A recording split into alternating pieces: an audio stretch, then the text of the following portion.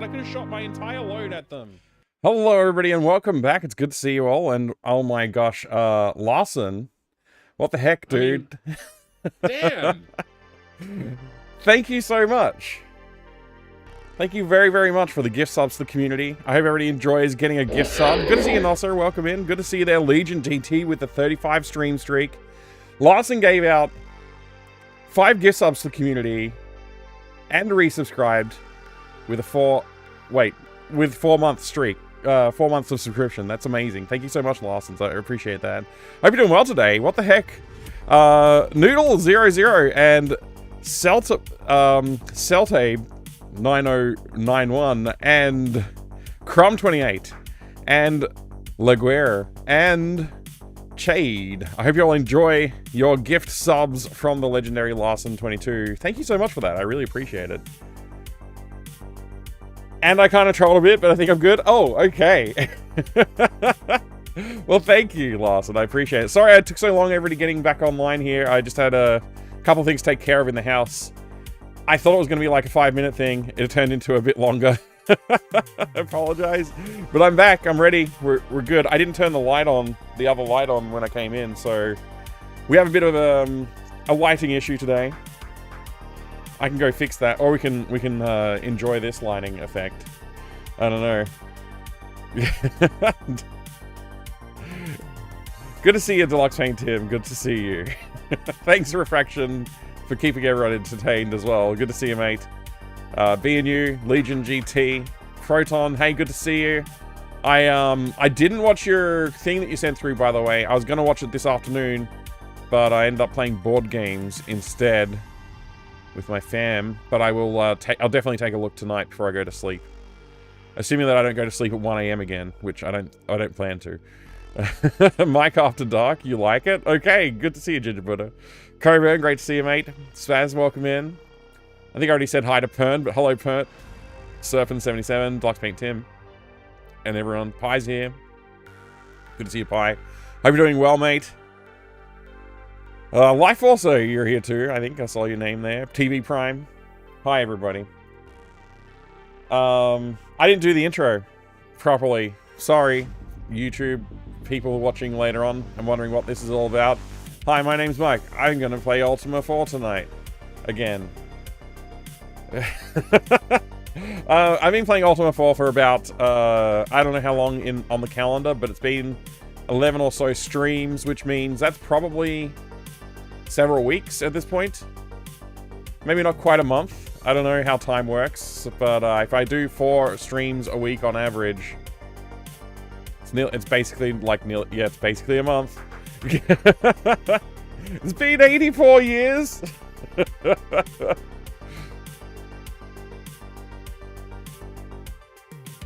Is the intro screen new? It's mesmerizing. Yeah, I made a new one.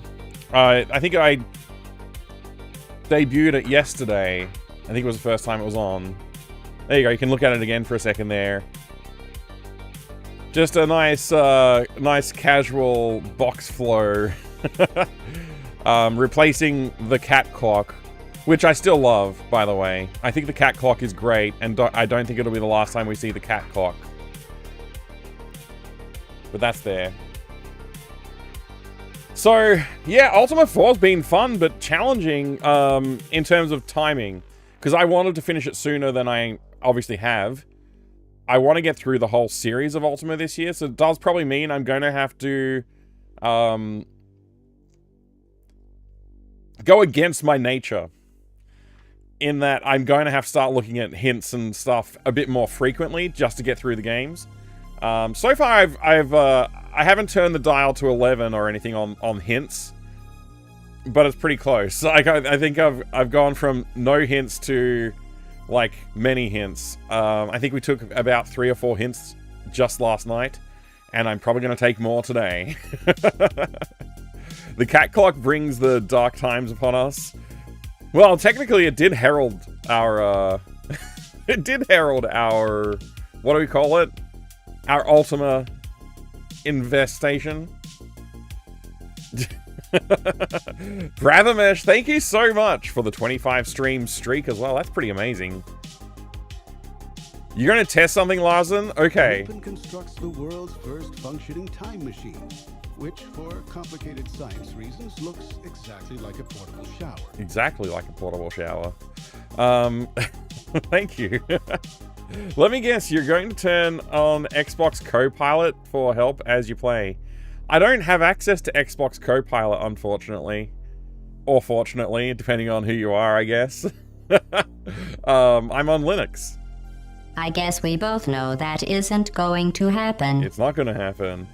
Quest of the Avatar is well named. It certainly feels like an epic quest, going everywhere and talking to... There's so many people to talk to.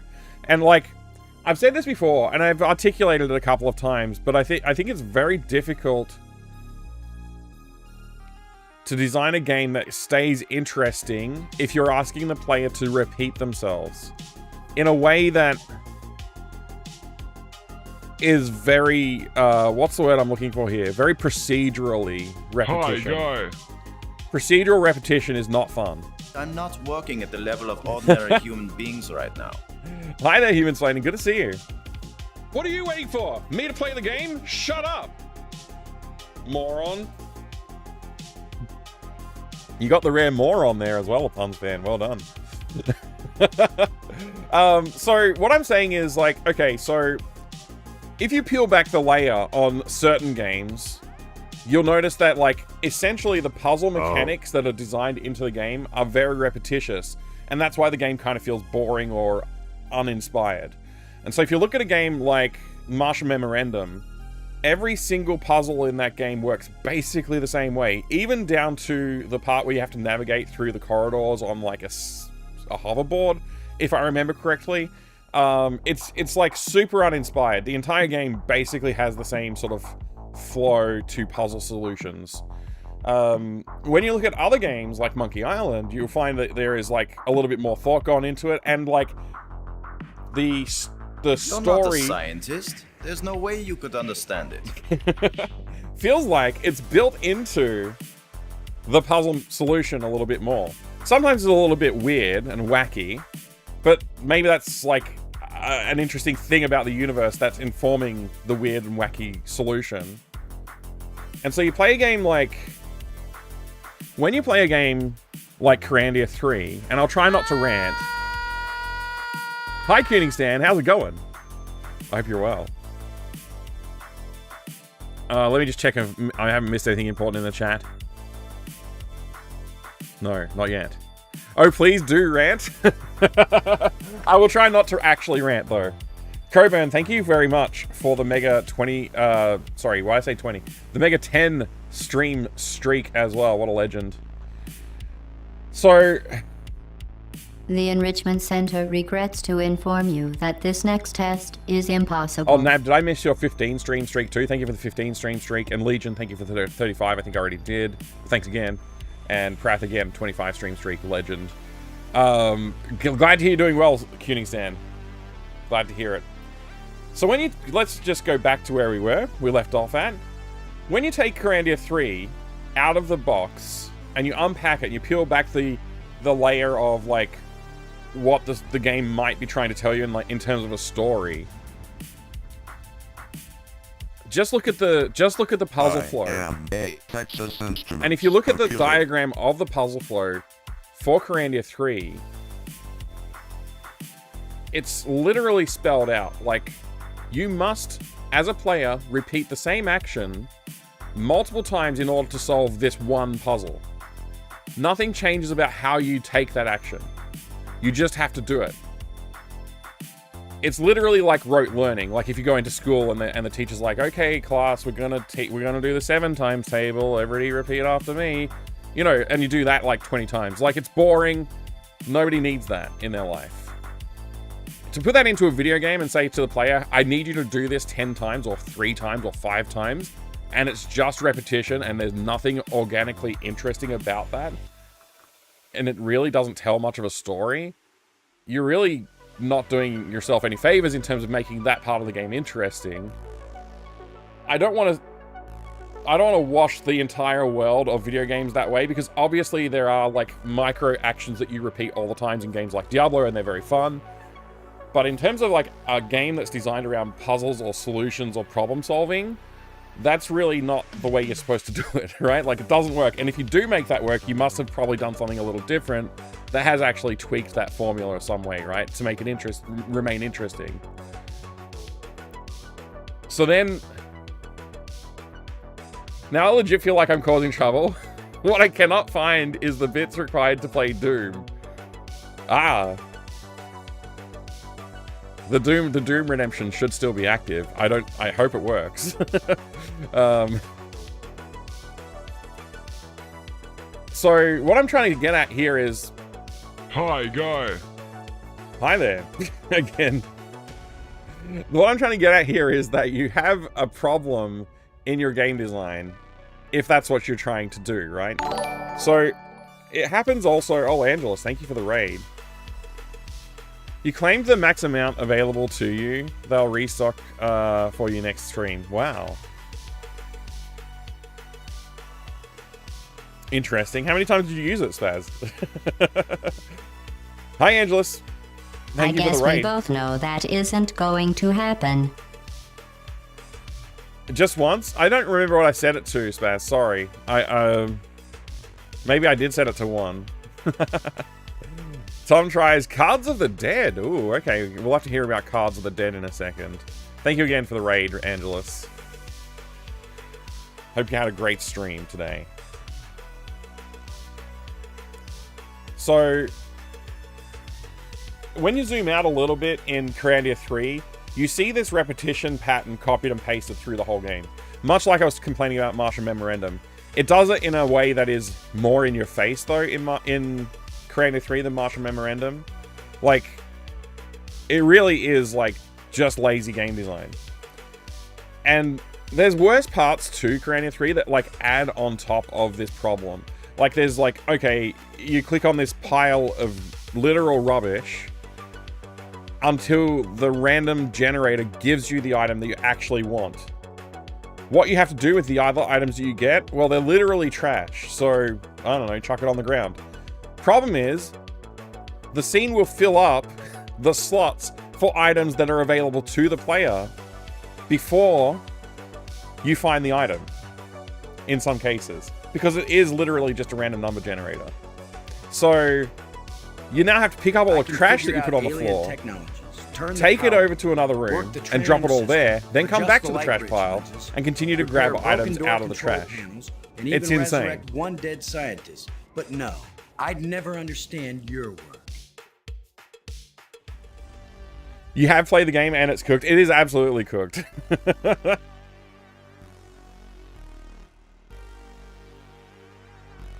Yeah, you do need to spell things correctly as well, Larson. Hi, Inea. Good to see you. I hope you're having a good one today, too. So, Andel says, Cards of the Dead is a zombie apocalypse roguelike deck builder that the cards are literally stacked against you. I like the sound of that. It sounds fun. So it's roguelike, apocalyptic roguelike deck builder. Wow. With zombies. Pretty intense. The, I'm not gonna name the game because I don't remember it. It's something like, no, I can't remember it. There's an interesting rock, paper, scissors game where you stack the deck yourself. And you can kind of like predict, you can influence the probabilities basically. So it's like you're predicting, but you're really influencing probabilities. It's quite a fun little game. I can't remember what it's called. Fortune 555 or something like. I'm probably completely ruining it. It's probably not that. But yeah, that's an interesting game that you're reminding me of. Hi Razor, good to see you. Being used, you're feeling so lazy that you're playing Vampire Survivors on Linux. I enjoy it. All right, so back to my not rant. So this problem with Grandia 3 when you zoom out and you have this copied and pasted repetition. So you have repetition that is repeated, and you also have randomly clicking on things. It feels like they designed like 1/3 of the game. Oh boy, we're having fun now. Exactly. And then copied and pasted it 3 times or 5 times. I forget how many times they did that. There's literally only one interesting part of that game compared to the rest of the game. And it's where you play a game against, like, a fish queen, I think? It's either a fish king or a fish queen. I think you're just playing tic-tac-toe. Take that, Andy. I don't even remember. Screw you. But it was, like, slightly interesting compared to the rest of the game. Everything else was, like, nothing interesting. It also thinks it's funny when it's not funny. It also has a laugh track. It also there's a ton of problems. I'm not going to get into all the problems. I don't want to rant about Grandia 3 again right now. But there's huge problems in that, just in terms of game design. Why am I talking about all this? Because we're supposed to be playing Ultima 4. Well, Ultima 4 has 8 virtues. And for each virtue, you need to get a runestone, a mantra, and you need to go to that shrine, and you need to... Oh, by the way, you also need to increase your virtue to the point by repeating yourself constantly until you get to the point where you're now eligible to become... to gain that piece of avatar hood. And then you go there and you chant 3 times in a row. And you have to wait for the thing. Like...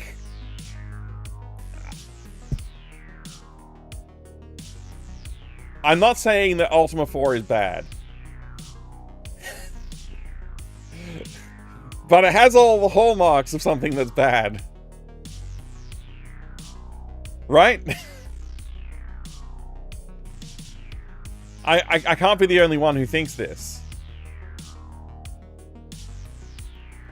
Like, I get it that you need to get the 8 virtues. And, like, to get the virtues to increase, things are slightly different that you have to repeat. But you do have to repeat everything.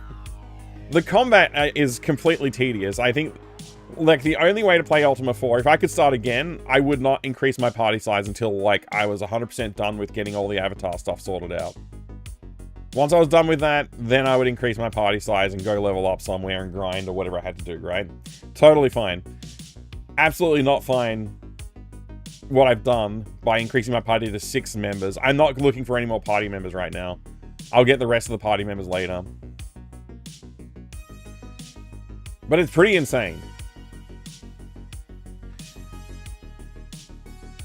There's a lot to read in the chat, and none of it is to do with what I said. Well, no. Some of it is to do with what I said.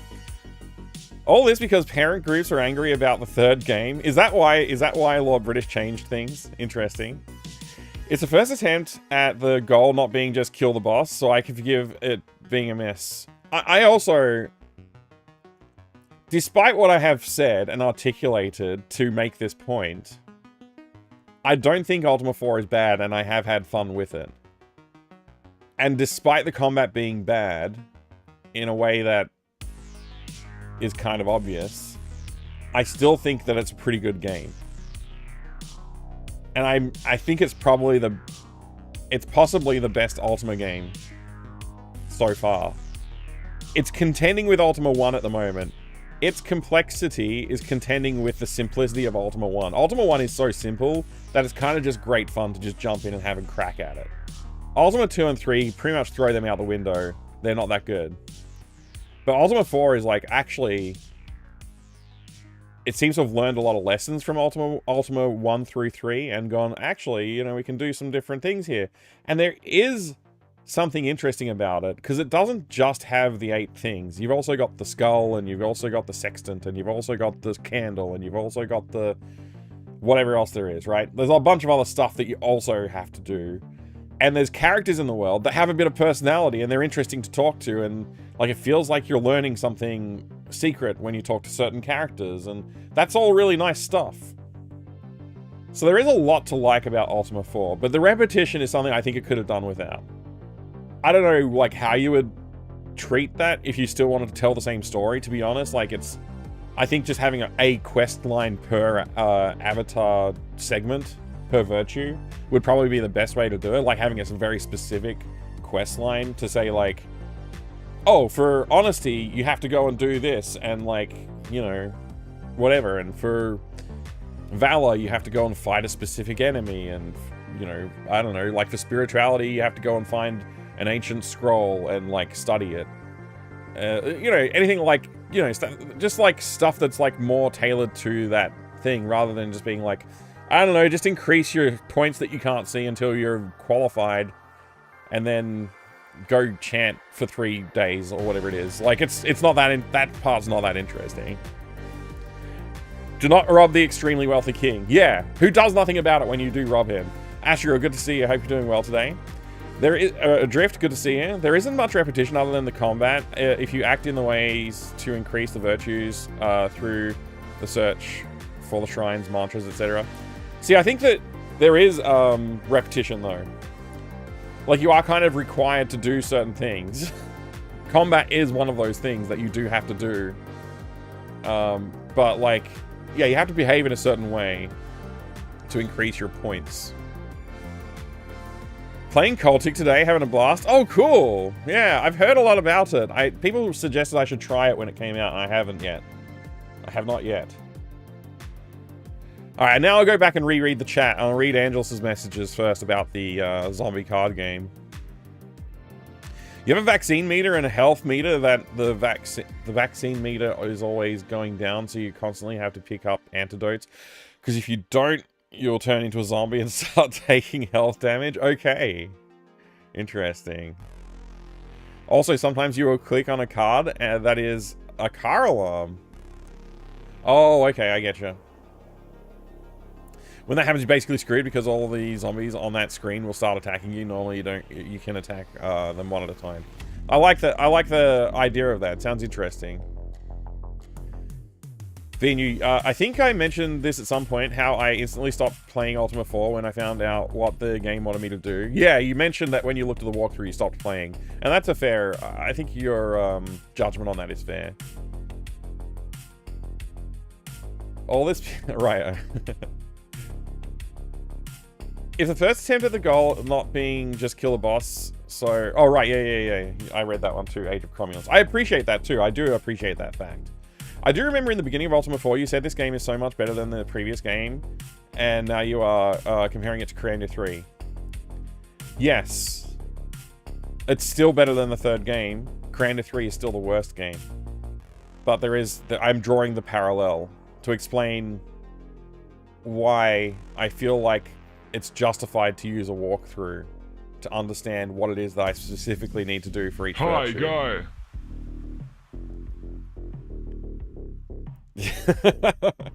The whole point of Ultima 4 is Garrett trying to work out if it was even possible to make a game without a big bad, so the fact that it's not 100% successful is forgivable. So you're saying there's no big bad? See, I've been confused about this the whole time. What is the point of the game? Like, what's the point at the end? I don't know. There isn't much repetition other than combat. Alright, I did read that. I don't know if I 100% agree or drift, but yeah. Okay, you've also responded. Hi there, Board Game Heaven. Good to see you. Hope you're doing well. Did I scare Larson away? By not reacting too deeply to the commands. I hope Larson's doing well. Hey, Shantaro. Good to see you. Isn't the point of any game to have fun? It's true. Sometimes people play a game for a challenge. Take Darkest Dungeon, for example. There's certain players that will bounce off that and just not get anything out of that experience. And there's people who will play that game and they'll like be psychically hooked to the game until they figure it out and beat it, right? Like, it's some people are like that. So there's different people. Nostromo, wow, thank you so much for the 50 stream streak. Always lurking here.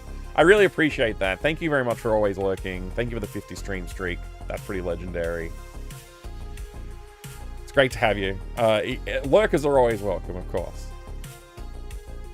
To become the embodiment of the virtues. I think that's the last sentence of several statements. I'll scroll up in a second.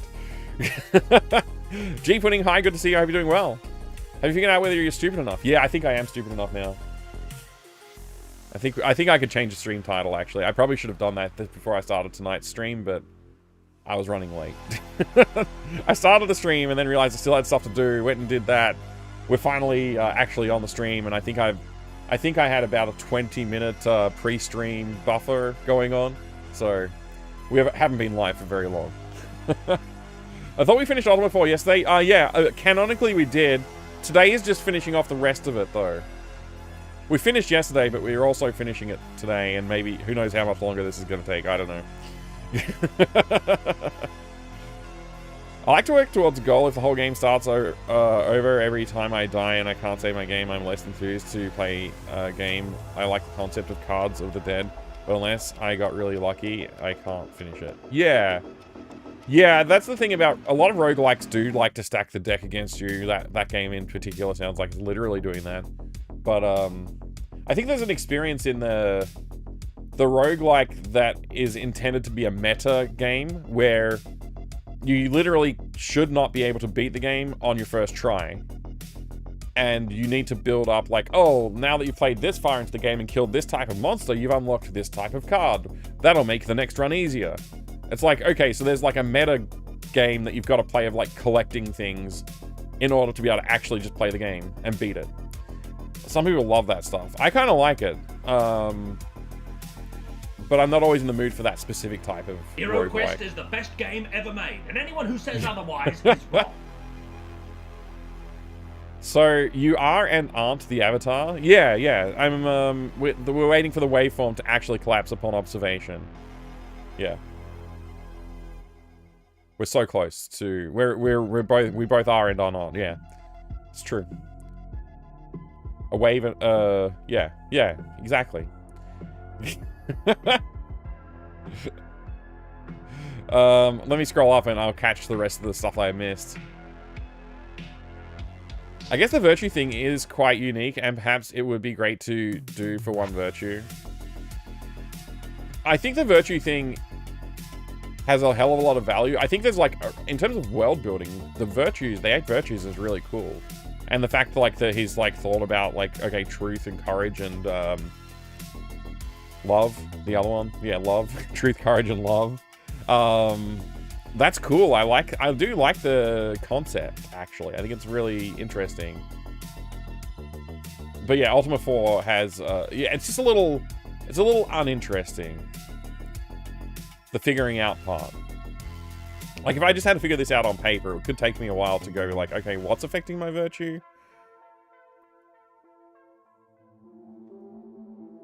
Tooth, love, and courage. So you're on the opposite side of the earth from me. I'm such a boomer that, that is amazing to me. I'll go, hey, Crimson Desert, but I'll be lurking. Have a good stream, man. Thank you very much, Shantaro. I appreciate it. I do appreciate it. I have lost track of where I was up to in the chat. Sorry, I might not be able to respond to everything. I'm trying to quickly read through the stuff.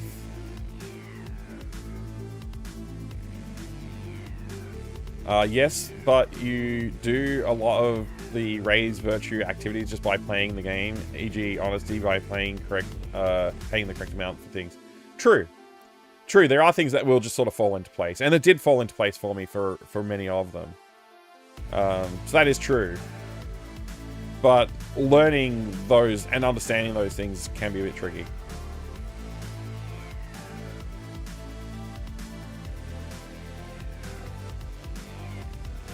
It is pretty cool that I can sit here in Australia and play a game and people can hang out and watch and talk to me about it.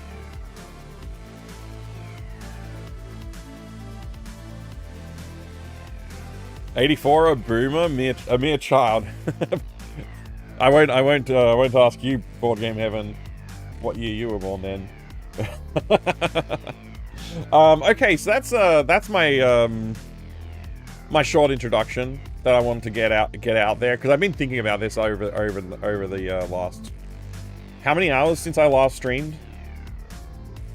I don't know. I'm bad at math. 15 hours or something like that.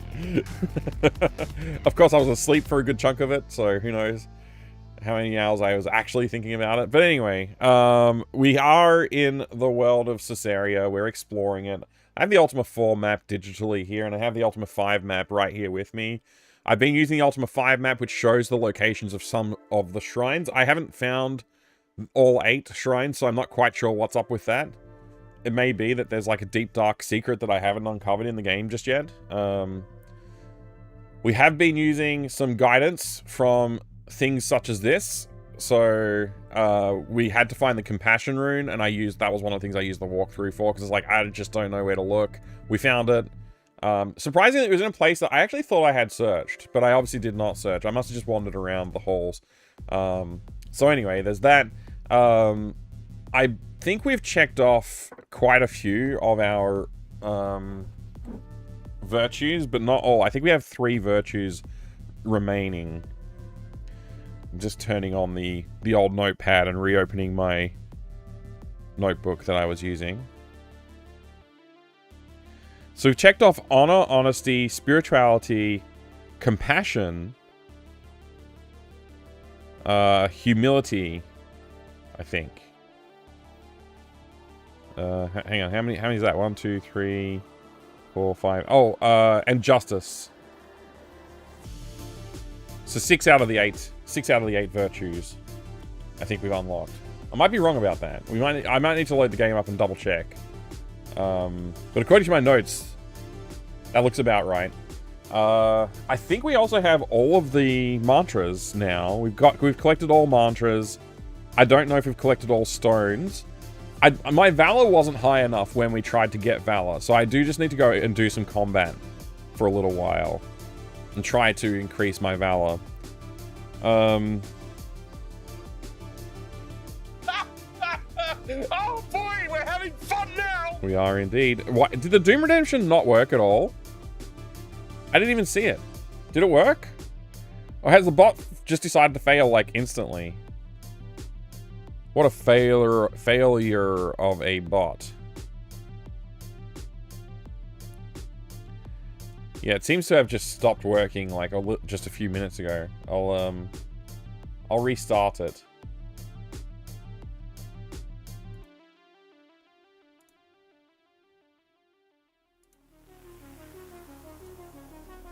Monkey Island 3 big box. Didn't we look at that recently? I mean, we can look at that again. Curse of Monkey Island.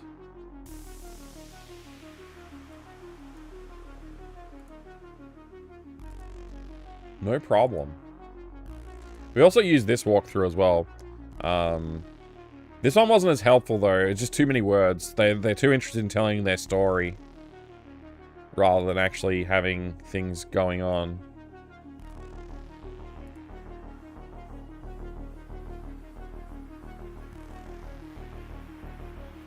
Alright, the Doom Redemption should be back now. Let me see if I can get that going. 1 minute.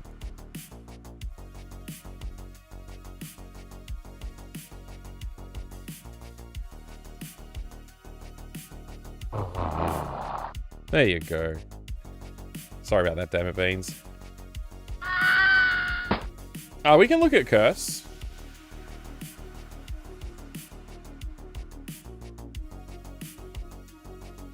I thought you think it was no spoilers. It is normally, yeah. So Poya, I think if I'm saying your name correctly, if that is indeed your name. I did a poll yesterday. Not at the start of the stream, but like once there was a bunch of people here.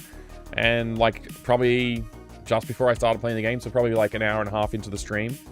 I did a poll and 69%, so basically 70% of people voted that I should use a walkthrough to figure out anything that I get stuck on.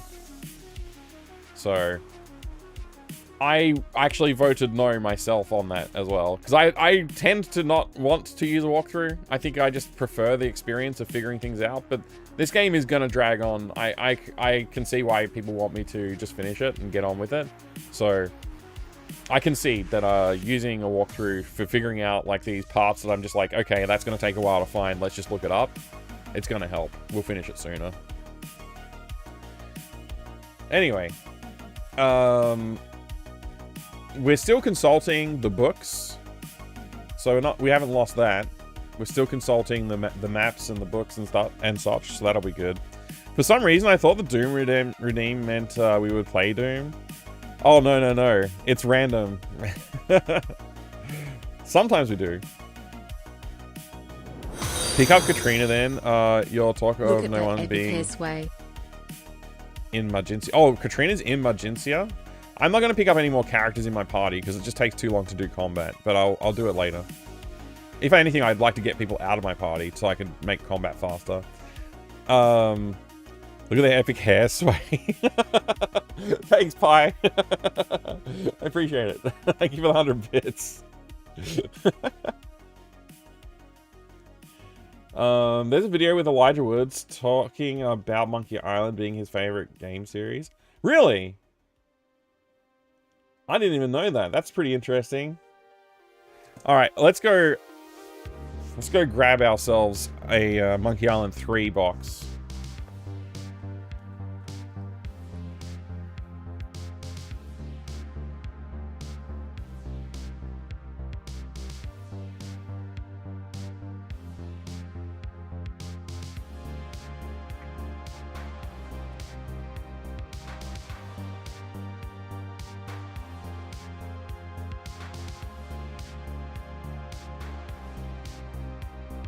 I've also grabbed this one, Indiana Jones and his desktop adventures.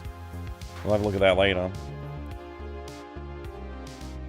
Where will I put it? Over here.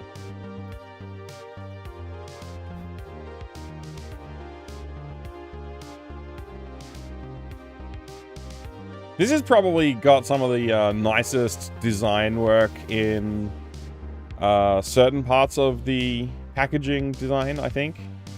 Unfortunately, my copy is a little damaged, but I do enjoy it. The only pirate adventure that asks the question, what's sharper, your sword or your wit? I don't think it actually asks that question, but we've covered this recently.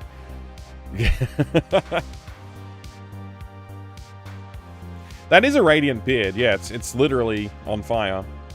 Quite radiant.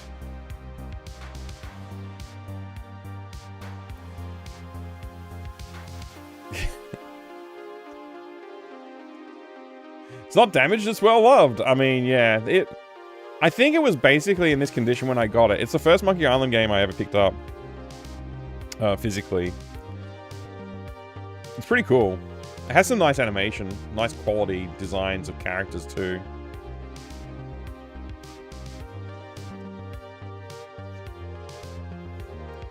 It asked the question, can you memorize a bunch of very specific one-liners in a sword fight?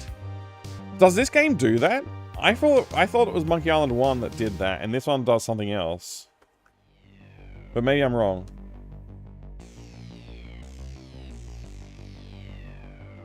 So this piece right here, actually, this booklet, the user journal. It's not a manual, it's a journal. This is, I think, my favorite piece in the box. It's really cool looking. It just has some, very nice style to it. And I'm pleased to see that in the Limited Run Games big collection they used this as inspiration for some of the internal material to that, and I quite like it. I think it looks awesome.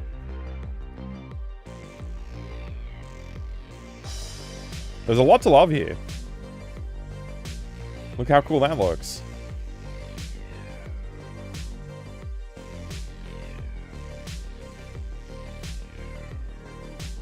Man, I should play Monkey Island series again. It must be nearly time. It's been a while. I really spread it out too. I didn't play them close together. I really spread out the Monkey Island series. It'd be cool to just do a full playthrough of them back to back in one stream.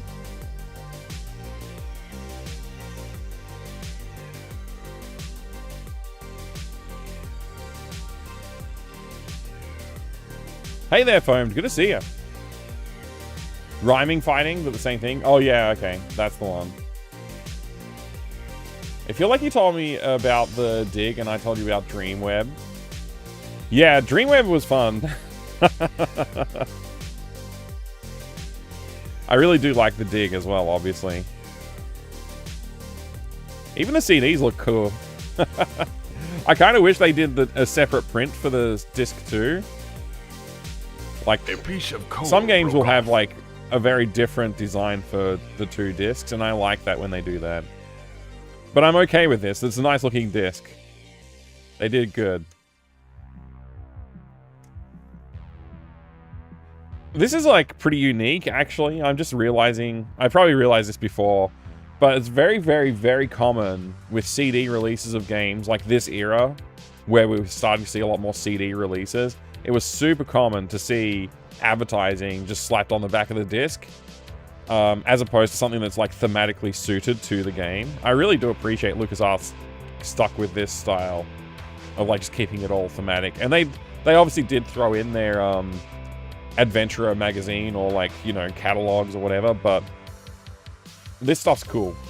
I like it when everything just sort of fits thematically together. Monkey Island 1 to 3 is where it's at. They are very good games. Oh yeah, I did say every Monkey Island game, didn't I? And that would include the Telltale ones, Escape, and the latest one as well. There we go. That was fun. Thank you for asking. Take a look at Monkey Island 3. Damn it, Baines. Blockfang Tim, thank you very much for the 15 stream streak. It's streak? 15 is not even old enough to drink. Shaking my head. Oh no. I mean, it is old enough. You can physically drink at 15 years old. In fact, I believe even infant humans can drink.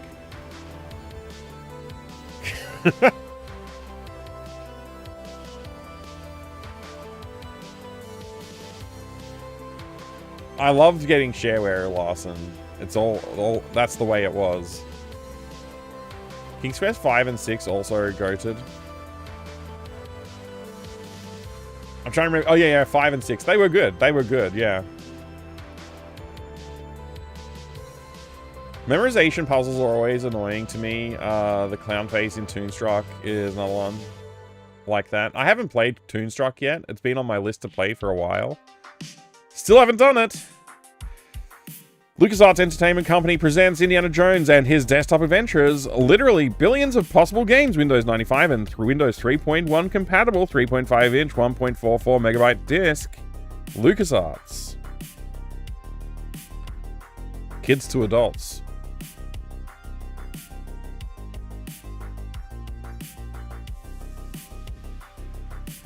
That's pretty cool.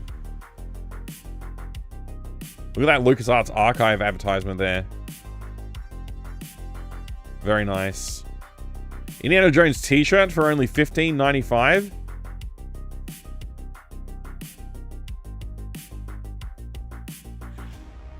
Your adventure awaits.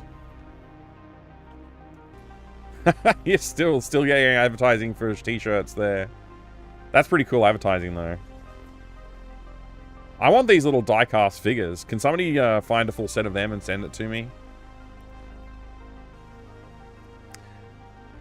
Necromancer Crudus, thank you so much for the kind words and also the 3-stream streak. Look at that floppy disk. It's perfect.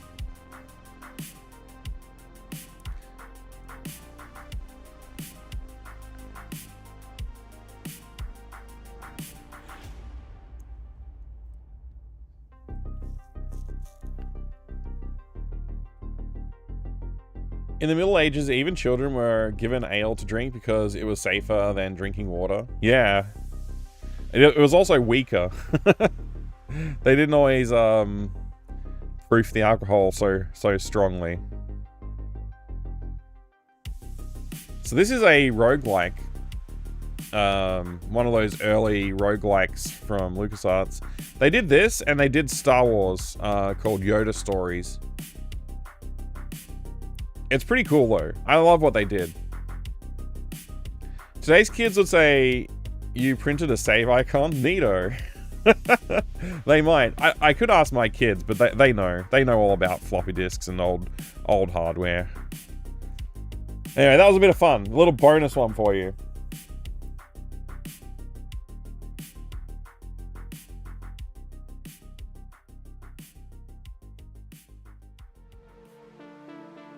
Alright, here's our map. We'll be continuing to consult the map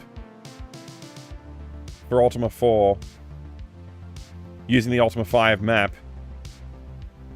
I kind of feel like I should have done this from the start. It's much nicer. It's much. It feels much cooler to hold the real map in my hands rather than looking at one on the screen. But yeah, we've done all of the visible locations for the shrines that I think we've done all of them, except for this one down here. This one. And we weren't virtuous enough to do it. Oh no, there's one more we did not do, which I was just kind of saving for later. It's this one right here. I think I need to use like a horn or a candle, I don't really remember, to get through, to get to that. I think it's the horn. I think it's the silver horn that we picked up. And that will stop the demons from constantly attacking us. So that's what I think I'm going to try and do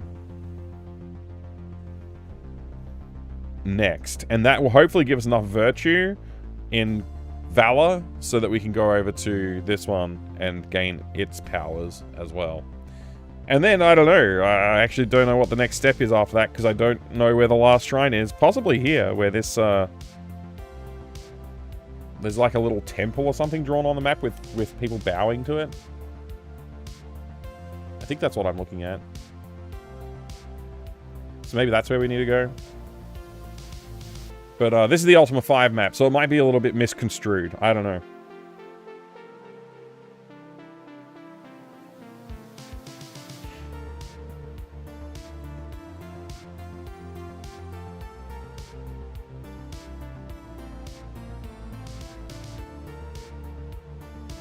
Just going to leave this like that to remind me we want to go back there and we also want to go there. G'day, Shark Tech. Welcome back. I still don't know exactly what's going on, Poi Up. No, I'm still learning. I'm not just because I can cheat and look at the walkthrough doesn't mean I will cheat for every single moment of the game. I'm gonna use my own judgment a little bit, but I'm definitely aiming to finish it quicker. So if I get stuck, I'm gonna try and figure it out and then use the walkthrough pretty quickly after that. Let me stop that background music. We don't need that anymore. We've got background music built into this video game. Via patches, but still counts. Just ask chat for advice, really. No need to spoil everything by looking up guide. Yeah, I will. Although sometimes people don't answer in the chat when I ask. So... Oh, there was a Game Boy Color version of Yoda Story Spaz. That's interesting. The puzzle in the 7th guest I would always skip is the piano one because it's basically memorized 20. Yeah, it's ridiculous. I forget how many notes it was, like how many keys you have to remember, but it's like a memory game of like, it's basically playing Simon, but it's like up to 20 something. I think it's 21 or 28 or something like that. Combinate like keys that you have to remember. And if you even if you did remember, but you accidentally clicked the wrong thing, you still got to start from scratch again. That was a pain to get through that puzzle. Ultima 4 and 5 are long games just because it will take a long time to bump into all the information. Right. I'm not really stuck too much, and I've done a fair bit of dungeon crawling earlier in the game, and then I stopped. I should have stuck with it, maybe, but I don't know. Chat will help if chat knows the answer. That'll be good. Monday I'll be attempting to play Dr. Mario. I've never played this game before. Ah, good luck with Dr. Mario. I think that's just a match game, right? Okay. So, yeah. Our Ankh that we've been building out of virtues is slowly increasing here. We've got one row of pixels there missing, and it looks like 2 at the bottom possibly missing. So we're still missing 3 virtues. I don't know how to tell which virtues I have, but I'm going to go talk to our friend Hawkwind, actually, before I quest onward. I'm going to talk to Hawkwind and see what they have to say about my virtuosity.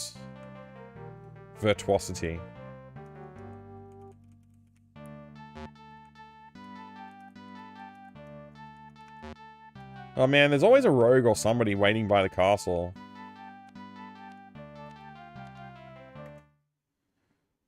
This is an opportunity to fight some bad guys, I guess.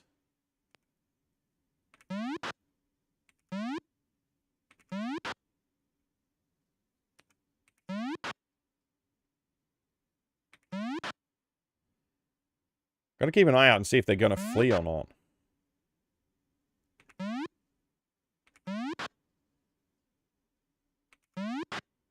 That one's fleeing, okay.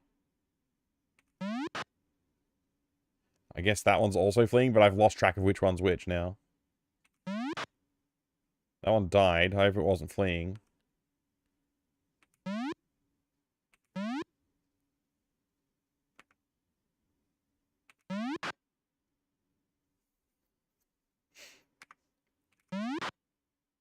That one's fleeing, okay.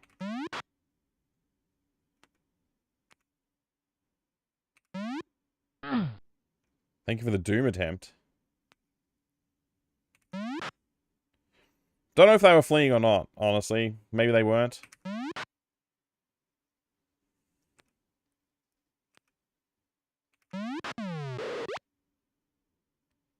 Huh. Heavily wounded. Lightly wounded. That one's fleeing. Okay. That one's also fleeing. I think they're all fleeing.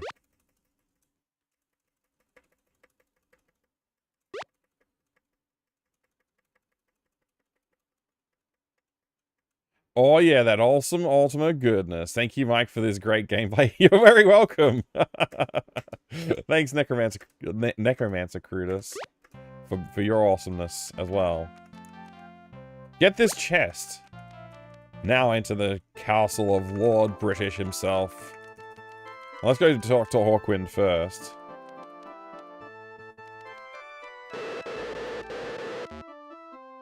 Apparently we fell asleep. Okay. Welcome, Gorath. I am Hawkwind, Seer of Souls. I see that which is within thee and drives thee to deeds of good or evil. For what path dost thou seek enlightenment? Well, let's just go through all of them. So we'll start with honor, which we already have, I believe. Thou hast become a partial avatar in that attribute. Thou need not my insights. Okay, honesty. Same. Valor, we know we're not there yet. Okay, spirituality. Okay, we haven't elevated spirituality yet. So we must have tried, but we weren't quite there when we first went, but now we are there.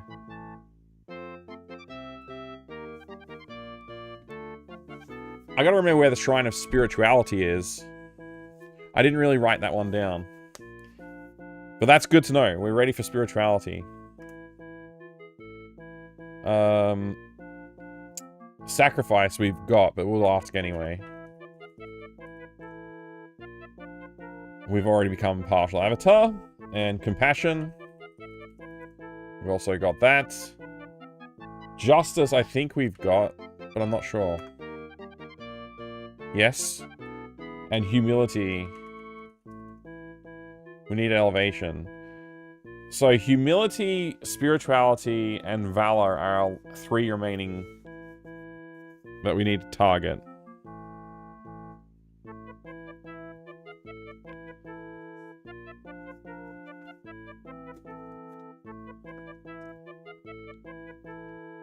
Eldridge, good to see you.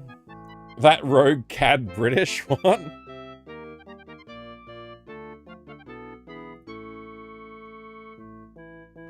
Dr. Mario 64?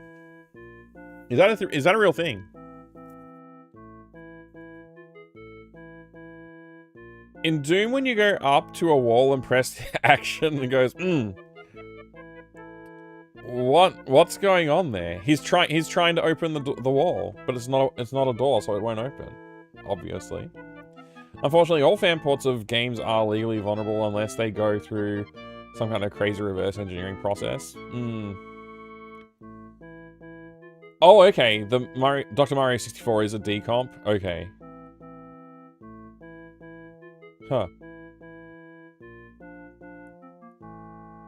You said there's always a rogue or something hanging out. Oh, I did, didn't I? Yeah. Okay, it all comes together.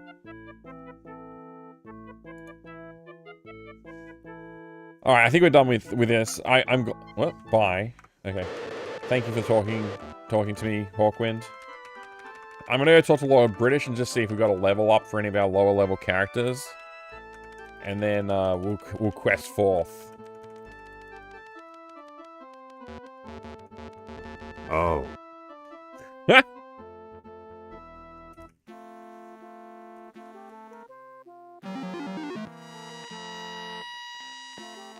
Will we quest for the... Yes, we will quest for the Avatar Nemo. Indeed. Nothing else, Lord British. Bye.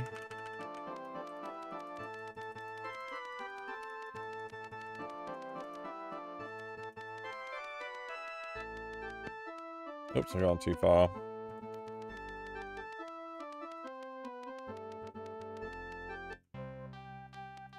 One thing I wouldn't mind looking at the map for is... Where is Hithloth, so I can get the flying machine? I might even just do that now.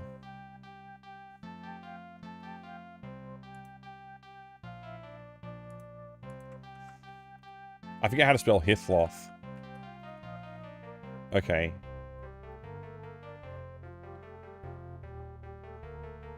What? This is about magic spheres. I just want to know where it is. Dungeon locations. PAOP. I guess I gotta figure out how to use the sextant.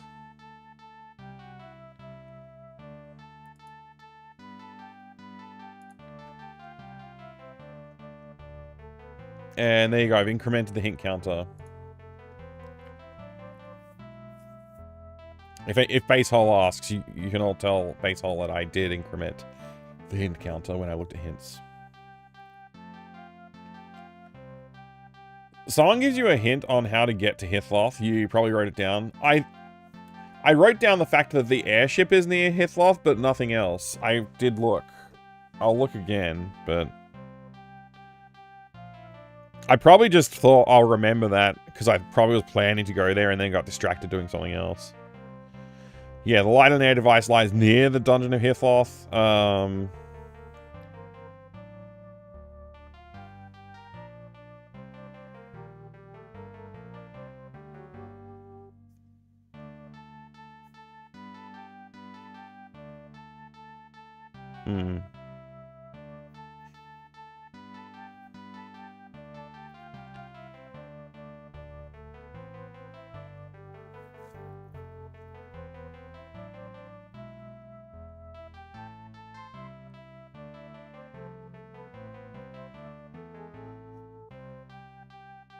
Yeah, I don't think I wrote it down. I'm not seeing it show up in my notes here at all.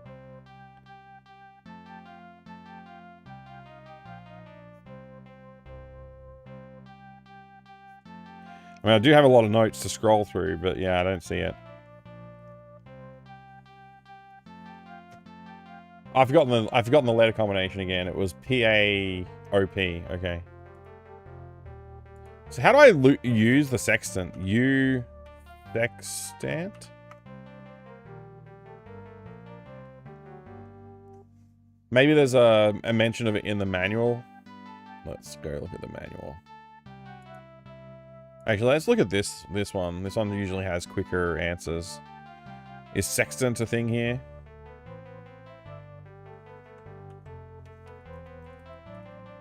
Sextant is not mentioned. Oh, locate, L. There you go. Wish they would have not written the word special item. But it makes sense. They don't want you to get spoiled. L. GOFG.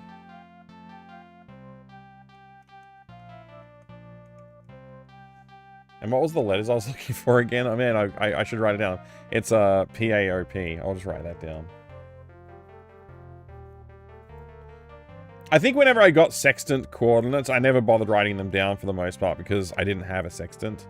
I didn't know how to get a sextant. But now that I have one, that's probably why I didn't write it down.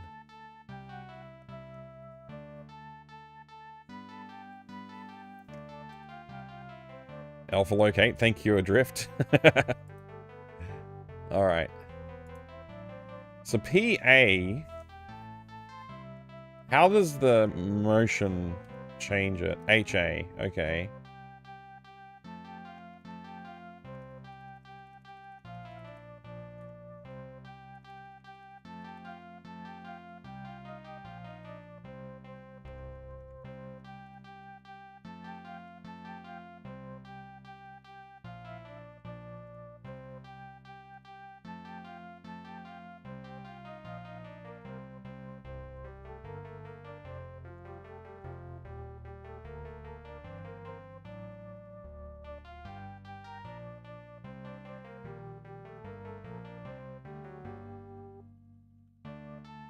I didn't realize the map was so big.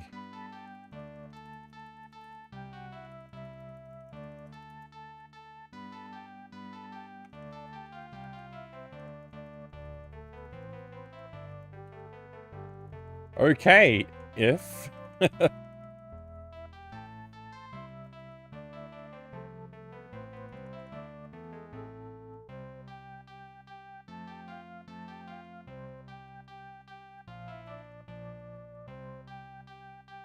I'm looking for PA, OP.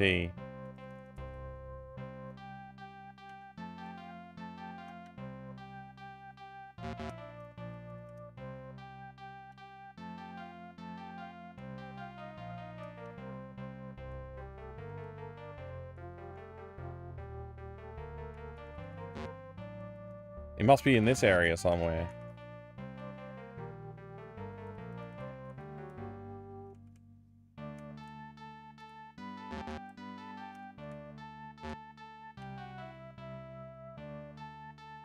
Huh.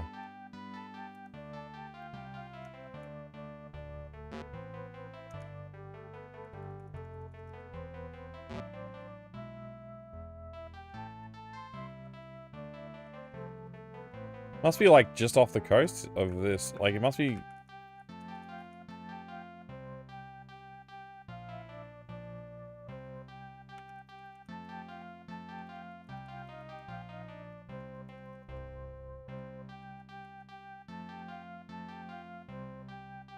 Huh.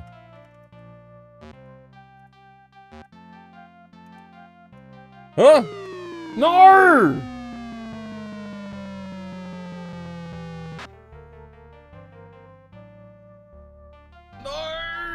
What a complete waste of time. What an absolute complete waste of time.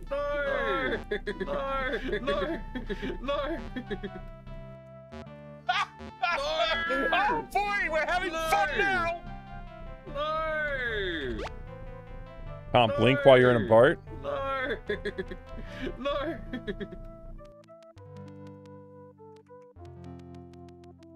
What a waste. I was right there. I think I already did this one, right?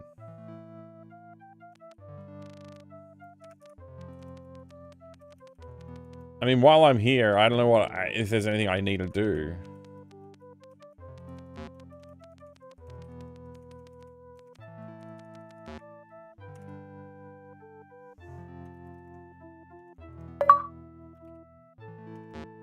Yes, I do study magic. I almost made it. I was right there.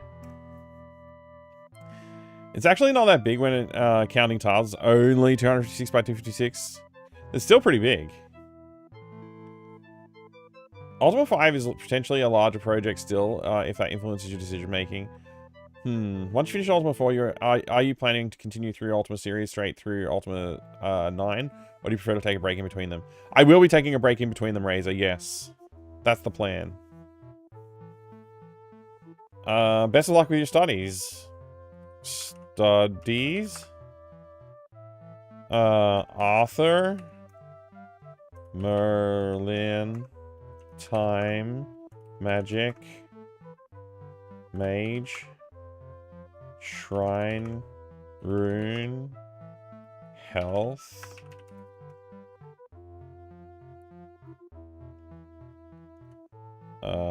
Bye.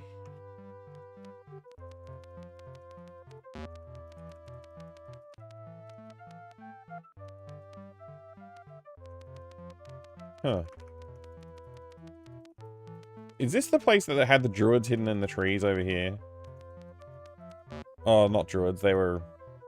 What are these guys? Wizards? Mages?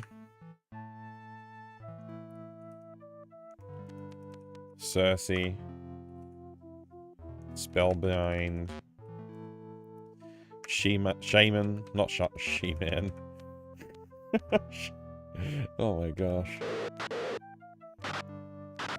So poisoned.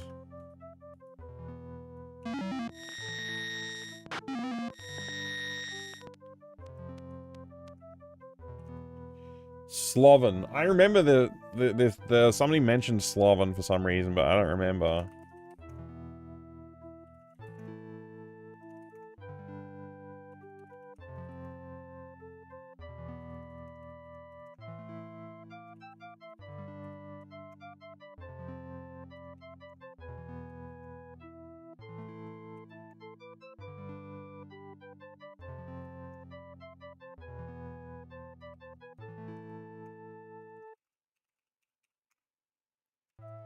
Well then, I don't remember.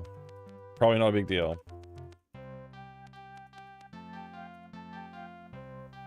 I can't believe how close we were. Literally right there. F me!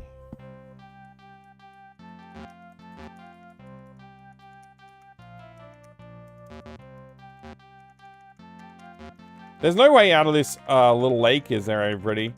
Anybody got a tip for me on that front? I don't know how to get out of this damn lake, and I hate it.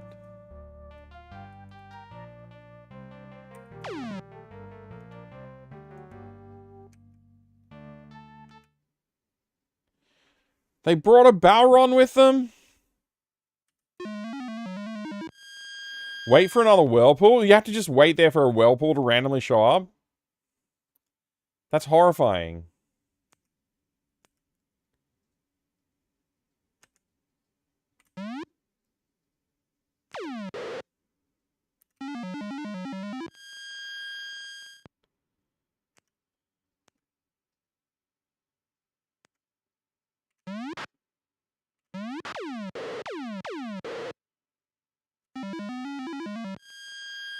I do legitimately want you to tell me how to get out of this lake.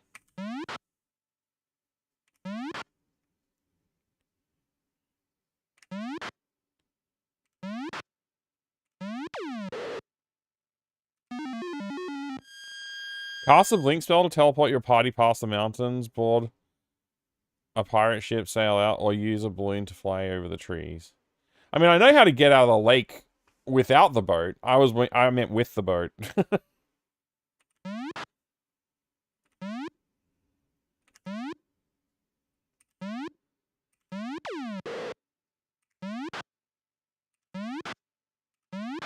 So the only way is wait for a whirlpool to show up, basically.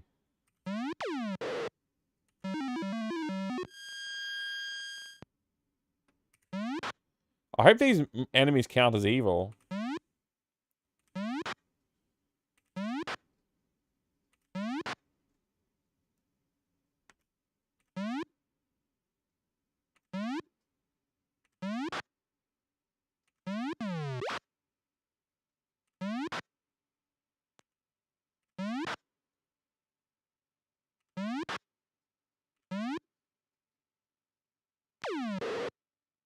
Wow.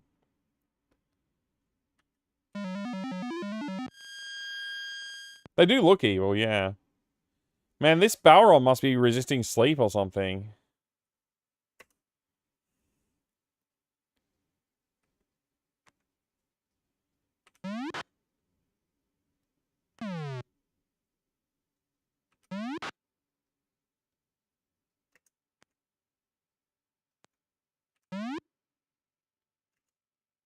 Oh, he got on the boat. It's actually good for me.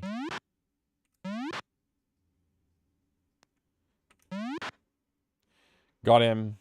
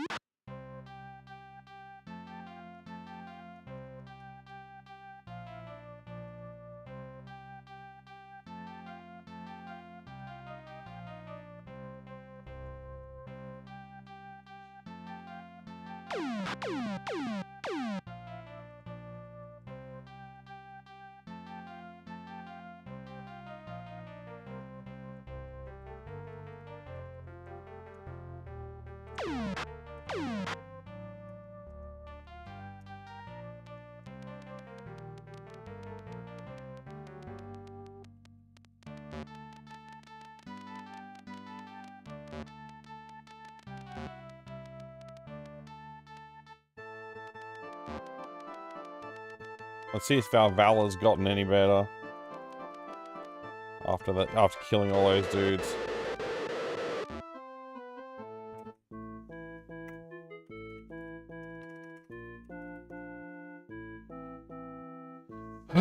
Not yet. Hello there, James. Are you doing well today? 59 months. Now that is Ultima. I mean ultimate. That is pretty ultimate. 59 months? That's mega. Thank you very much for this, for the mega support. I appreciate it. I hope you're doing well. Babylon Zul, your tier 3 awesome level of support.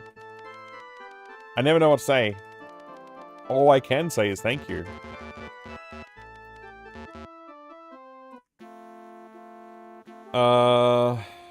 Welcome. Yeah.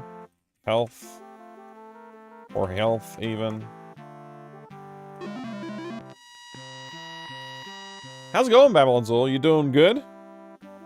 Doing well here. How's it going, dude? Not bad, not bad. Been playing pretty hard at this this Ultima game for a while now. You always know just what to say. I try. I never know what to say. Go get all the stones. Completing the dungeons is valorous. Okay, yeah. That's a good tip. I should take that on. I do want to get to, the shrine I was just trying, the shrine? The dungeon. I want to get the light of an aircraft, basically. Hoping that will make traveling a lot easier. I guess I'll still have to defeat the, what's the word? Contend with the winds. I should get some boats and leave them nearby here.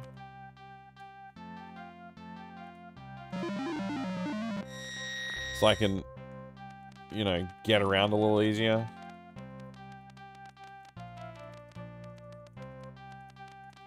Did I not leave a boat up here? Yes, I did.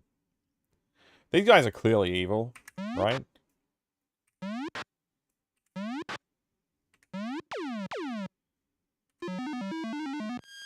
"59 years in a row, G Puddin'." Right.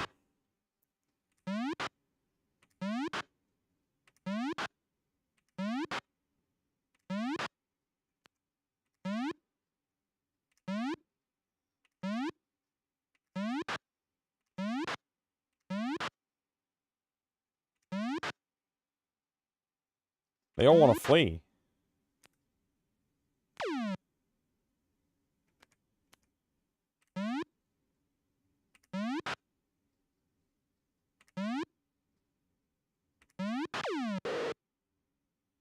Demon is heavily wounded. Now it's fleeing? We can't have that.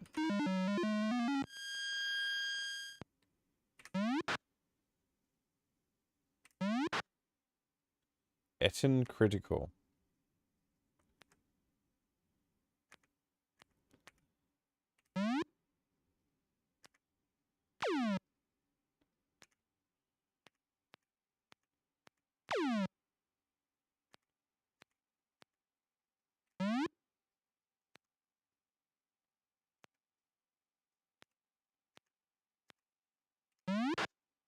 Okay, that one's dead. Heavily wounded.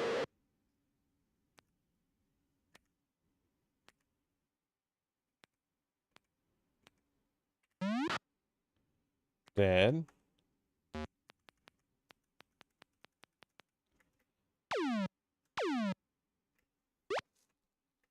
I have to wait for this guy to wake up.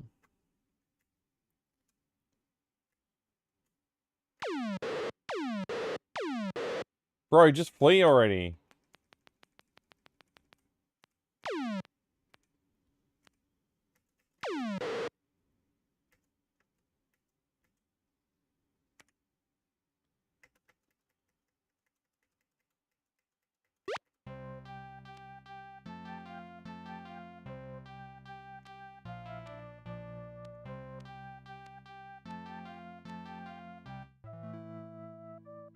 Alright.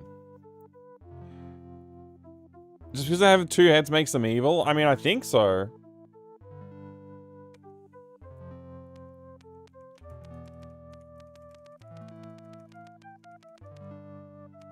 Does this town have anything for us? Paws? I mean, it's got horses, I guess. I'm pretty sure I remember this place doesn't actually sell, like, any herbs or anything either. It's just food. Which, we've got tons of food, but we've got a bigger party, so maybe I need to buy more food. I don't know. Yeah, how much are you They're kind of not cheap. Let's get 4.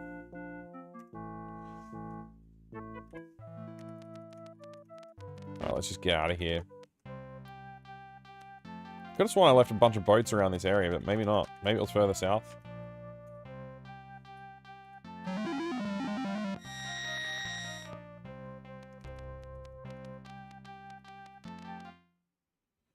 Man, another party of these guys? The worst part is I have to kind of fight them. Like, I don't want to lose valor by fleeing combat.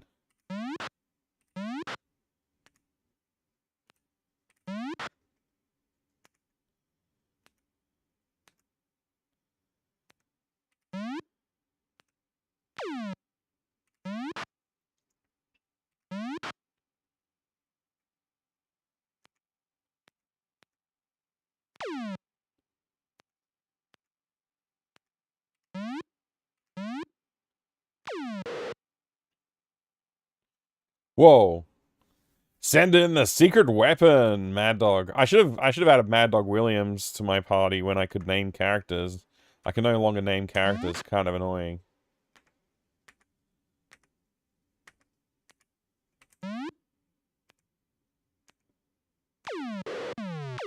Wow.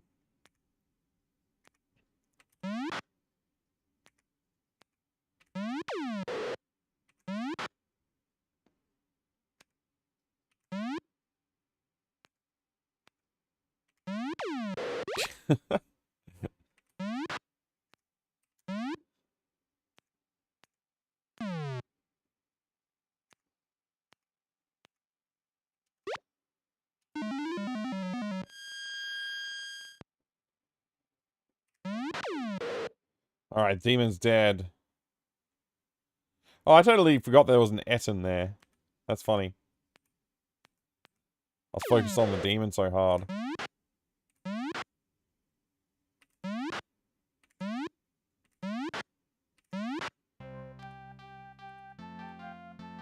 Thank you very much for the gigantified Mad Dog Williams as well. It's just one dude?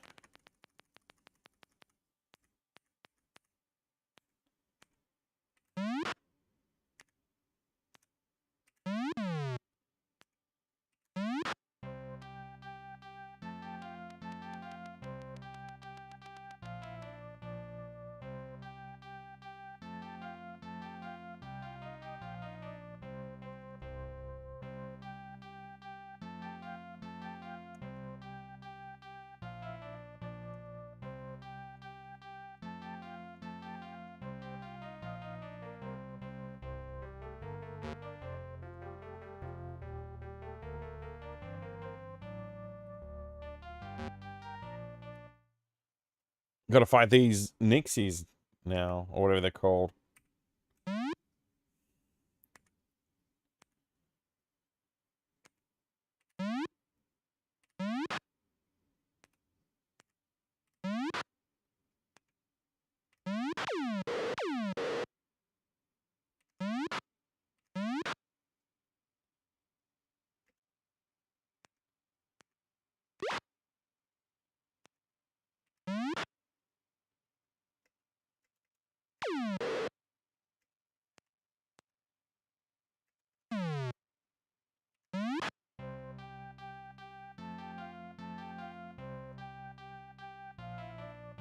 In the absence of that, you can always play Tomodachi Life and make Mad Dog there. I don't know what that is. Madvatar? Oh, now he's even got a name. Maybe I will bring Mad Dog along for the next one. MD. I don't think we're south enough. MO.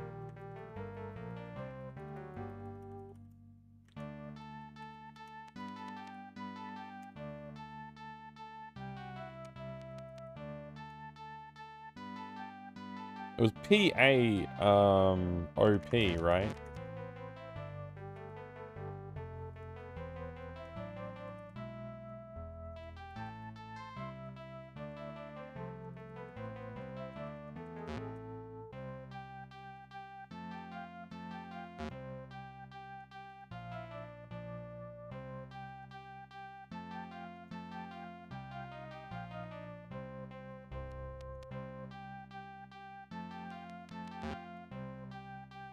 Okay, save game. Past one, blink, left or west. We'll see where we land. Hazemaker, thank you for the good luck. I really need it. I failed? Try again. I keep failing. Just like in real life.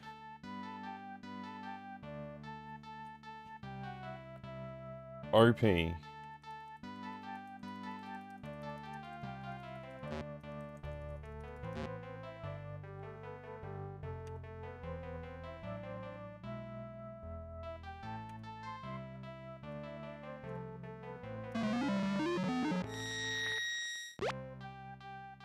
Huh. It's like there's some kind of like a blocker for stopping me from getting there. Like I can't blink into it.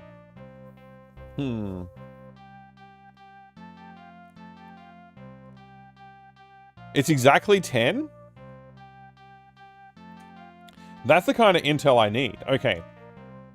1, 2, 3, 4, 5, 6, 7, 8, 9, 10.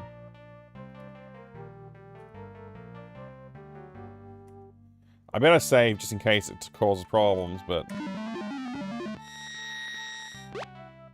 Okay, that didn't work.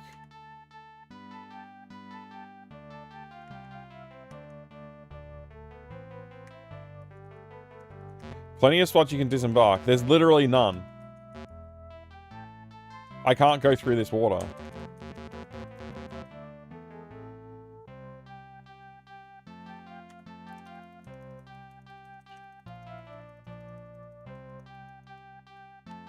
And this won't be connected to it. Yeah.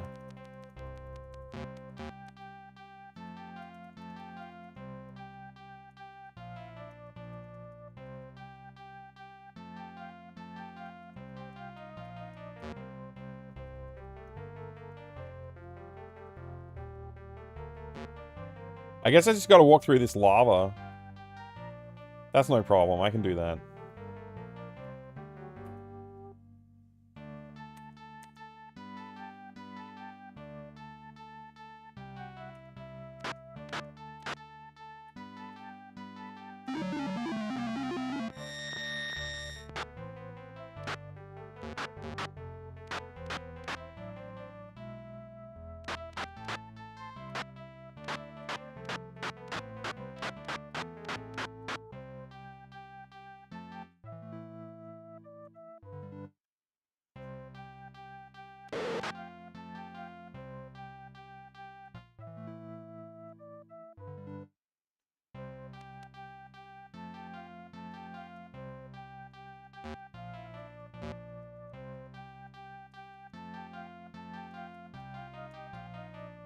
Huh.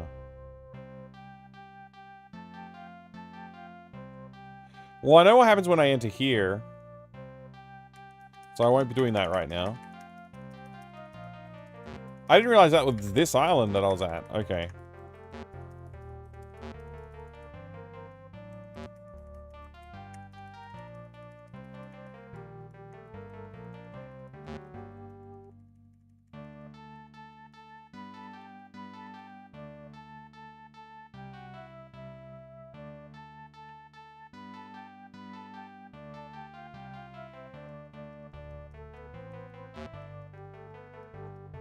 I don't think I'm cheating at all with... I'm not using prior knowledge of the map at all. I don't think Blink works the way you think it works either, Pure. I think it just isn't allowed in this area or something.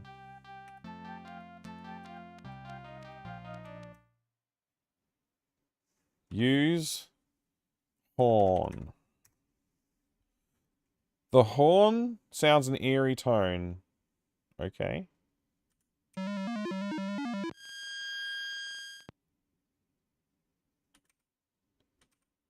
I'm out of sleeps? That's not good.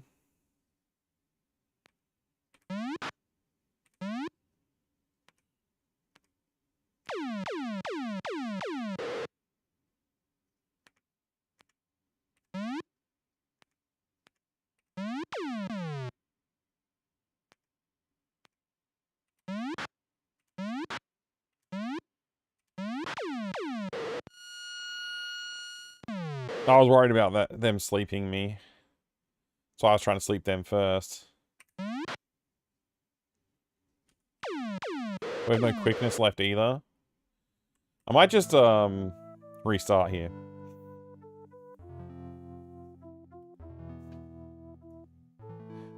If you do it the normal way, you'll find the airship no problem. See, now I don't know what the normal way is. So this is the first time I'm hearing there is a normal way to find it. I thought I would just go find Hithloth. But okay. If the area is all mountain hill, then it won't work. You can, I believe you can teleport through mountains, but I'm not 100% sure about that.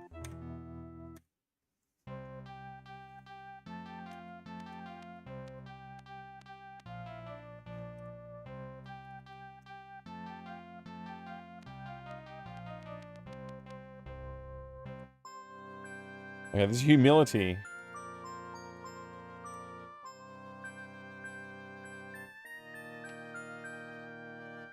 Okay, humility was LUM, L-U-M, I think.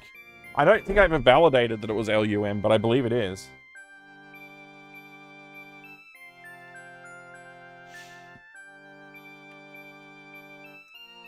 I didn't get kicked out for it, so that's good.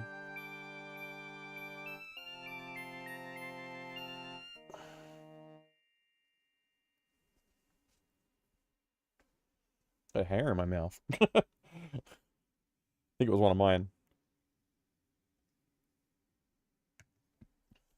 Lum. Lum, lum, lum, lum.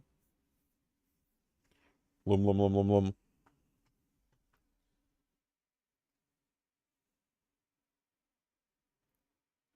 So, humility will be able to strike off our list, hopefully.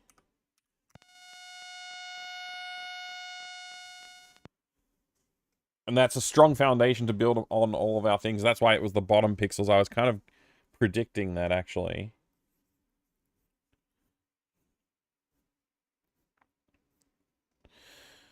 Alright. Whoa! That's a vastly different thing. I've never seen one like that yet.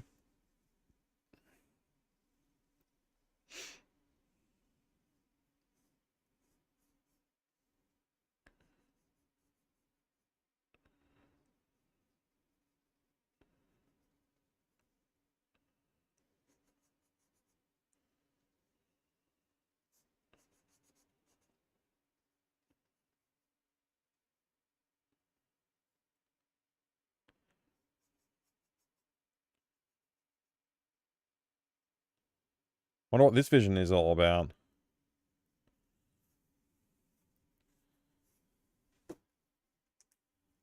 Very, very different. Hey, Archaeos, good to see you. Greeted by screeching tinnitus sound. Yep, this is a good This is a good beginning. Yeah, indeed. Lumility. Wait, humility. Lumility. Oh my gosh. Well done, Adrift. You did that and made me confused. Use horn. I don't want to get attacked while I cross this area. Use horn. Alright, I got out. We still didn't find Hithloth, though. Oh, are you kidding me? Maybe I can fire the... There we go, that's the way. Why does there have to be a north wind right now? Actually, it just occurs to me. I don't remember if I looked around the corner here. I also don't know if I need to use the horn again, but I will. Why not? Looks like I had gone around here.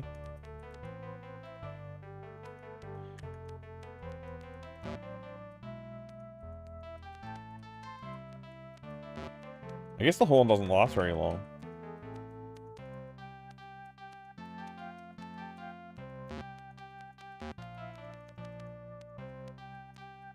I don't remember if I've already done this. It feels vaguely familiar, like I did it maybe when I first came here.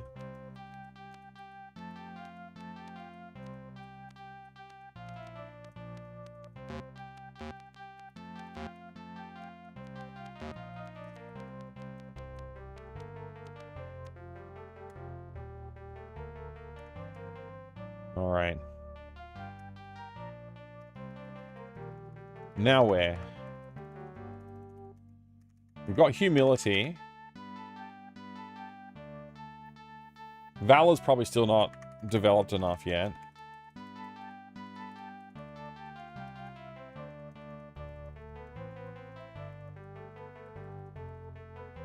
Why does it have to be a southerly wind? There was a northerly wind when I was trying to go up, and now there's a southerly wind when I'm trying to go down. It's like... And the wind... As soon as I started trying to sail west, it changed to west. It's like the game really hates the direction I want to go. No matter which direction that is.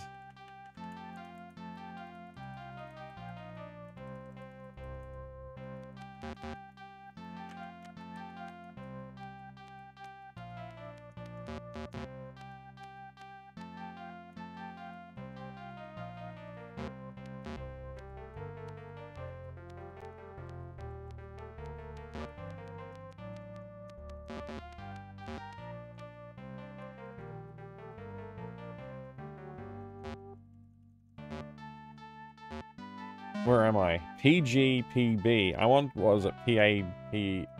I think it was. I wrote it down. I'm not sure which page. Oh, there it is. PAOP.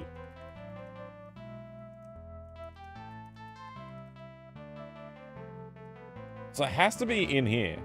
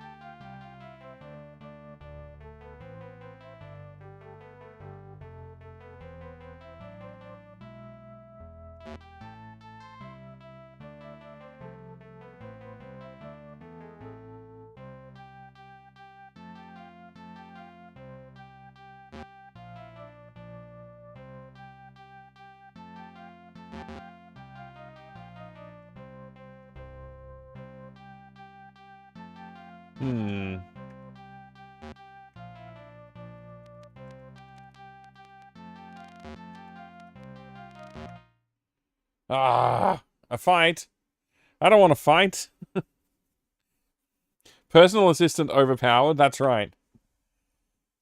What are you missing? 2 party members, maybe? Yeah, I'm missing 2 party members. I know that.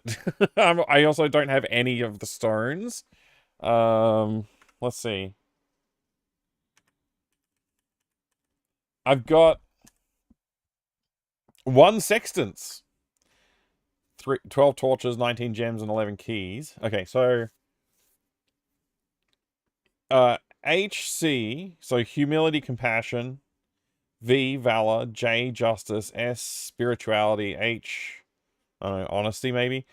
The other S, sacrifice. And the other H, honor or honesty. I don't remember which one I said before.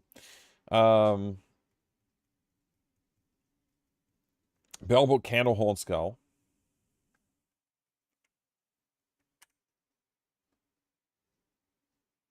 Am I missing an ingredient? A, B, C, D, E, F? No, I think I've got them all. I mean, I guess I don't have the mandrake. I never found that. Or the nightshade.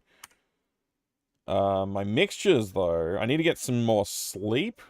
I thought I used all my sleeps. Did I reload? I must have reloaded. I need to get some sleeps mixed up. I need to mix up a few things, like the Dispel and Blink. I'm out of Blinks, apparently.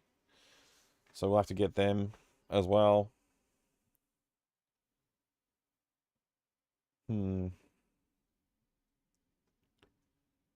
remember where Hithloth and the airship are? Yes, you can't skip getting the stones through the dungeons, and that's the point. Dungeons are like challenging zones.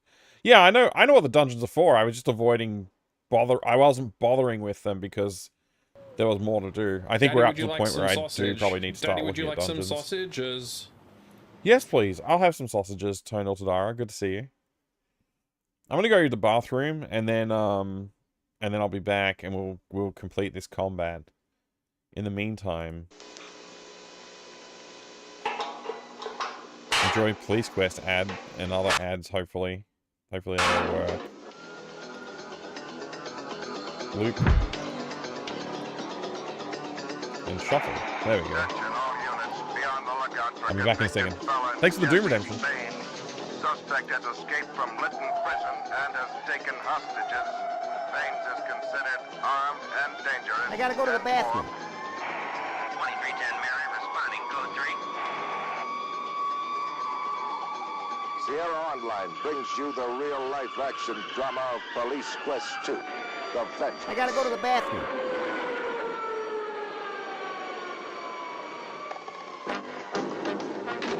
This is the city, Lytton, a peaceful, law-abiding community, but not for long. Innocent lives are at stake once again, with the escape of the ruthless drug thug, the I gotta go to the bathroom. Convict Jesse Baines is back with a vengeance for the cop who sent him to prison. Your job, should you choose to accept it, is to help homicide detective Sonny Bonds return the crime-ridden Lytton streets to safety. From the lofty sky to the slimy sewer, Detective Bonds will stop at nothing to nab the infamous Death Angel and rescue his hostage-held honey, Sweet Cheeks Marie. Police Quest 2 continues the real-life authenticity of Police Quest 1 with improved 3D graphics, an expanded cityscape, and an intriguing plot that will test your detective's street smarts. Experience what it's really like to be a cop.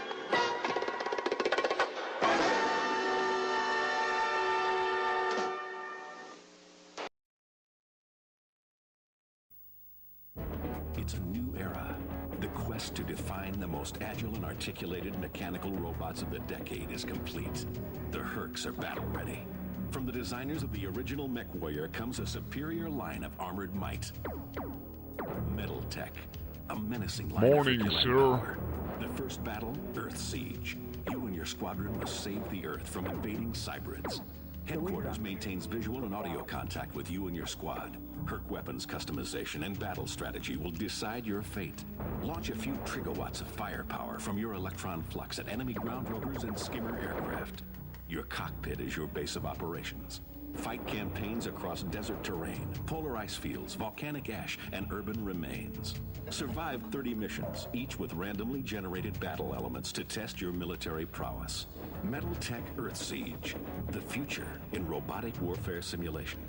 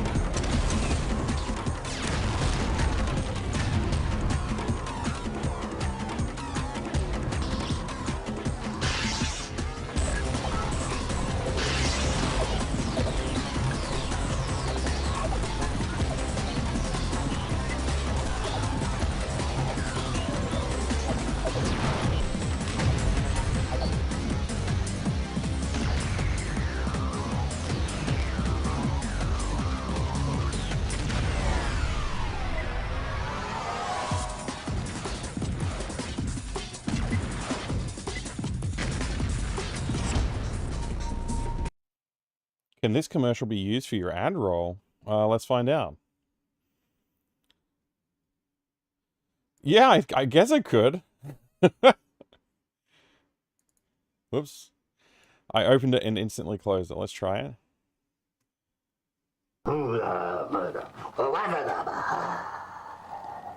Pretty lifelike, huh? What is it? It's Maktuti, the bionic man. It's Makuta, and they're called Bionicle. Exactly. This is so dumb. For the best Bionicle gameplay, there's no substitute for a PC with hyper-threading technology. Hyper-threading? Look for the Intel Pentium 4 processor. Wow. With HT technology.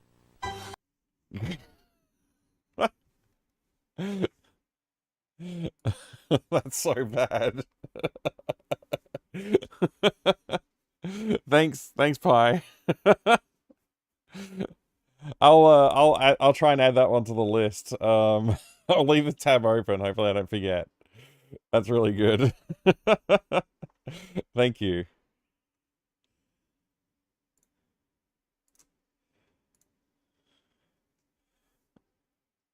Damn, I should do a playthrough of Mortal Kombat. Never beat the story mode, any of those games.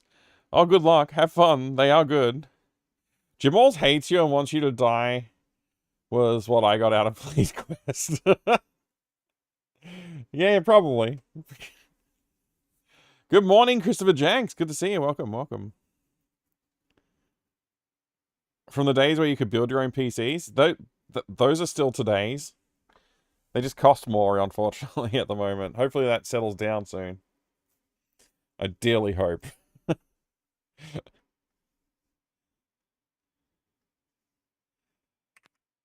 Okay, what are we doing here? I guess I gotta fight all these guys until they leave.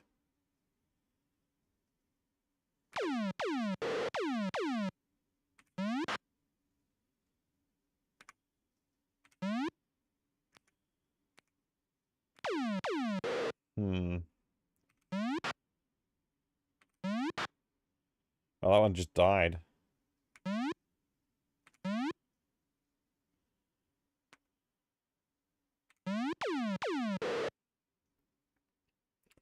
Are you fleeing yet, son?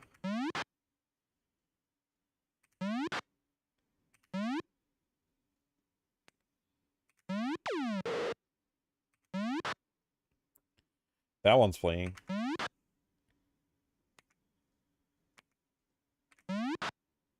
That one's fleeing.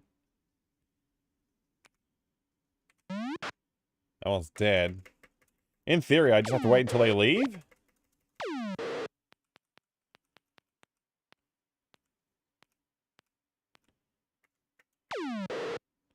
He's not leaving. I hope I didn't lose Valor in that one. I don't think you lose Valor for killing people. It's just only lose Valor for fleeing. So it's just about successfully combating evil creatures.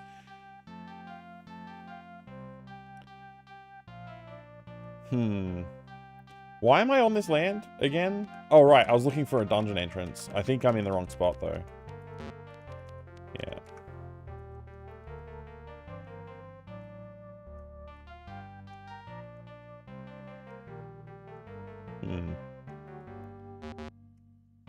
Oh, here we go.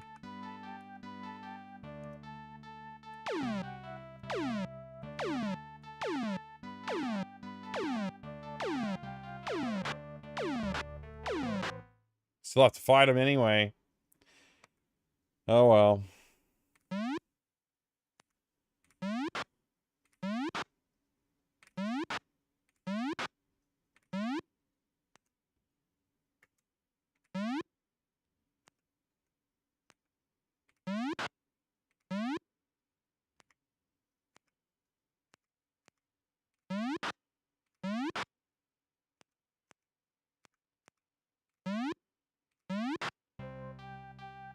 Yay, now I've got 2 boats.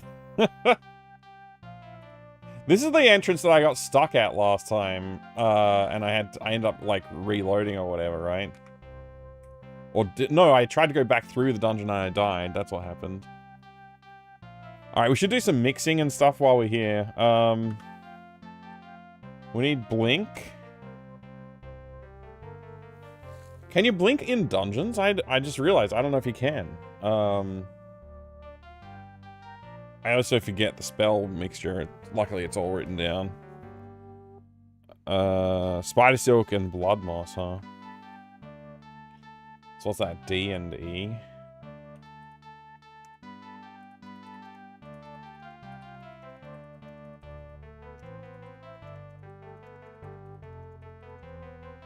Alright, 10 blinks. We need sleeps and a lot of them, but I think they take spider silks as well, which I think we're running low on. Sleep is spider silk and ginseng.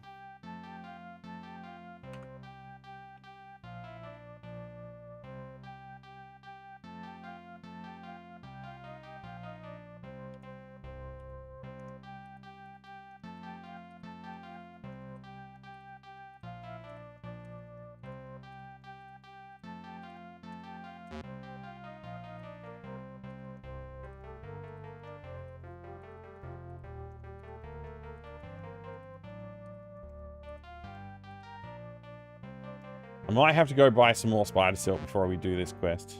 Before we jump in this dungeon.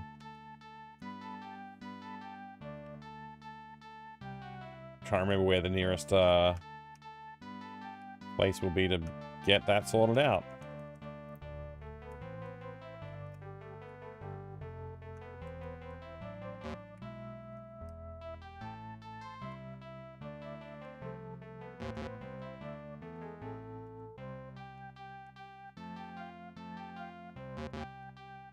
Where am I?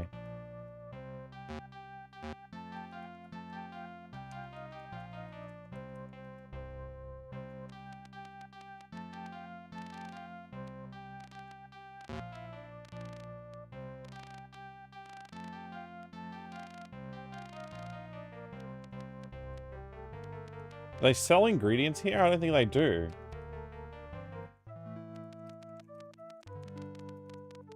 The healing spot. There's these two places. And there's this place. I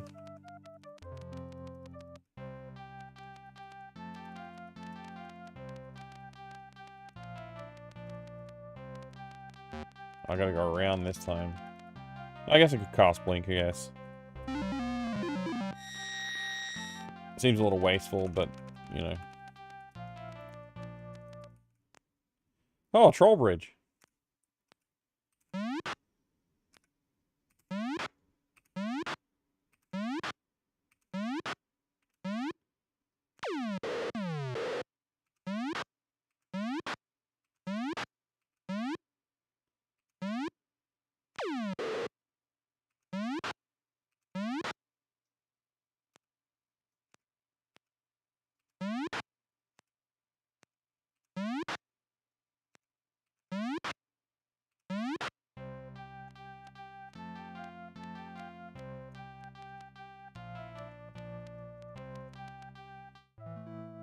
Pretty sure this place also doesn't have magical stuff.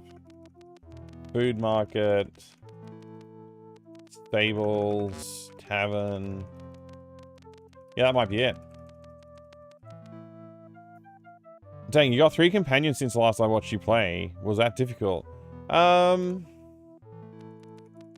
really. I just, you know, had to find them at different places. Fortunately, I didn't use any guides to get those ones. The next 2 I'll be probably taking hints for because I can't be bothered messing around. You might have missed last stream. At the start of the stream, I did a vote for the chat, a poll, to see if people wanted me to simply finish the game. Oh man, it's a lot of skeletons to deal with. I was really hoping I wouldn't have to.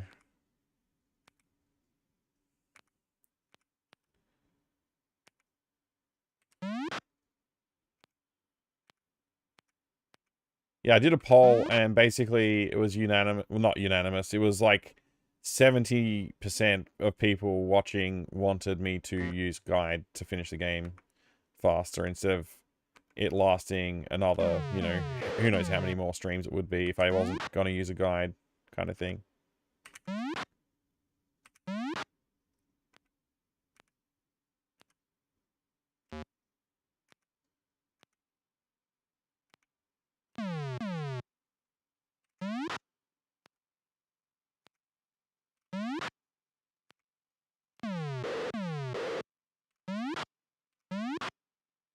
Democracy's a lie, Hazemaker.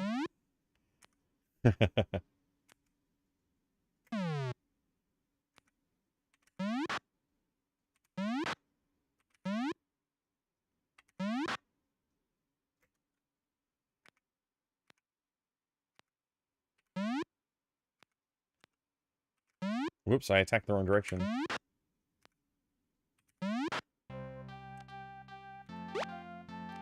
So many dudes to fight. Alright, anyway, I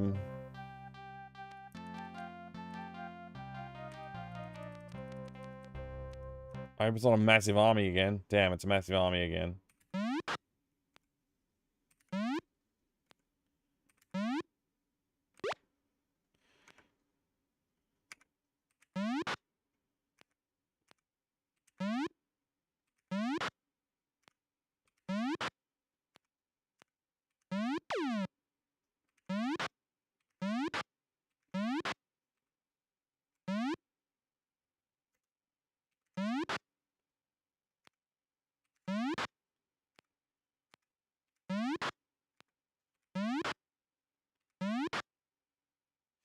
I gotta put together some quickness potions.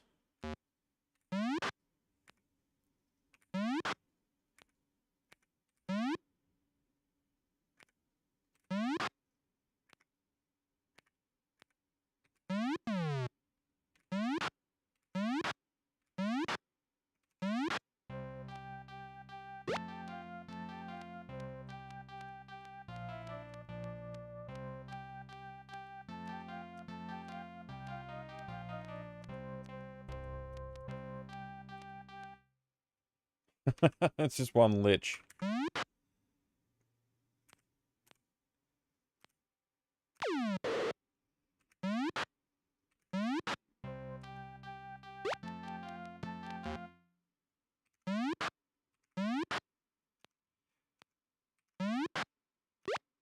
Wow. Fled instantly.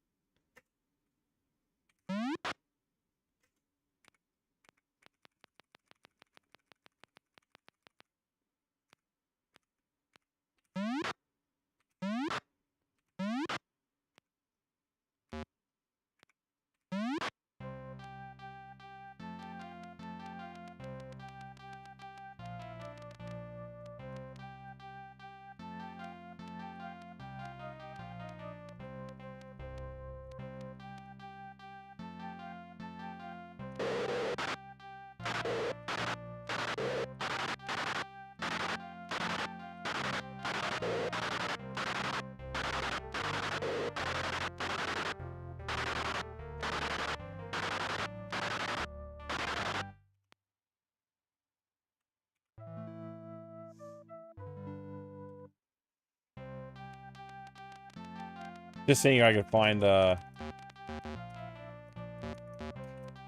any mandrake root there.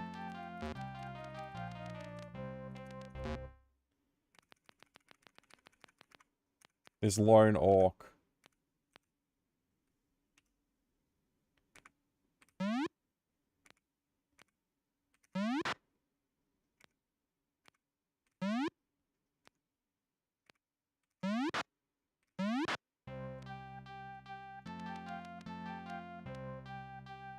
There's only one boat left here? Damn. I'm out of boats.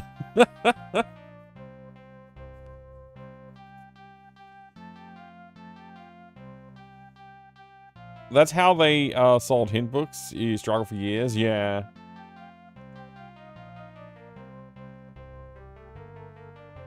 Katrina being hidden away slipped by you, though. No, I'll say it again. I stopped looking for companions because the combat was getting stupidly long. I decided to stop looking, and I'm not going to start getting more companions until after I've done everything else. It's just it just wastes more time. I wish I didn't have this many companions.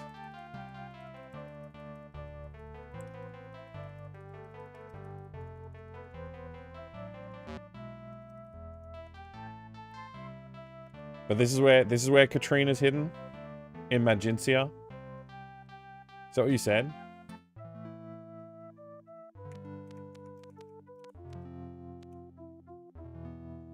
I have no idea where they would be hiding.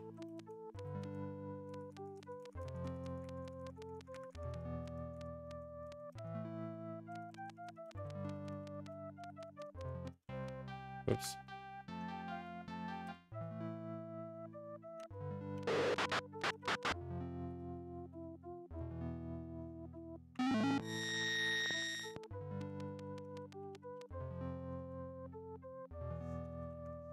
Okay, that's where they are.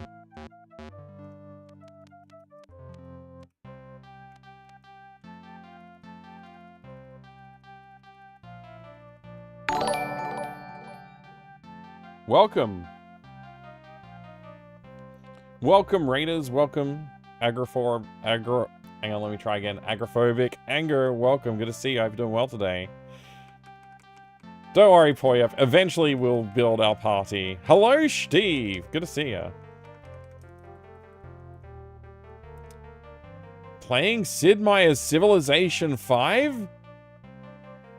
Wow. I hope you had a great time playing Civ 5. Thank you for the raid. Combat will go better when you upgrade weapons. Ah, yes, there's that too. I haven't bothered trying to figure out weapons yet. I'll worry about weapons once I've got everything else sorted out. Okay, this is not where I was aiming for. Wait, where the heck am I? Where is this?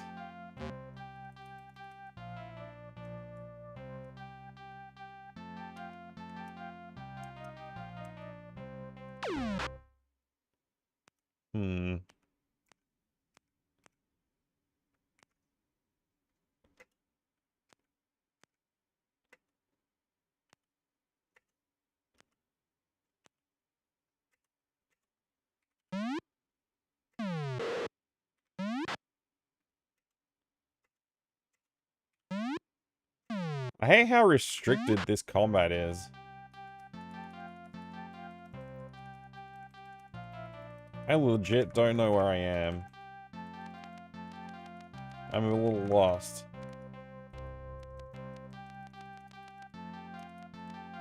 Okay, now I know where I am.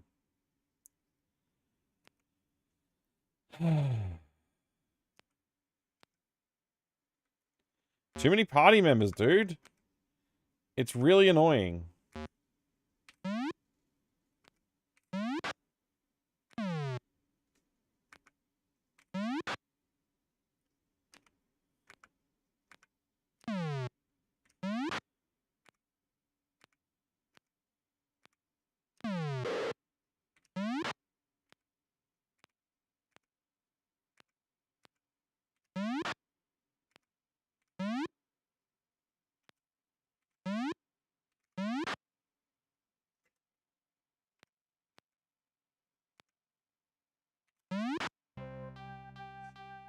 Where did all these guys come from?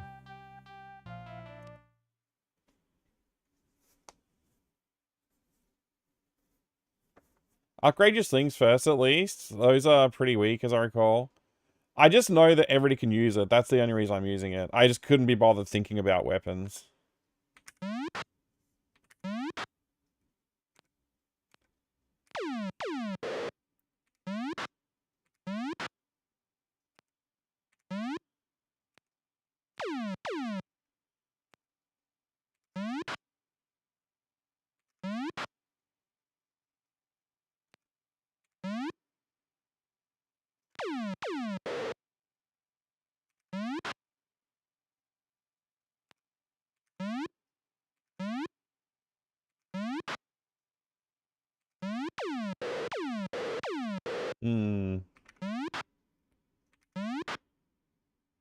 Still not fleeing, huh?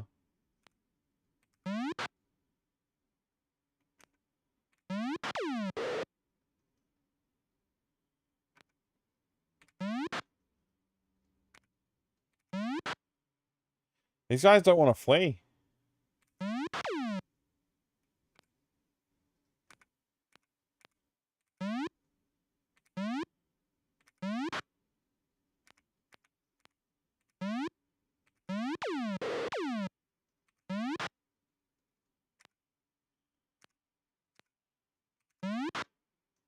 Okay, now he's fleeing.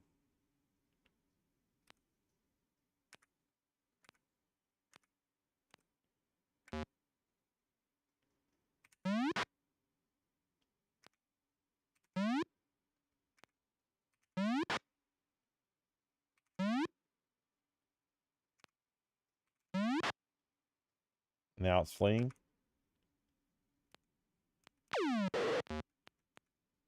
Wish the fleeing people would just flee.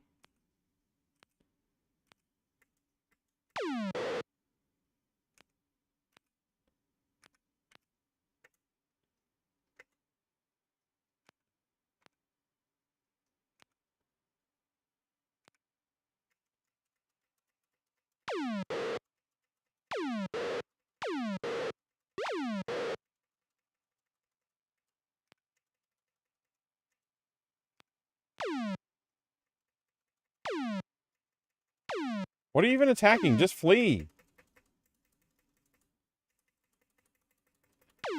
Are you fleeing or not?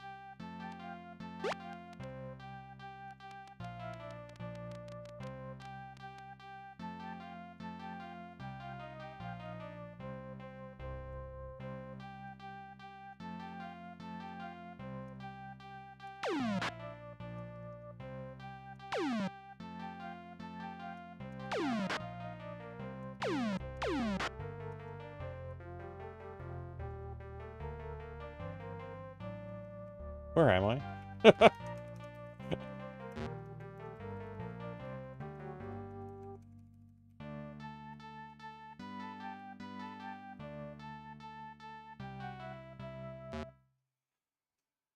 Oh, I love this. I love this part of the game. It's the best part of the game, fighting on a boat. I absolutely love it. It's so good. I wish I could do this all the time and never do anything else.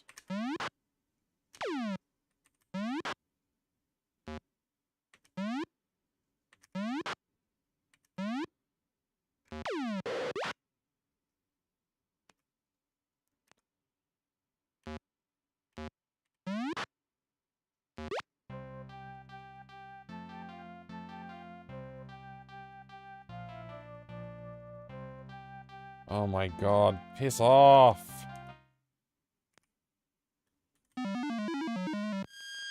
Drown. Fall in the water and drown.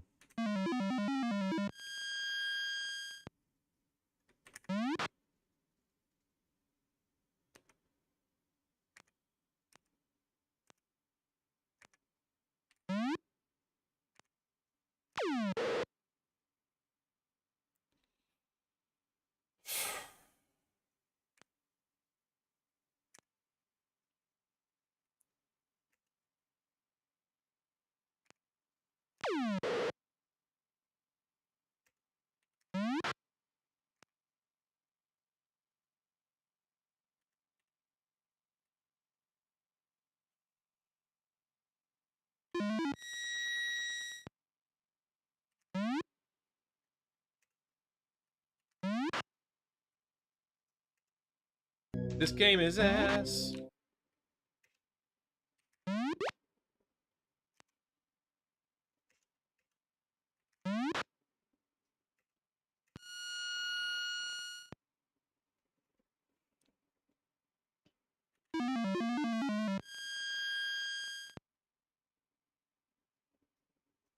I could have shot my entire load at them.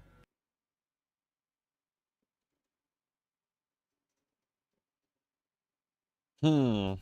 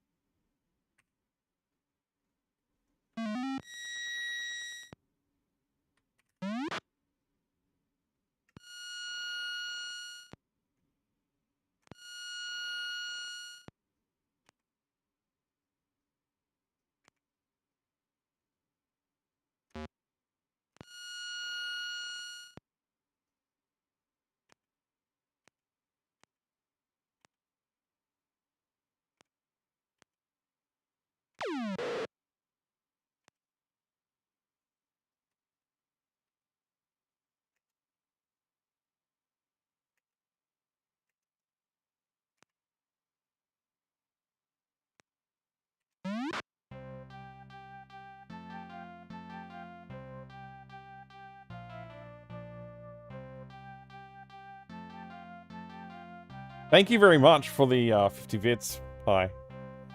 Smile and fake it, at least. Show us that you're enjoying yourself. I'm getting a little bit fed up with, I just want to do one thing. And I can't do it. And it's getting annoying. Oh boy, we're having fun I think that's now. okay.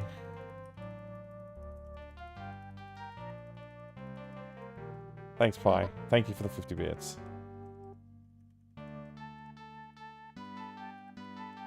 I don't even know where I am properly at the moment either, which is kind of annoying. Holy crap. Please, please, please. I guess I gotta play Doom now.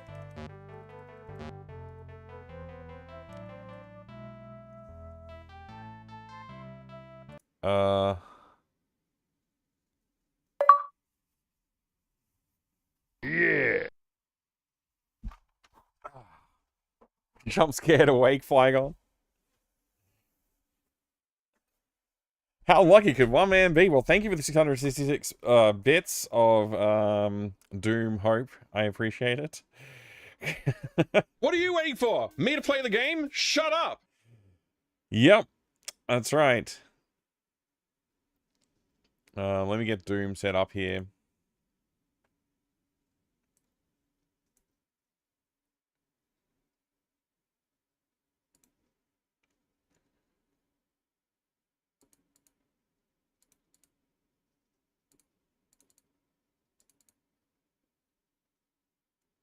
Do I have the Sigil 2 WAD here? I do.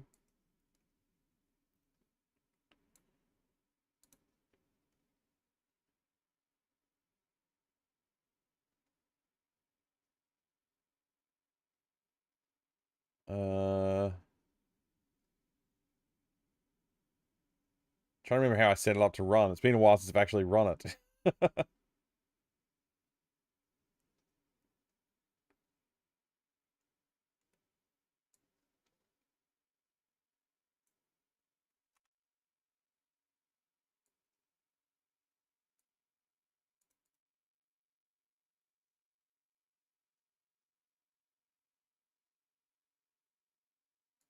Why is it not picking up my WAD? Hang on a second. Use Z Doom. Ultimate Z Doom. Options. It's not picking up my WAD. Let's see. Can I just drag this on here? No. 1 second. 1 moment, please. Use Z Doom. Linux. Launch Sigil 2.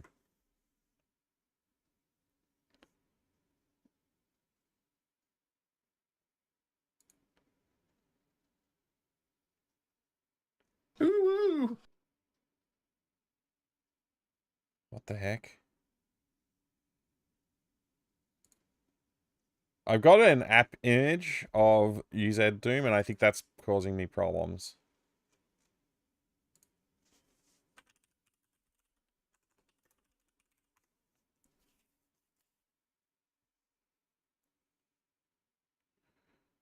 All right, let's try that.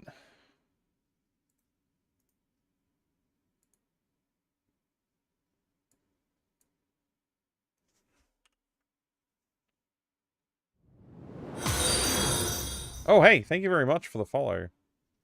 Welcome. I have anonymous follows on the channel, so feel free to like if you want to.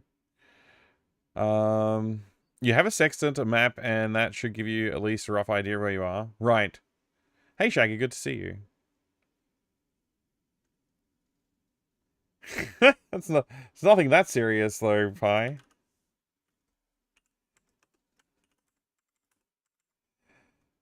Linux UZ Doom app image. Okay. Dash iWad. Sigil 2.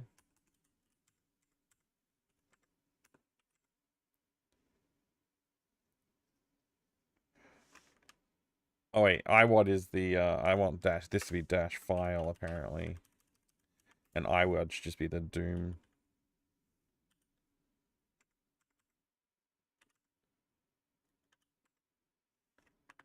Try that. That'll work. We got there eventually. Oh, I hate it when games stop playing music when the window loses focus. That's very annoying. Oh well.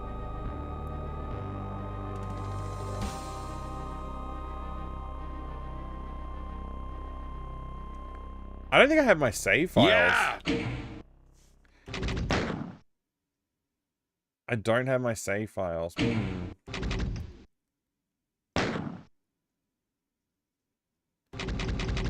Yeah! Take that, Andy! Screw you!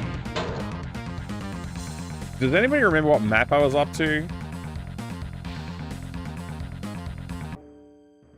I think we finished this one.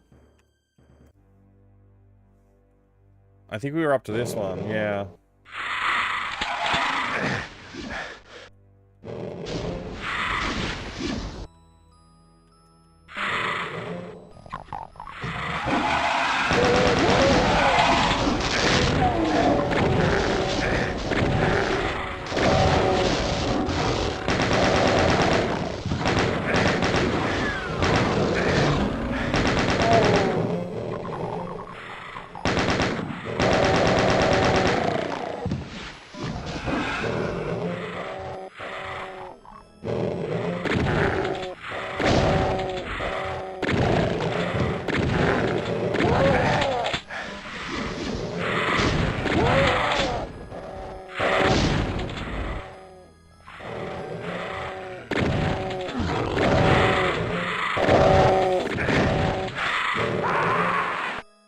Oh man, this is tough. It's been a while, Pi. It's been a while, man.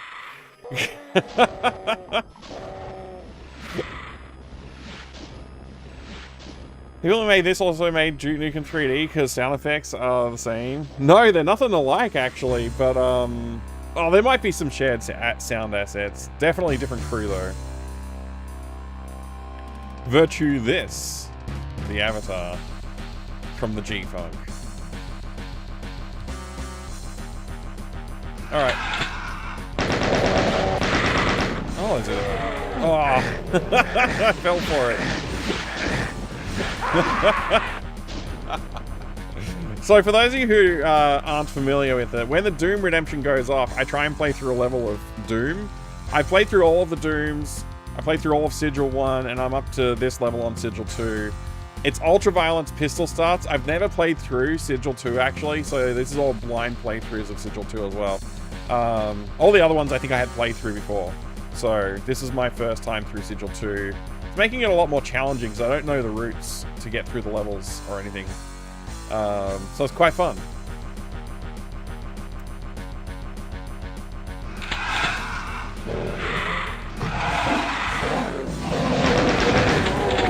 I really didn't want a weapon switches there. I think it's a bit loud. I'm going to turn it down. Where's the audio settings, dude? Just, I hate all these.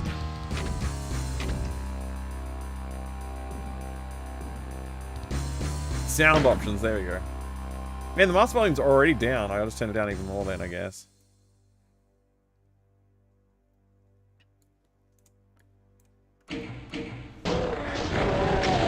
When did I pick up a rocket launcher? When did I pick up? I didn't even see that happen. Okay.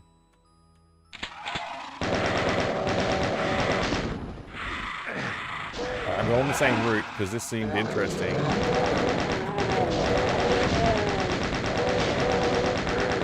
Please infight a little bit more, please.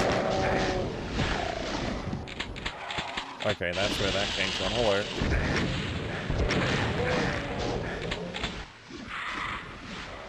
Okay, there's Cacodemon up there. Oh, there's one here too. Alright, help. I'm gonna run away. Oh, there was a shotgun here all along? That would have made life a little easier. I could have shot my entire load at them. Anybody else feel like I need to turn the gamma up a little bit? It's just... It's so hard to see anything. Yeah, I got wood. I'm turning it up a little. Where's the search options? I can't see! Yeah, exactly. Search for any term. Well, why don't you focus the freaking search button, freaking idiots? Gamma.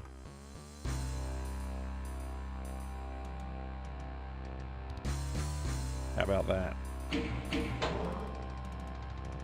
It's a little bit more reasonable.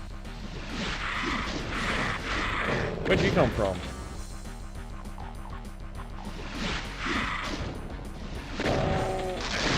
I didn't mean to run into those guys.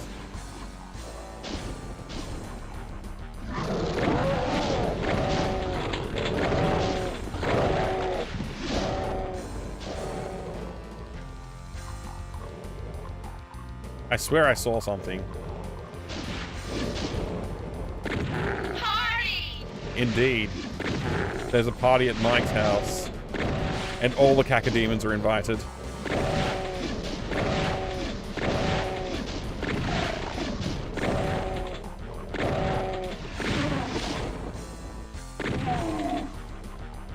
I stuck my finger in the hole. Look at those boys fighting over there. Stay out of my way. Don't interrupt me. I guess this is the red key direction. Kinda could use some help here.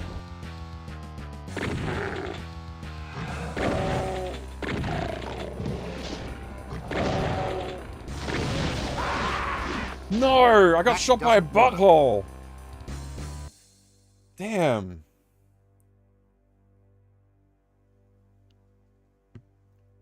No! No! Shotgun? No! Ah! Ah! Stop it! Stop headbutting me! The Enrichment Center regrets to inform you that this next test is impossible.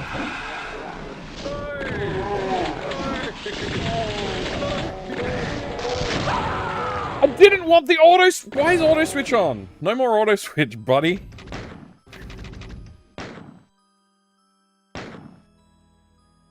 No! No! Auto... No! Auto... No! Where's the weapon switch? Oh, you can use a grab as gamepad? Holy crap!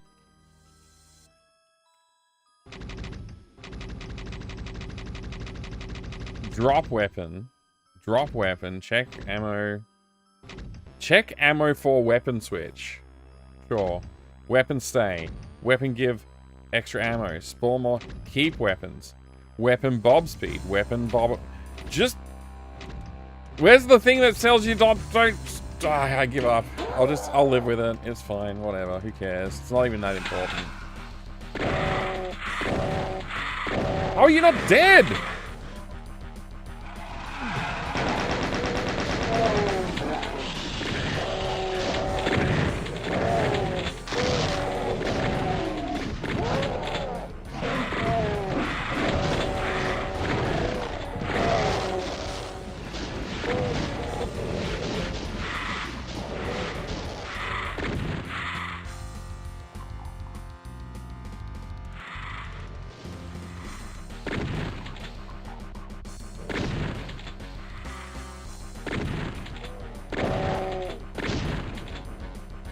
Where'd the berserks go in this level, I wonder?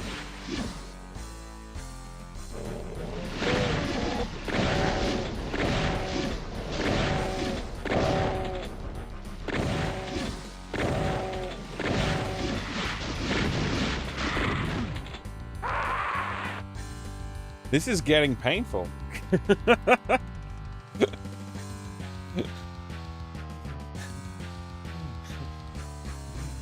Oh man.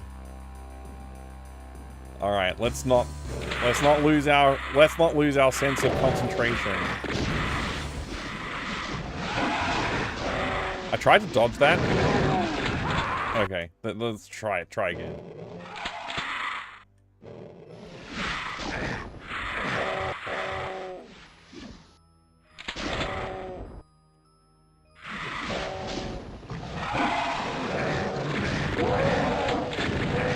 Really wanted to hit all of them. Alright.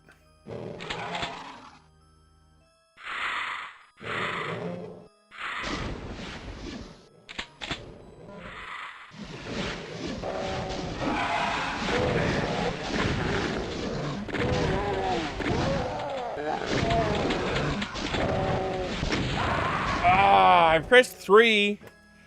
I pressed 3. I swear. Wait, what? Is there something down there?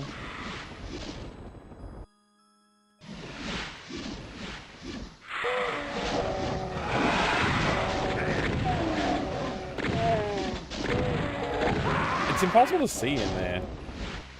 Alright. Once I figure out this area, I'll defeat the whole map. I just gotta figure out the start, that's all.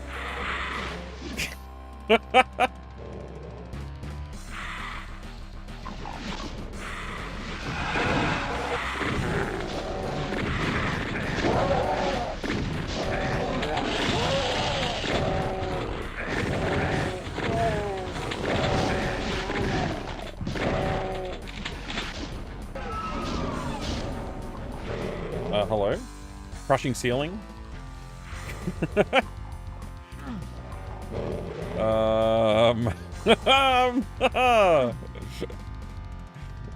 What?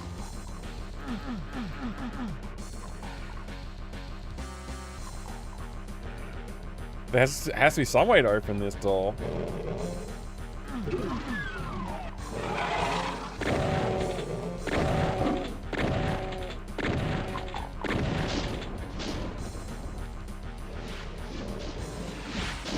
Oh, hello.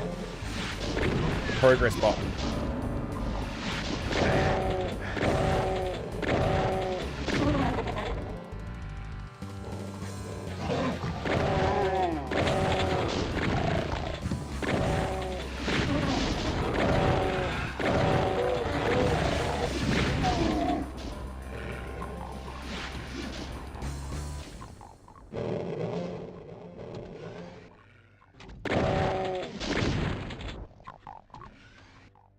Is it F5 for quick save? No.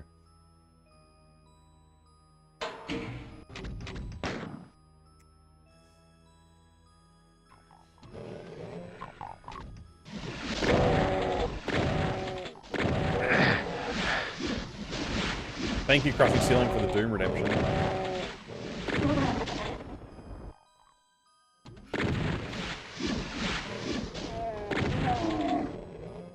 Oh. Hello, fellas.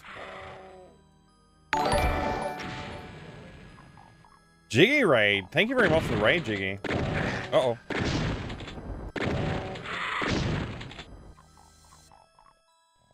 Welcome, Jiggy and Raiders. Hope you're having a good day today.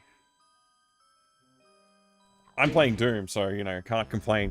Hey, Doom Noob, good to see you. Thank you for joining the raid. Gertie, good to see you. Huge Gaming, that's right, Gertie. How's it going? What were you up to today? Hey, good to see you, Finn. How's it going, man?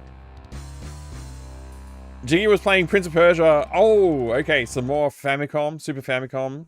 Awesome stuff. Everybody go follow Jiggy. Jiggy's a legend.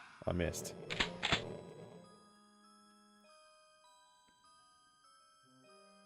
He's just wandering off. Sigil has a lot of those moments where a door opens and high-level enemies are right up close and personal. Yeah, exactly. I kept missing my super shotgun something fierce in that. Yeah, if you had a super shotgun, that would help. Sadly, as I recall, Sigil 2 is also a Doom 1 one, isn't it? Yes, it is. Felt a bit more balanced in the sense of enemies popping up in front of you, but certainly hard in other ways. Yeah. I think Doom 2 has a lot to answer for with some of the, what I would consider somewhat poor design choices with some of the enemy designs.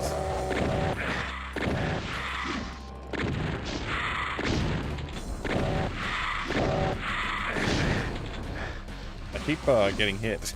Let me just run around. I should have shotgun guide first. Oh well. We've got 27 health left after that. No good. Might have to reload. Oh, they were fighting?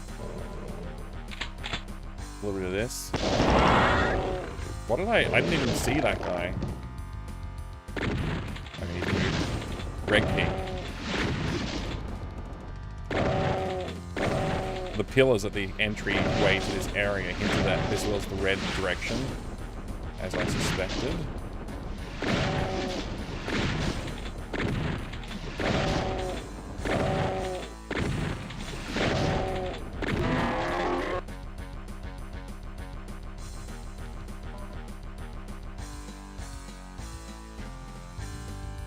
I'm not seeing any secrets or anything.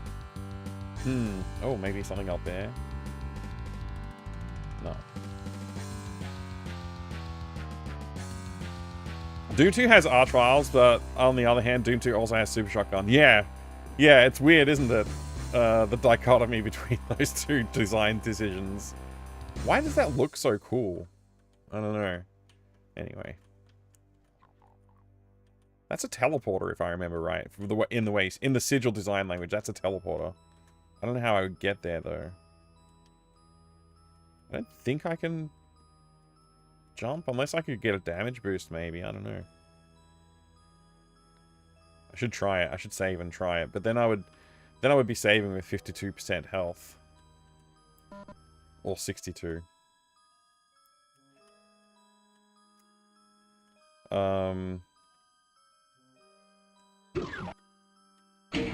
What does this do? What have I done? Has that opened that up? Can I? I don't even know if I can. Even the music's gone quiet? This feels even scarier now. Oh. Ammo on the ground that I didn't pick up before. Okay, here we go. This is the path that we've raised. Well, that's generous of you. I don't see how I can get it, but I'll try. Dang it. I should have saved.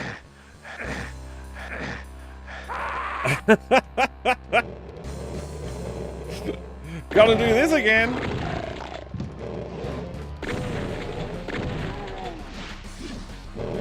Oh, you're still alive. The Archvile's probably the most infamous of those new monsters, but I enjoy them. They can be a bit annoying at times, but when used well, they add great variations to the gameplay. That's true, when they're used well. I don't know if they always were used well. I think some of the designers were a little bit cleverer with the way they used the assets in Doom 2 than others. I won't name any names. I don't feel qualified to really complain that deeply about it. I just lost so much health.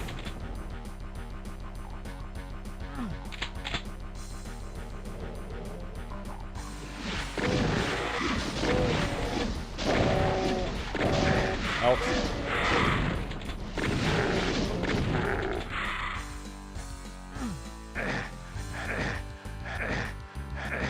Exploration opportunity.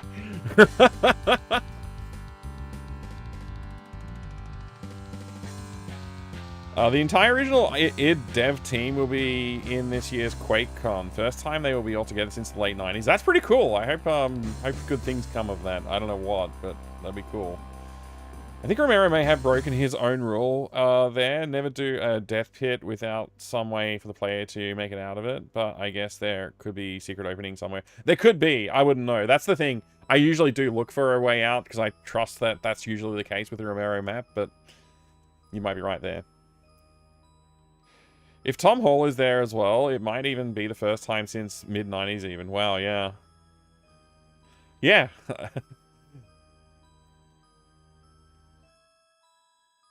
You also enjoy well-used arch files here and there. Yeah, I think when they're overused, like there's just too many of them, frankly, it gets a bit frustrating and not as fun.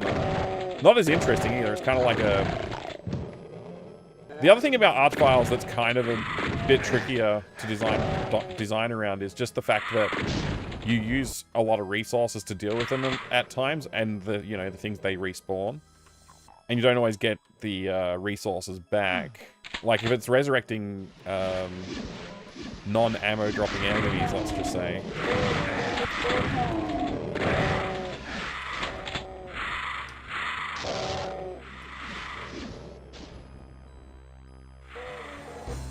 I think they're infighting, so I can read the chat a little bit more.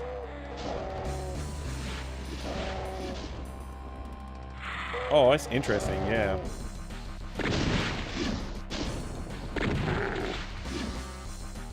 Okay.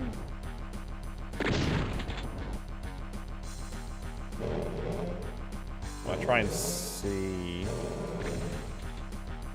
Maybe I'll save this time, actually. I'll go over here and save.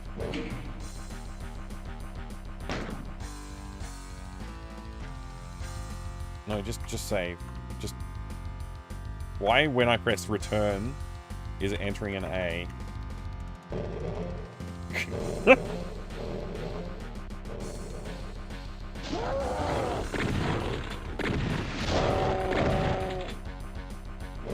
Yeah? No. He's fighting. Good.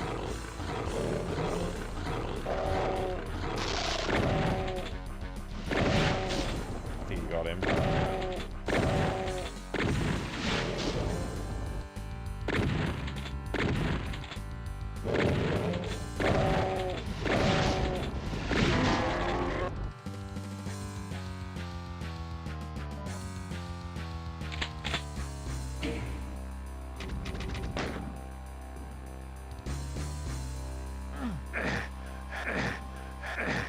I just wanted to test that out. Doesn't look like there's any way out of this way either.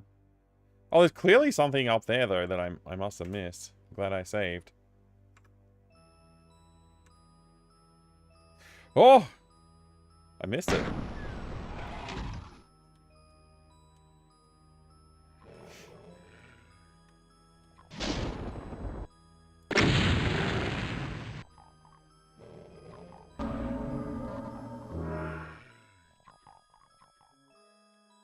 Alright, I suppose I should save now. This is probably good saving situation. That's the second Berserk we picked up on this map too. Now that I've saved, I'm going to try that. Yeah, I didn't think that would work.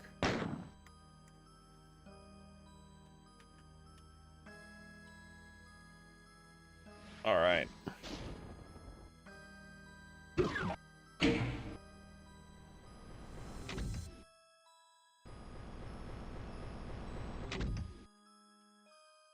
Is that even possible? Like, I'm not even sure. This area is huge. Alright. Continue.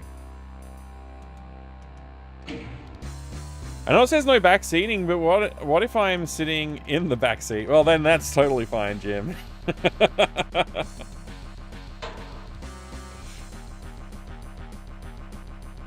Nobody will hold that against you. Alright. Let's, should I try the blue side?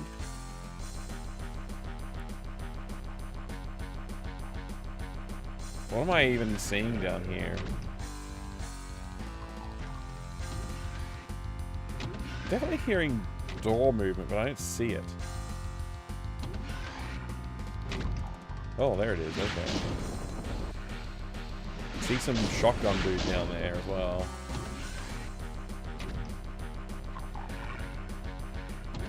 Well, I don't know. It must be this way.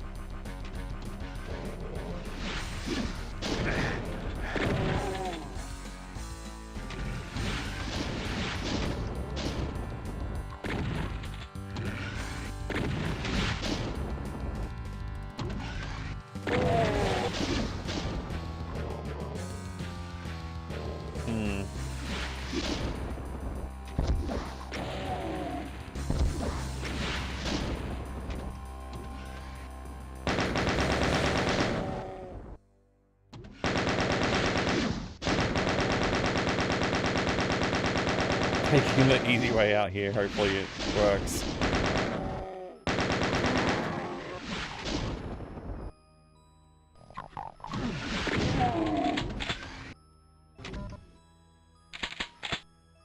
Well, this feels like a trap, doesn't it? What's that? What is that? What's that skull sitting on? Hey, thank you for the follow. I appreciate it. Welcome. I have anonymous follows on the channel, so feel free to lurk if you'd like. It feels like a waste to pick this health up right now, but I'm going to do it. My ammo is getting quite low. I guess it wasn't anything. That's like a person's face. Wait, it's Doom Guy. I think. Kind of. It's kind of. Maybe it's not Doom Guy, but it's definitely a face. What the heck?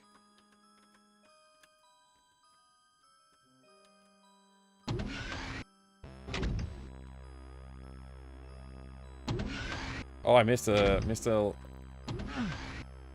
something.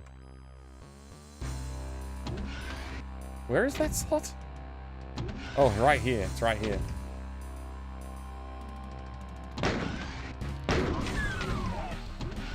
Hello, ammo. Also, what about where those trees are? I didn't really look. Yeah, I don't see anything.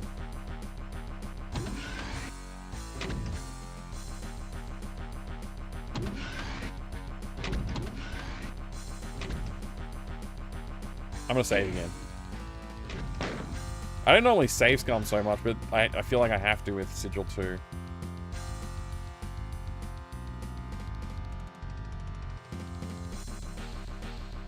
Alright, let's open this blue door and see what's up. What does it change out here?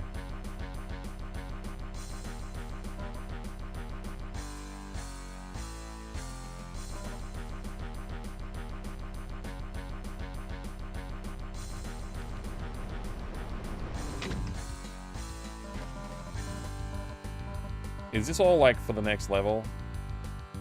Or is it going to teleport me somewhere? Okay.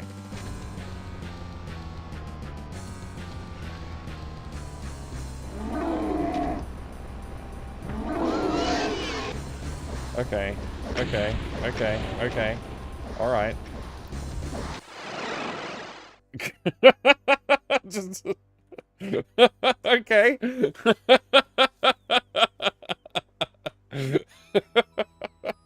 I hope they hit each other at some point there, and you know, they get a little infighting going on. Oh boy! All right. Ah!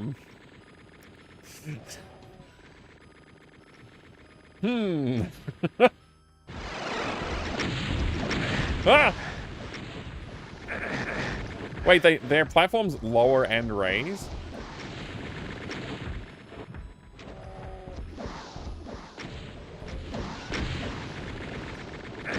Oh, I should have turned around. Okay, I've fallen to my doom.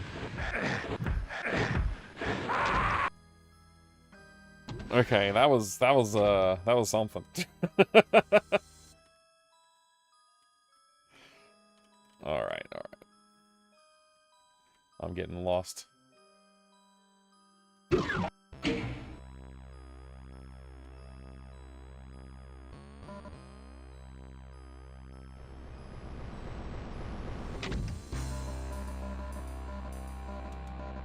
What do we think? A little bit of this, a little bit of that.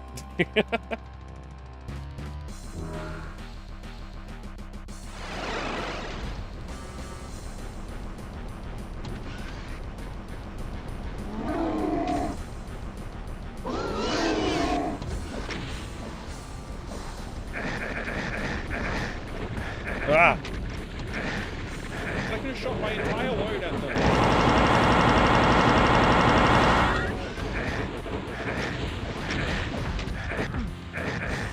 I can't see a way out of that. I think I'm going to save a little closer to the event, so I don't have to run through all this again.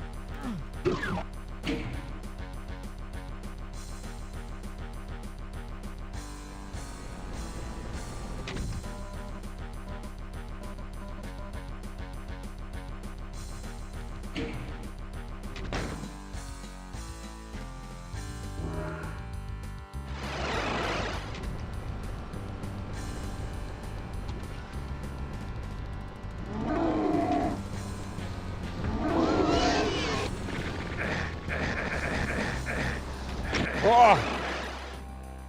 Damn. I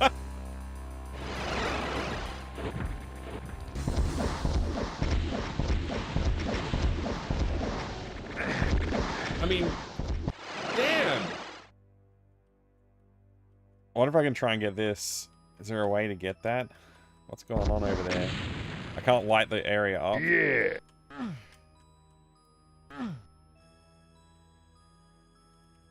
Ah! Oh, it looks like you got to gain entry from inside the red key area. Thanks, Distron. Yeah. Fun fact: there's a bug in Doom where the Baron of Hell will aggro on itself. Oh, that's interesting. Being close to it will then scratch itself to death. I didn't know that could happen.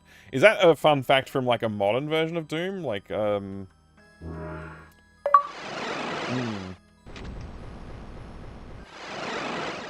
I did not mean to do that.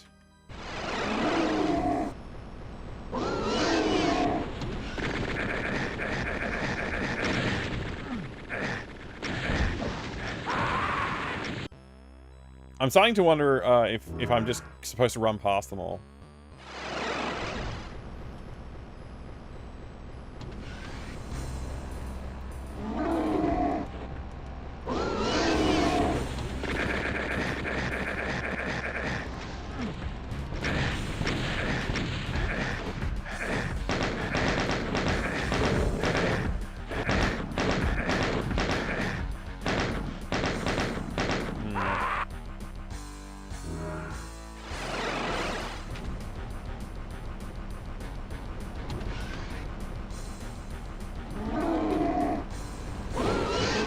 Oh, missed.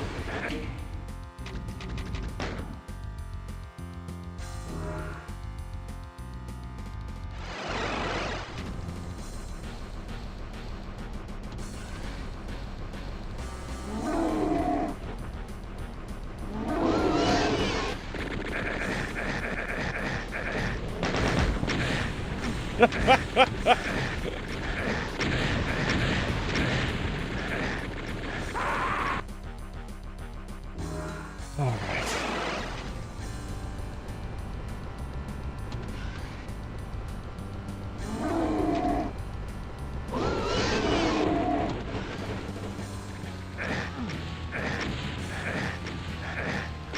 There's no way out.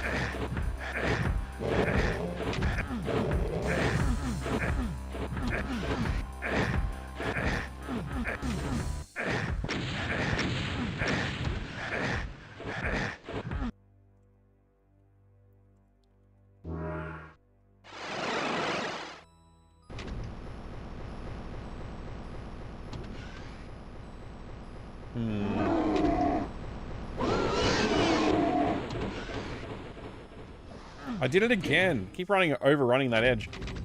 Gotta be more careful.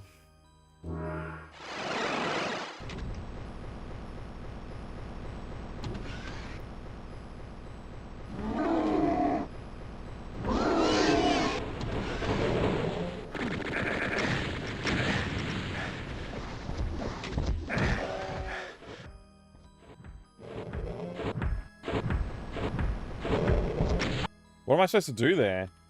Once I get to the end.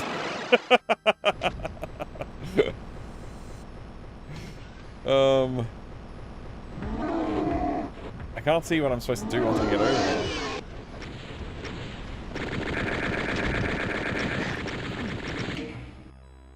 Found a reference to that. It actually seems to have been a thing prior to version 1666. Doom and Doom 2 barrel bog. If a monster is hurt in a barrel explosion, it may turn and attack anyone who struck the barrel prior to the explosion. Huh, that's interesting. That's pretty cool, Doom Noob. Load. Yes, this one. My one save.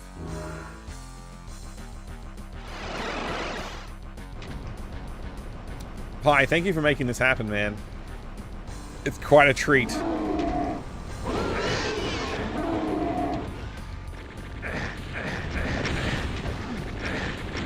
So close.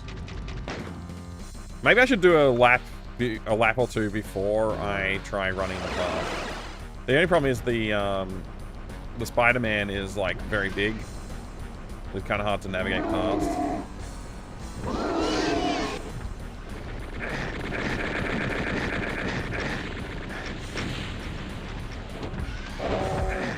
Hello? Why are we going down? Why are we going down? Why are we going down?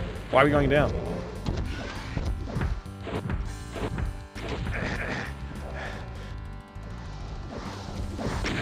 Ah! I gotta figure out what to do here. Once I get here, what's up? I wonder if I'm supposed to kill them all first, and then it will open up or something. Wish I could look around. Because I think that door was like slowly opening.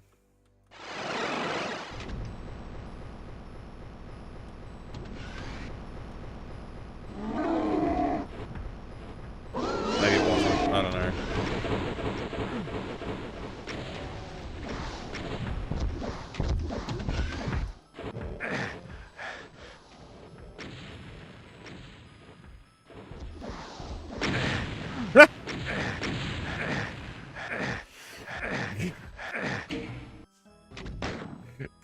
I might give up on this and try it next time, I don't know. Grubby, good to see you.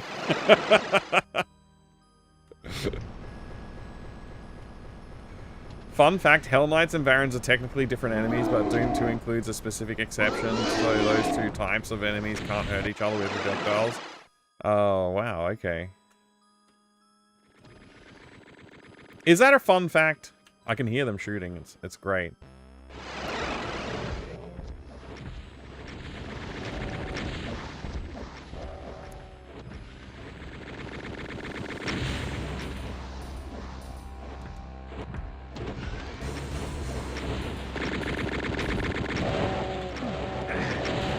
I'm very much not supposed to fall down here, am I?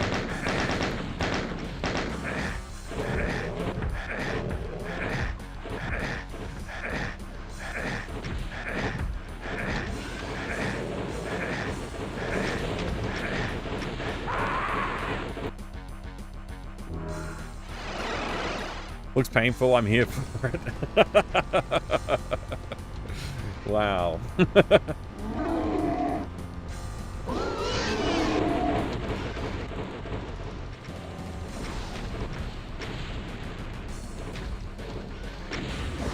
Ah, why did I do that? I panicked when I saw the rockets going past me. There's gotta be something around here.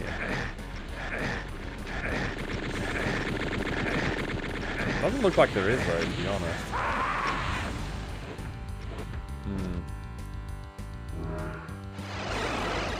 Weird looking Ultima? Yeah, it's a great great interpretation of Ultima, right?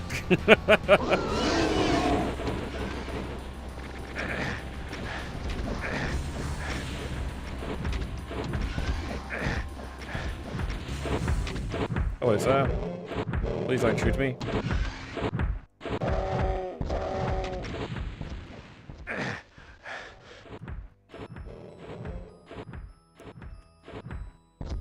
I legit don't know what to do here.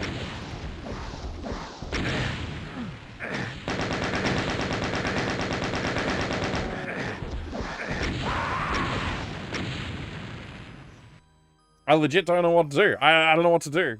I can't figure it out. I mean, I suppose I'm supposed to kill them all, but usually Romero's like, no, you don't actually have to kill them all. It's like a telefrag, or they, you know, you just avoid them, or like fight each other or something.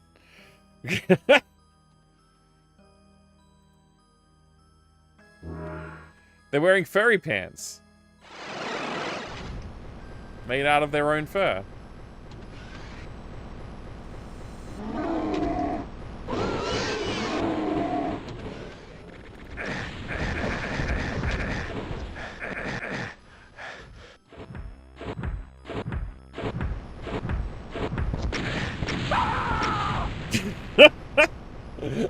I got there and I was like, I don't know what to do now, and I just panicked and froze up. I can't even I can't even think of what to do.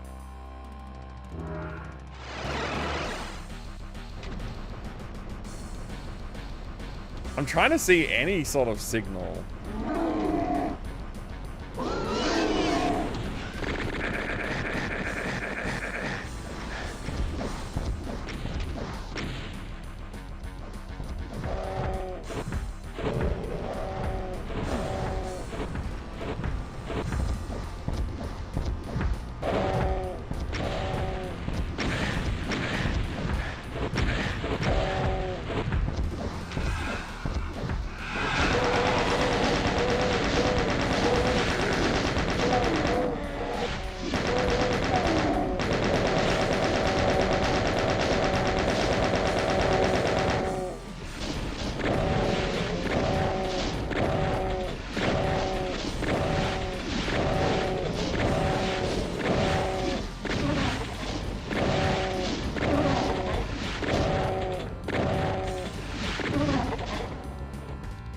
What's going on?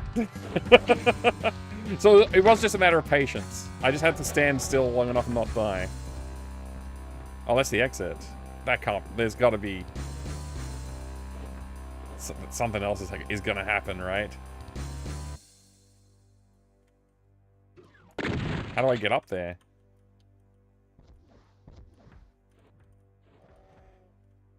There's got to be a trigger or something, right?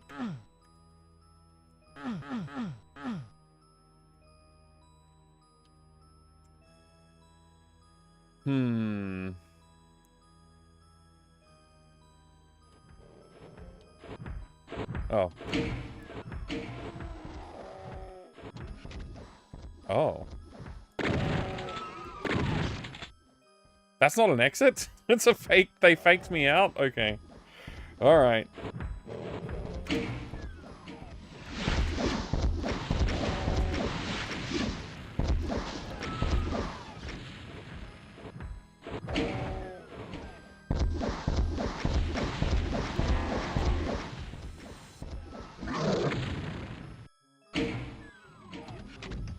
Oh. Everything's out of sync.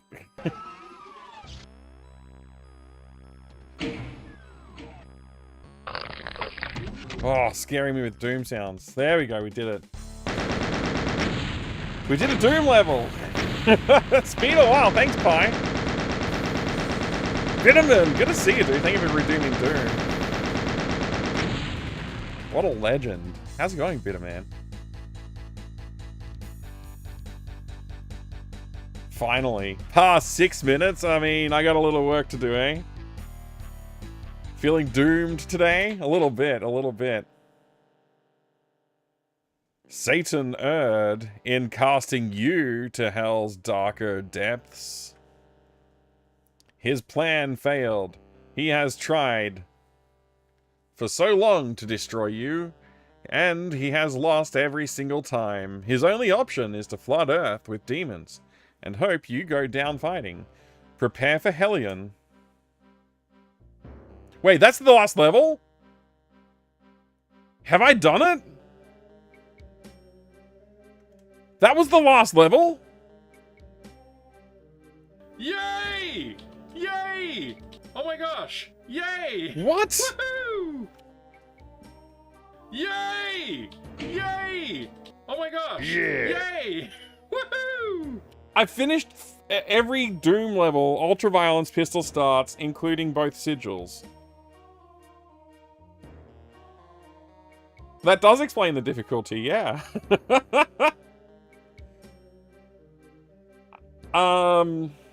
Unless Romero's gonna release Sigil 3 or something else, I've got to install Doom 3 now. I've done all the regular Doom. When you're playing Daikatana, I don't know. I can't believe it. The quest is complete? I thought there was more Doom. Wow. What about Pluto? I've all of the Dooms.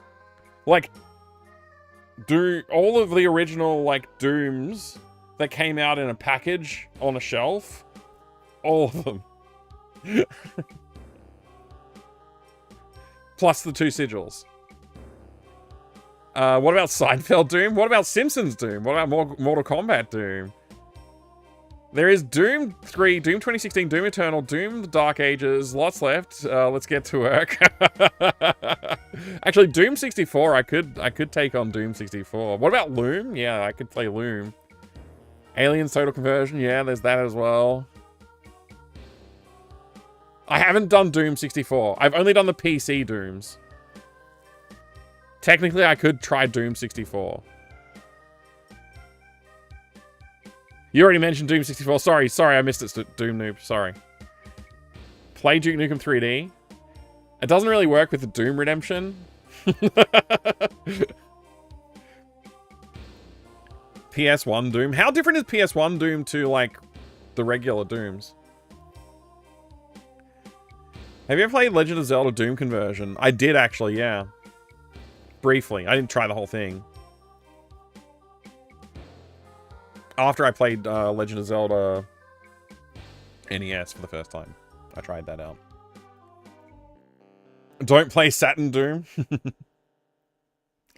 PS1 Doom has levels from Doom 1 and 2, but very different atmosphere. Okay. Yeah, I think I'm going to just try and stick with the regular Doom stuff, like PC Doom stuff, for the most part.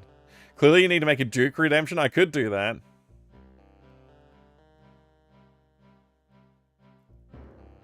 Didn't Romero or one of the OGs release a new Doom campaign somewhat recently? That's what I just finished playing. Yeah. Yeah. I did Sigil and Sigil 2. So Ultraviolence pistol starts through the whole of Doom, including those 2 packages. Yeah. Different skyboxes and music. Okay, yeah. Doom, PS1 Doom is pretty similar as I recall. Has a unique soundtrack though, and some graphics different. Okay.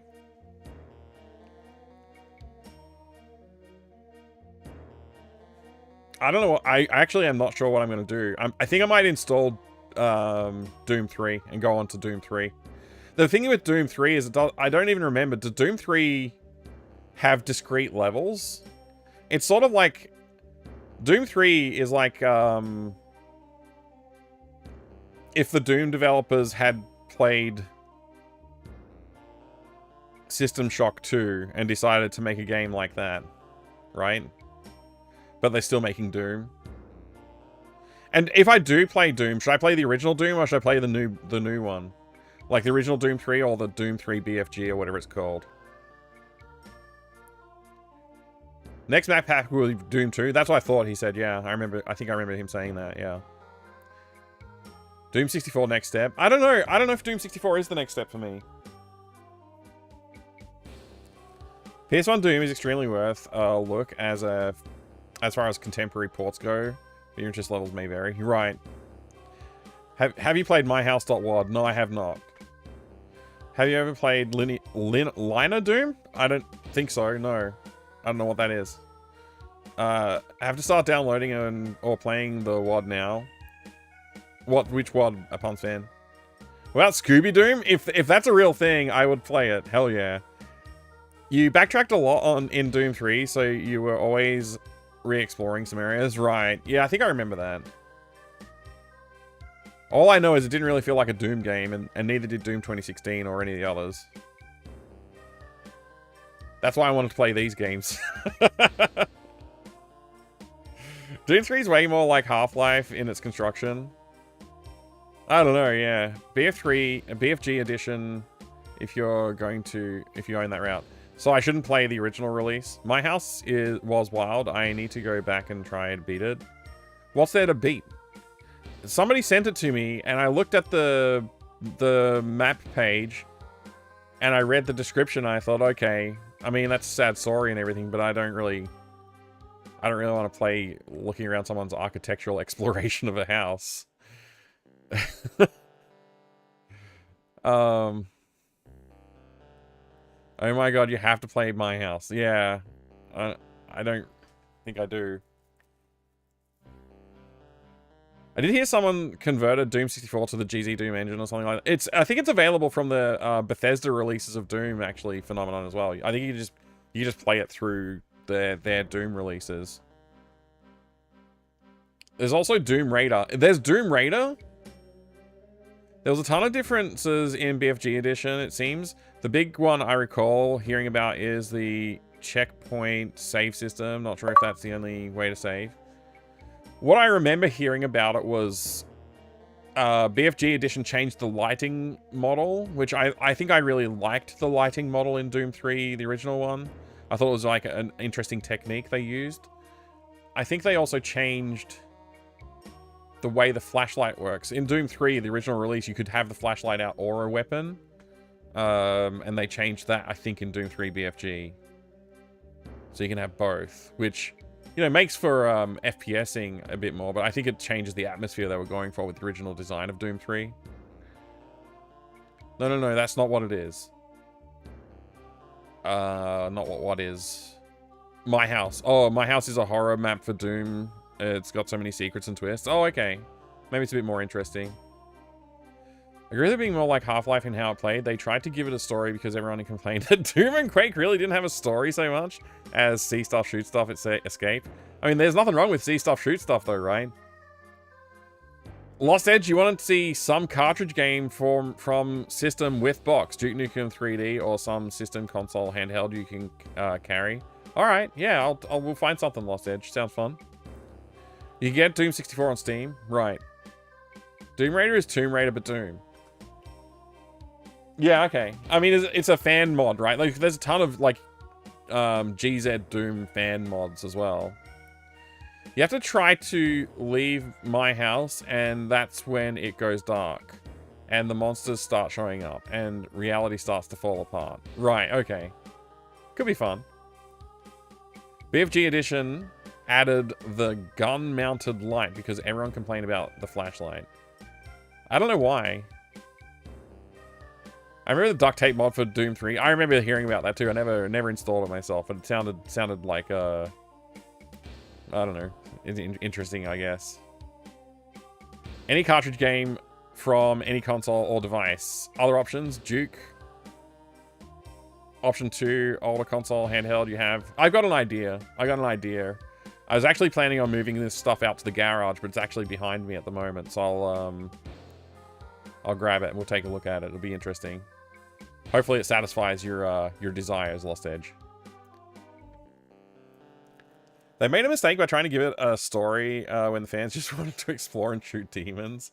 It's not even just the exploration and shooting demons. I think like one of the things that has I don't want to get into it because I'm gonna rant and like talk for too long about it and whatever. But basically, like the modern Dooms and stuff have also done the same thing where it's like they don't fully understand what was good about the original Dooms, and they're taking cues from other games more than they take from Doom.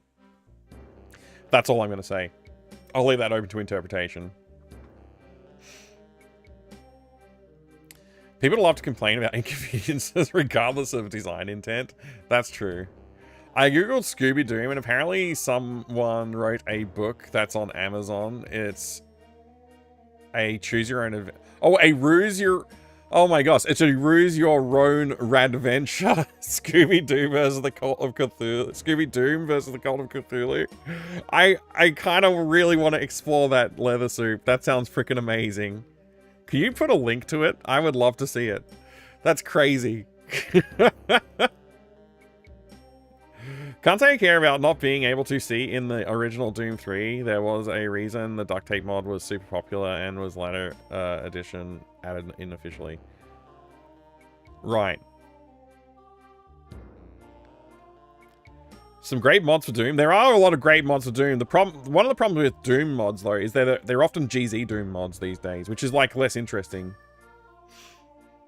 I mean, technically, this is a GZ Doom mod, too, right? Like, I don't think... I'm pretty sure most of the sigil levels don't work on original Doom, because they have too many segments and stuff. So, you know, whatever, I guess. How about ports of Doom to other systems? Yeah, see, I don't really want to do the ports specifically, though.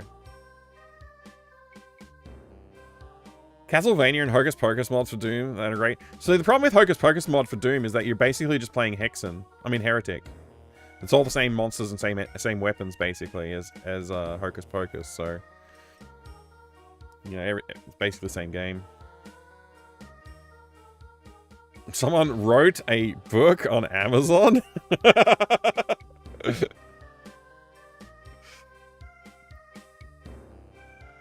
Really enjoyed the Bioshock games, especially, specifically 1 and 3. They had cool stories and a lot of shooty bang bang.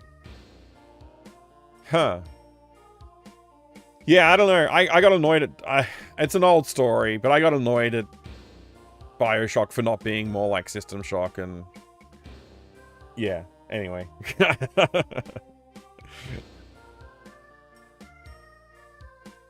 There's an episode in more recent Mystery Inc. series that tackles the Cthulhu theme. Pretty cool episode. I'll have to check that out. Were there game jams based around making Doom mods on OG Doom? Probably. Wouldn't be surprised. Alright, let's tackle Lost Edge's request for something to examine here.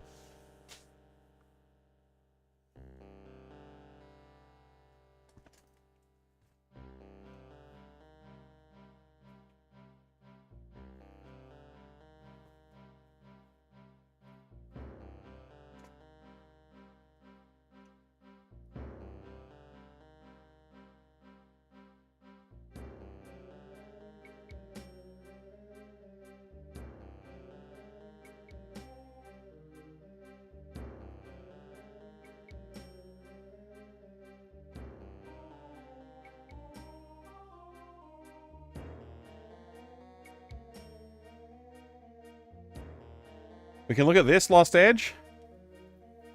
Or we can look at what's in this box that I'm holding. Your choice.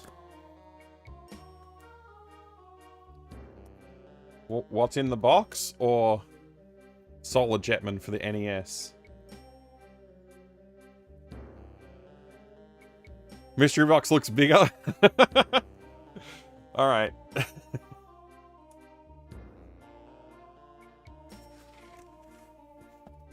This is in Television Collection. There's a few good games here. For the Intellivision. This is destined for the garage.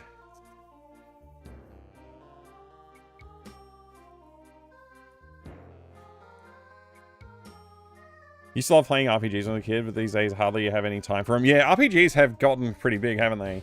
Played Sigil 1 and 2 on different ports than GZ Doom, that is. Yeah, yeah. I think I played them all in GZ Doom. Thank you, Leather Soup, for that link. I'm going to click on it. I can't believe I finished Doom. Crazy stuff.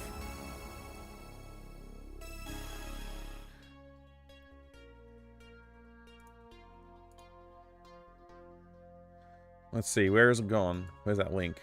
Just want to open that link up. We'll have a quick look at this before we look at the games. This looks awesome. Like, the cover art looks great. How old is this? When did it release? Does it have, like, a release date? 2016?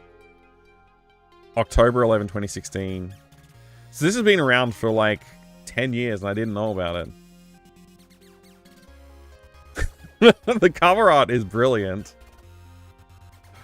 Oh my gosh. Rutro, the Ralt of Rururu. You are Scooby Doom and you must stop the tentacled terror of the Cult of Cthulhu. Choose from 47 possible endings. Most result in death. Will it be yours? With special guest Herbert West. That's straight out of Reanimator. That's what's his name? The guy. What's the actor's name again? It's him anyway. This looks great. I kind of want to buy this. I could use this for Doom Redemptions in the future. We could read until we die.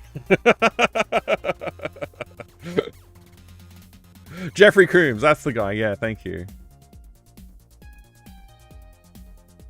Scooby Doom versus the Cult of Cthulhu. Choose your own adventure style featuring special guest Dr. Herbert West. Rutro. Okay, that's basically the back of the box. I mean, back of the book, not box. Includes Easter eggs for Saturday morning cartoons, 80s music, Dungeons & Dragons, Cthulhu Mythos, ABC weekend specials, other cultural icons, references of the era. Don't be afraid of the incredible hulking hybrid star spawn of Cthulhu. Scooby Doom will protect you. This is great. I mean, I'm pretty tempted by this. Pretty damn tempted. What about Hex Quest? That sold a game and runs on the original engine. Oh, there's a lot of Doom engine games, yeah. Only vaguely heard of Intellivision prior to the Amico. A massive drama and tragicomic story. It seems like it was the cheaper opponent of the Atari system. Yeah, the Intellivision and the Atari, there's ColecoVision as well. So I think Intellivision and ColecoVision were kind of more contemporary to each other, if I remember right. I might not. But anyway, let's take a look at the box, shall we? Lost Edge, this is what you've chosen to take a look at, which we'll just go through all of them really quickly, at least, and so we can see the cover art, because frankly, the cover art is probably the best part of these games. This is Mission X. We'll take a look at the cartridges as well. We'll get a look at them. I'll try not to spend too long going through it, because it is already nearly midnight, and I didn't want to stay up past midnight tonight. So you can see this is like a bit of a River Raid style shmup kind of game. Might be a little bit more complex than that. I might not be giving it enough credit, but there you go. For the Intellivision, the cartridges are this sort of size. A bit smaller than an Atari cartridge, I think.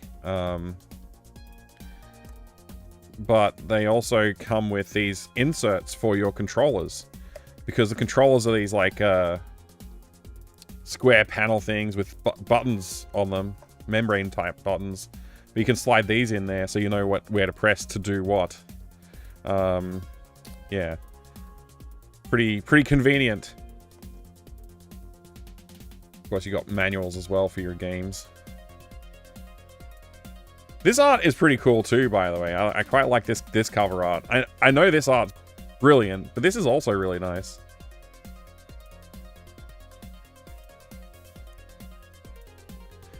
Intellivision was so advanced for its time, but time 2, but only a couple of years apart from the 2600. Right. Yeah, there's that controller design for you.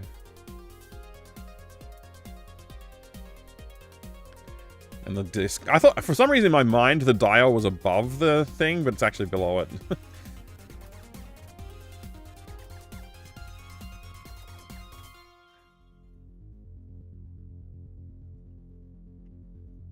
All right, there you go. So that's we might not look at every single manual and everything, but we can at least look at the inserts, which look cool, and we can look at the, you know, we got flip the cover open. But that's about what you should expect anyway.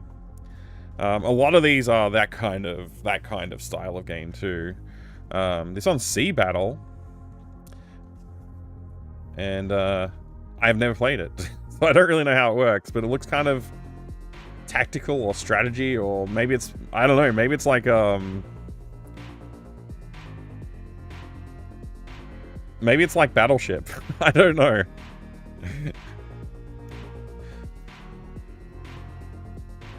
Then we have another something battle. This one's Space Battle with some brilliant artwork. Love these spaceship designs on the cover here. And to me, it looks like it's got a few different game modes, but I don't really understand these screenshots. I've never played this one either. There's a common theme that I haven't played a lot of these. But there's the control insert. Got some Triforces on there for you as well.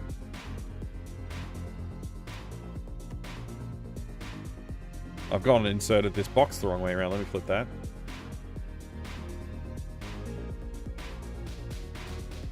Golf? Golf is probably actually a good game. It looks good. I remember looking at the screenshots and thinking it actually looked like it could be fun. Golf games are unsung heroes of like early gaming, I think. They're it's quite entertaining. You can really easily understand what's going on in golf. You got your different club selections. Short or long, medium or long. Aim swing with your dial. Golf was great. I think this golf game was one of the ones that supported digitized sounds if you had the hardware for it in television. Really? See, I haven't played it, so that's actually really interesting. What years are these games from? I'll see if I can find a date on one of them for you, because I couldn't tell you specifically, but yeah. Let's see. I can't see one. Okay, this one's 82. This one's 82. And this one's another flight, you know, I can't even say the word flight sim. It's another, like, you know, arcade combat flight game, whatever you call those. Oh, this insert is differently designed. It's kind of cool.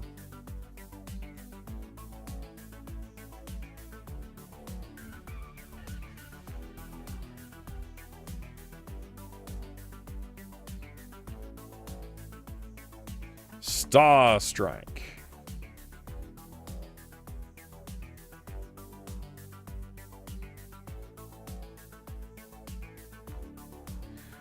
Did this one say on the front that it had the voice? Oh, it does have the voice synthesis module support, yeah.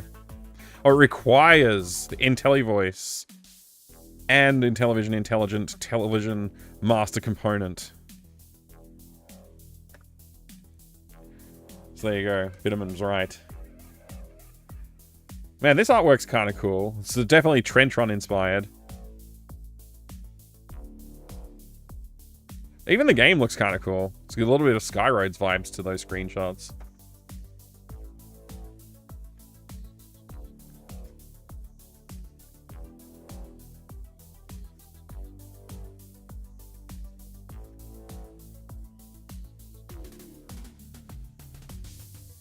Look at those pixels.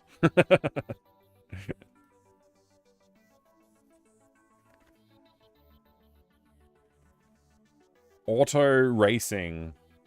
I like a good racing game. I don't know if this is a good racing game, but I do like a good racing game. Well, it looks kind of cool. I can imagine the steering with the dial might be a little bit tricky. Not the most interesting insert. At least it's got a cool car on it.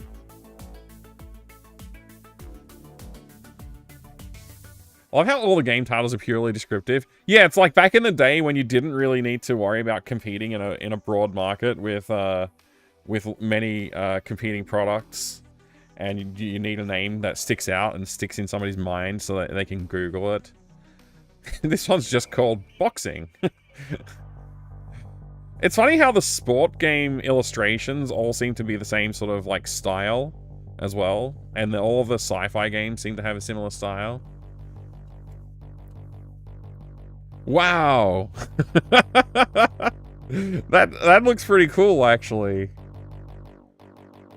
Very imaginative design there for the boxing combat. No inserts? Oh no, there they are, behind the manual.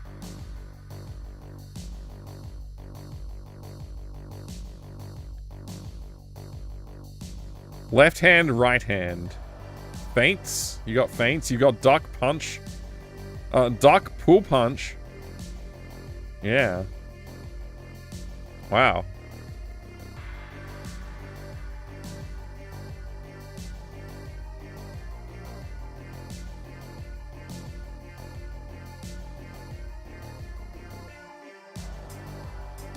Is it an actual versus fighting game? It says 4-2 players right here, so I assume it might be, yeah.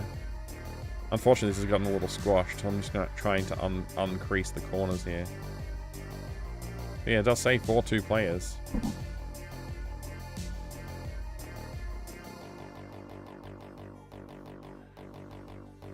Where do we get up to? Oh, drafts! Not the most exciting subject.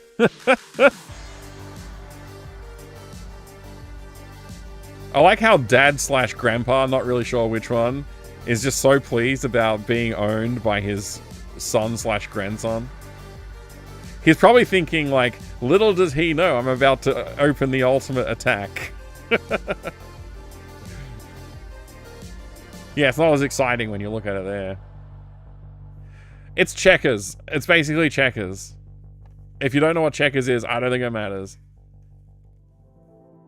Yeah, Larson gave you a gift sub, Noodle. How cool is that? Enjoy the emotes and the ad-free viewing. He's smiling and saying, son, I'm about to open up a can of whoop-ass for that one. Exactly. Yeah, I don't even... This is like one of the least interesting ones in the package, I think. So... I don't know. What about bowling, though? Everybody likes a good bowling game.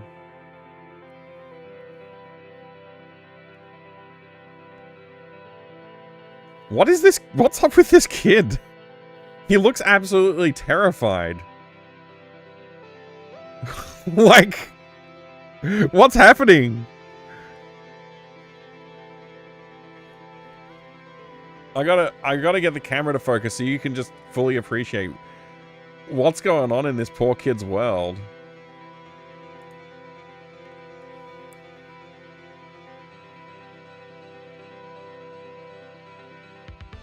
Please focus.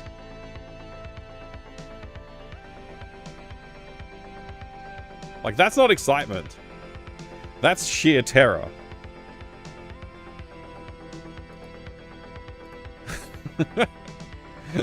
Bowling. Not even once. If I had to caption that, I'd say, oh god, why? Is he praying? He's either... I mean, it looks like he's begging for mercy. Yeah, something like that. At least the bowling game looks like it would be fun, though. Man, I love playing the 10th frame on Commodore 64. That was a good time.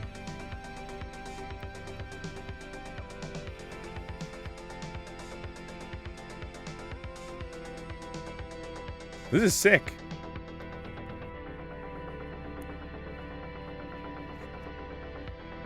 He looks like he belongs in that Scooby-Doo book. The rainbow swoosh on the bowling ball is actually, you're right, that's pretty brilliant. Fantastic graphic design. There's a lot of circles used in the designs for this, by the way. Like, I know, like, there's circles throughout a lot of these designs. Whoever was working for Intellivision doing their cover art designs, they had a theme. They had a really strong theme with circles. And that's not the last circle we're gonna see. Here's tennis. Man, this is like epic, like pure 70s/80s, early 80s design aesthetic right here. This game is 1980. Deuce.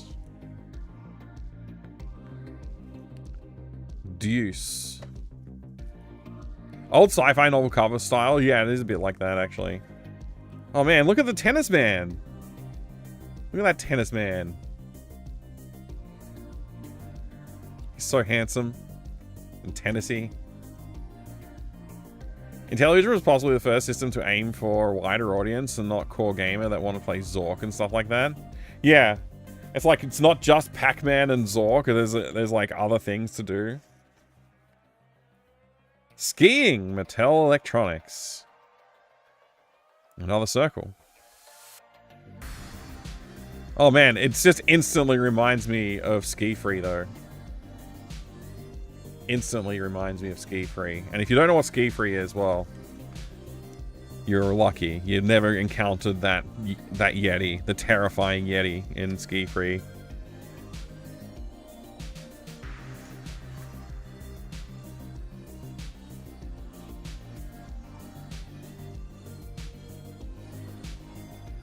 Some weeks ago, we were admiring the old empty VHS case designs at work. They were so cool. We wondered why that kind of stuff, why that kind of design exists anymore. Why it doesn't exist, Herbal?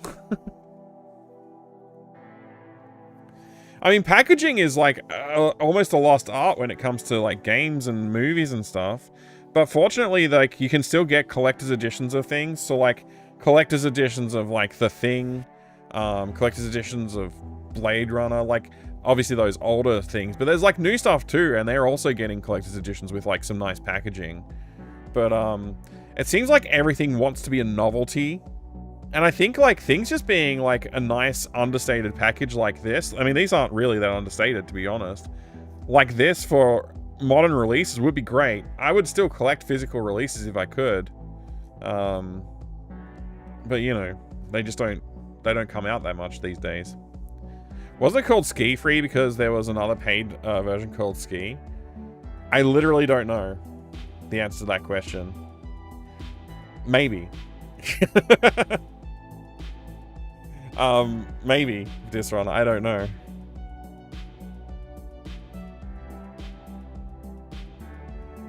Pong is a ripoff of Tennis for Two. In my humble opinion, I don't care what the judges said. It's ridiculous to disregard Tennis for Two as the original and give the rights to Atari over the various Pong clones. I guess that's still in effect as well, Doom Noob, right? You need Astro Smash? Oh man. It's so weird that these decisions that were made about games that are like basically no longer relevant except for as a artifact of history, like they still have a massive impact on like what people are allowed to do with things. Like software patents are a curse, and I think like this kind of copyright culture on like, what do we call this state in which we live, where new popular media is coming out faster and faster, and it's like the law can't keep up with it, whatever that means. You know what I mean? You can make a Pong clone. I don't know if you can sell one and name it Pong though. Even Magnavox Odyssey had a tennis game, Pong, before Pong came out. Right. Oh, I got the Alex Kidd in Miracle World Sega manual. Classic. That'll probably stay in this box too. Some of the most classic games on Intellivision was the original AD&D game Utopia Poker. Wow. Bitterman knows his stuff when it comes to Intellivision. That's awesome. I'm much more of a novice when it comes to the Intellivision. I haven't spent that long playing Intellivision games, but I still think it's cool. These are destined for the garage though. I need to make space for other stuff in here. I brought them in like years ago to show, like similar to this, and they just kind of stayed, and I just put them on the shelf, and they take up space that other things could be taking up. So yeah, sadly, I think they're going to go back to the garage. Had one of them as a kid, streamed a good bit of it about 5 years ago. Oh, nice, Bitterman. Very nice. At least patents expire in 15 to 20 years, but copyright affects something like 100 years now. Yeah, yeah, I can't stand copyright, but I get it, but it's also like, I don't like it. I don't know. There needs to be some way to like I don't know. I don't know. There's no good answer.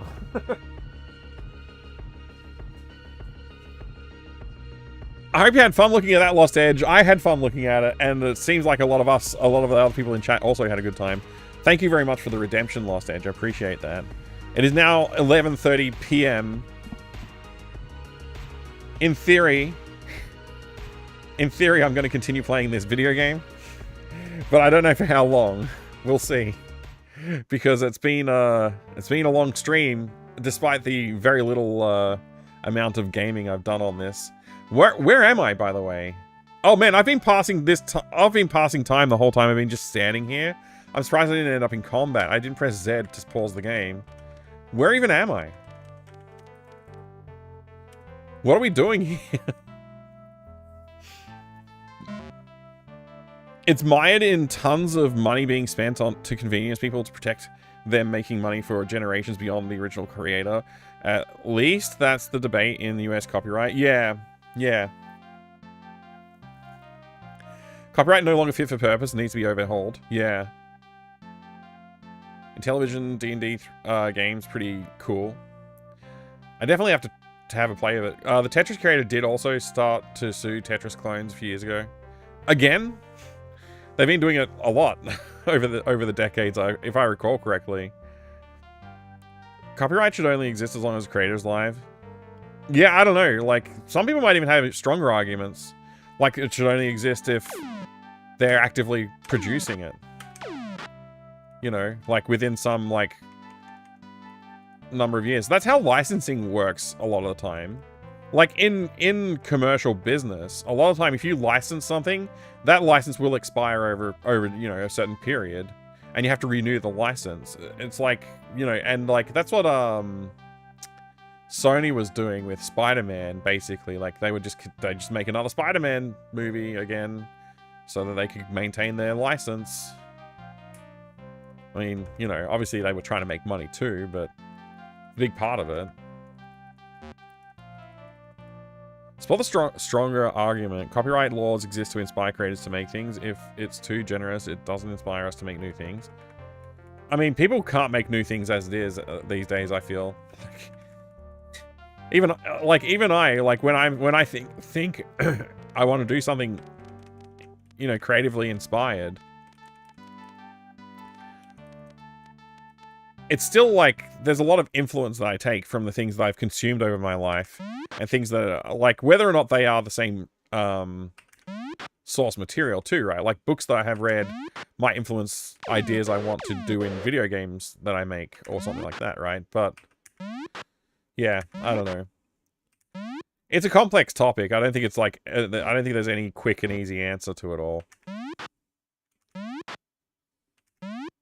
Are these guys considered evil?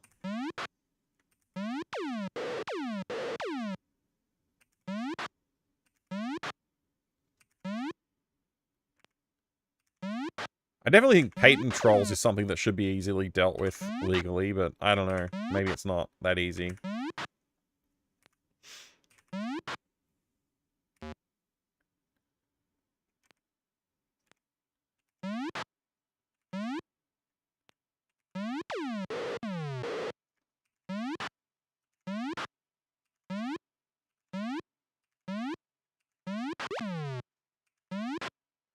I really wish XP was split across the party. So that the newer characters get more of a chance. I don't remember why I came here.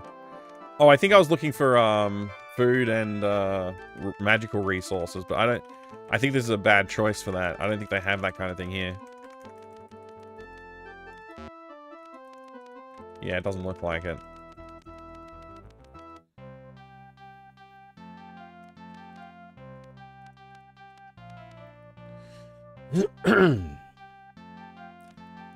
Reason we can't have time machines, some jerk has a patent.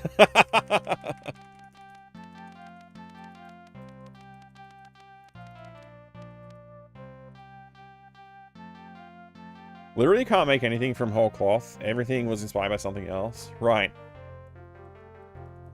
You can't make a cake from scratch because First, you need to invent the universe, or whatever Carl Sagan said.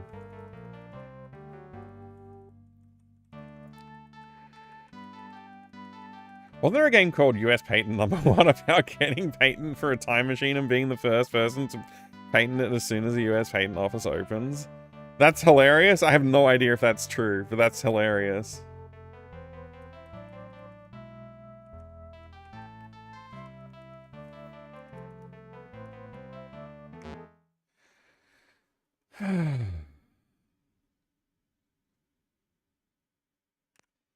I love this part of the game. It's so good.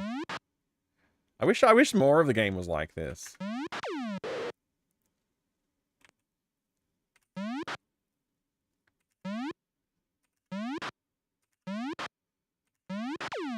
It's just so satisfying to shoot the enemies with your slingshots and just feel like a real sense of satisfaction with having every party member gets a turn.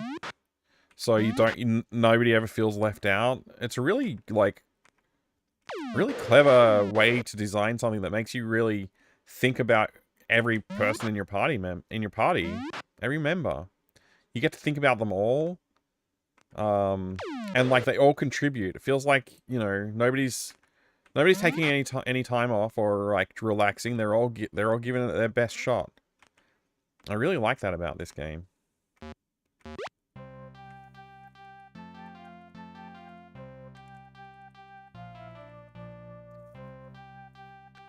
What makes this game better than Ultima 1? How much different is it? It's massively different than Ultima 1. Ultima 1 is like a very simplified experience, and it's quite a cozy experience. Like it's a very minimal design of what you need for an RPG, like a classic CRPG.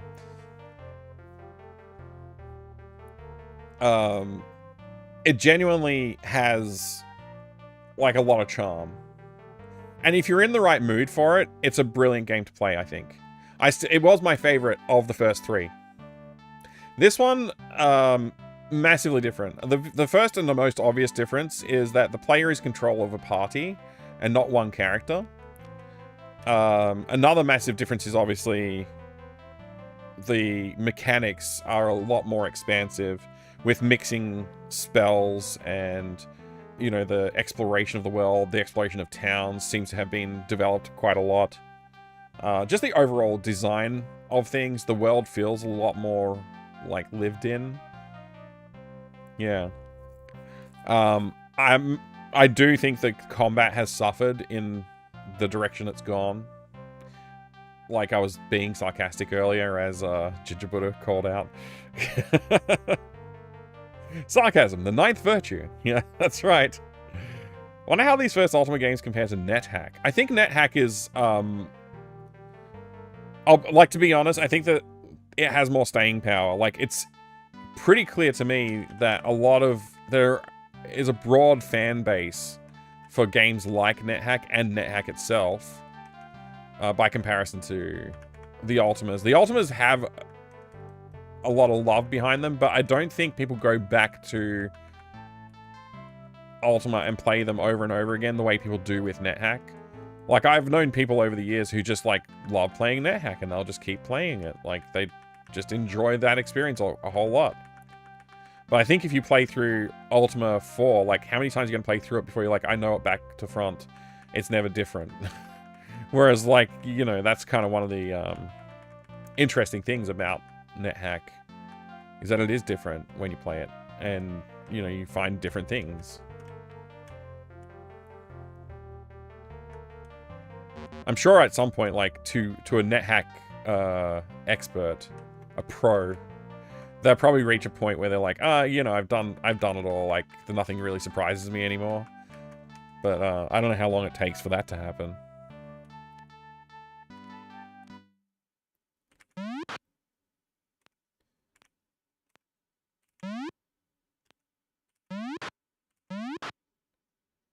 NetHack is a roguelike, yes. It's kind of my point.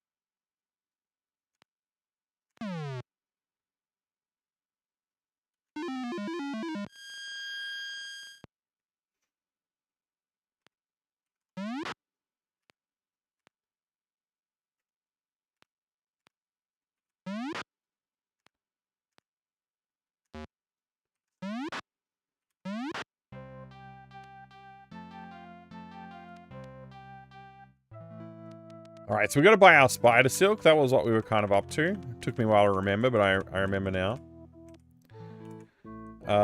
We need to get some spider silk. We need 99 of them. We will pay you 298. Yes, I need more goods. I need ginseng badly. I would like to buy 68. I will pay you 341. Thank you for the gigantified emote, Master Gregor. Very nice of you. I appreciate that. Very lovely lemming going on over there. Those headless and their stylish pink polo shirts, just like Duke Nukem, eh? The Hack version 5 got released just a week ago or 2 ago. Wow, so it's still going. My only issue with... Okay, let's see. Your only issue with Rogue... Sorry, my chat just scrolled. Good morning to you, Master Gregor. Rogue is that there's so much out of your control, like dying because they didn't give you any food. Yeah, yeah. There's definitely more modern roguelikes that will satisfy a more modern sentiment with improvements. NetHack is one of those classical roguelike games, but I don't think it's really anything similar to what roguelike is nowadays. Yeah, I mean, well, it depends how strict you are with roguelikes, because then they have, like, roguelites, and, like, people come up with different ways of describing what a roguelike is and what isn't, and stuff like that. So, you know, some people are quite strict, and they're like, if it's not ASCII, it's not a roguelike. But, yeah. I have Pathos on my phone, which is pretty nifty GUI for some version of NetHack. Oh, that's kind of cool, Leather Soup. Mercedes, thank you for the Doom Redemption. I'm not sure why it didn't go off.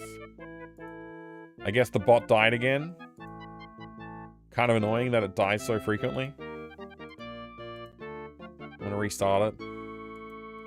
And while it's restarting, I will try and redeem it for you. Okay, what just happened? The latest masterpiece of demon destroying from ID Software, John Carmack and John Romero? Why, it's an extraordinary adventure with an interface of bullets, stunning high resolution, 3D landscapes, sophisticated score and shooting effects, not to mention the detailed animation and special effects, elegant point-and-shoot control of characters, objects, and powerful weapons. Beat the rush. Go out and buy Doom today. Master Gregor, it's always a pleasure to hear that. Thank you very much. Thank you very much for the 100 Doom Loom bits.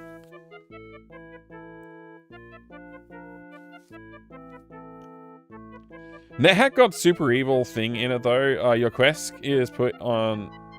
Your quest is to get an amulet, and you fight for weeks to get it. And when you get back up, there's a chance it's just fake. You have to get back down again. That's actually hilarious. I don't think I've ever encountered that with my NetHack playthrough. I haven't played it a ton, but that's really funny. I'm so glad you made it too, Master Gregor. It's hilarious. I love it.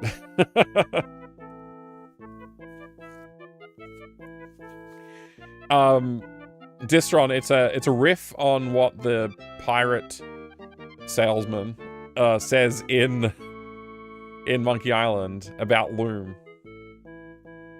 It's a riff on that.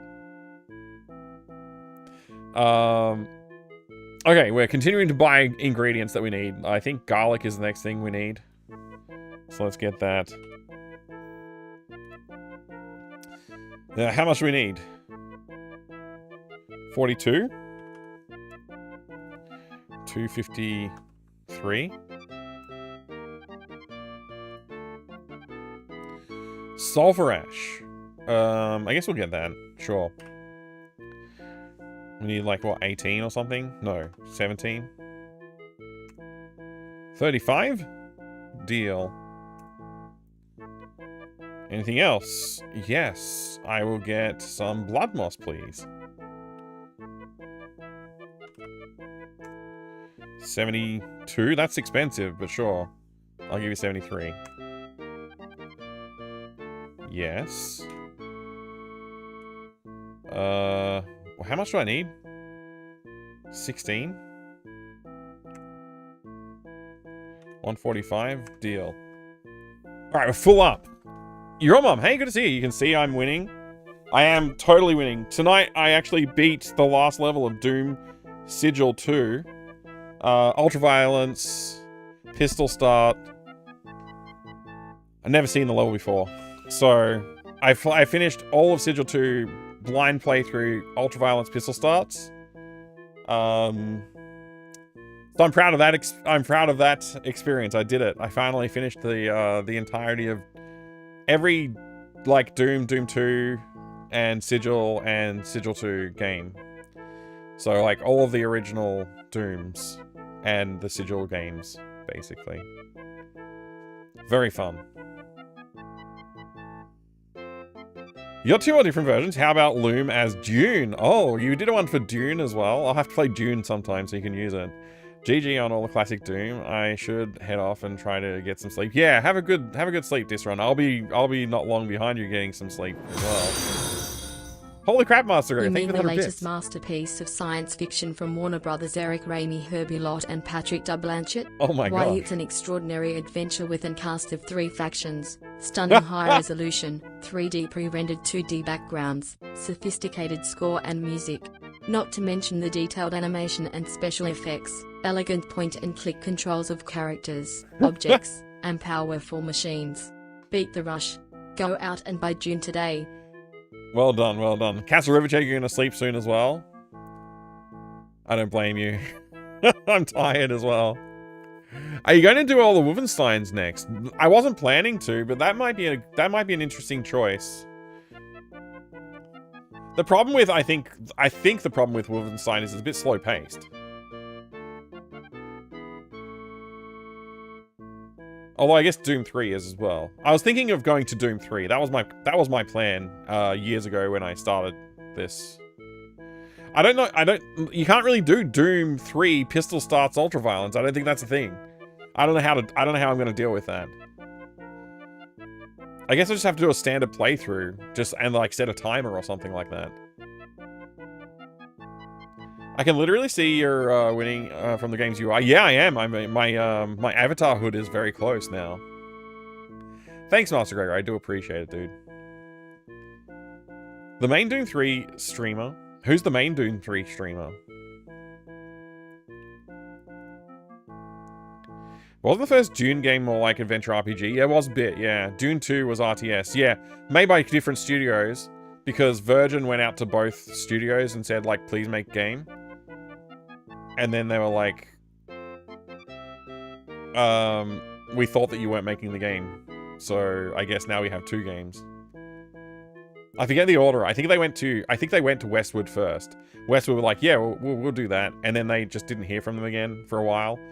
And then they're like, hey, we finished the game. And Westwood are like, oh, Cryo made the game as well, I guess.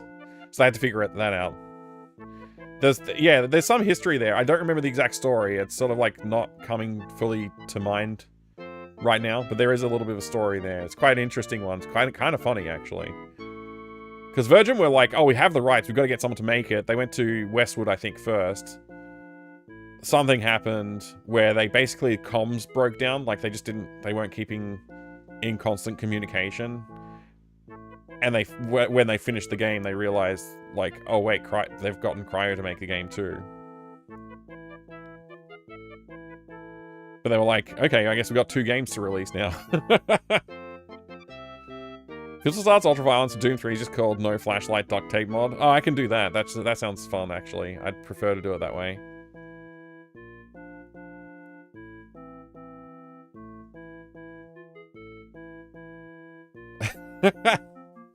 How about playing the game for fun? I mean, why else would I play it? Alright, we're done with this. So now we need to mix some spells. We only have 3 awakes. Probably gonna need more of them. Cures. I need more. Blinks. Yeah, I don't know. I guess it's fine for now. I've got plenty of sleeps, which was what I was worried about. Oh, I have no quicknesses. Let's see if we can get quickness on the board here. SA, GN, and BM. A, B, E.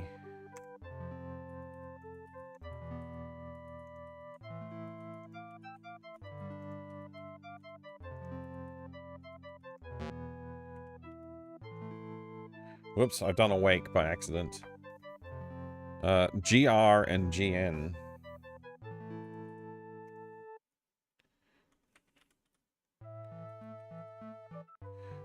Wait, wins? I accidentally did wins. I meant to press Q and I pressed W. What's wins? SABM. Okay, that'll do. I gotta use the bathroom. I'll be right back. I'll leave you with this.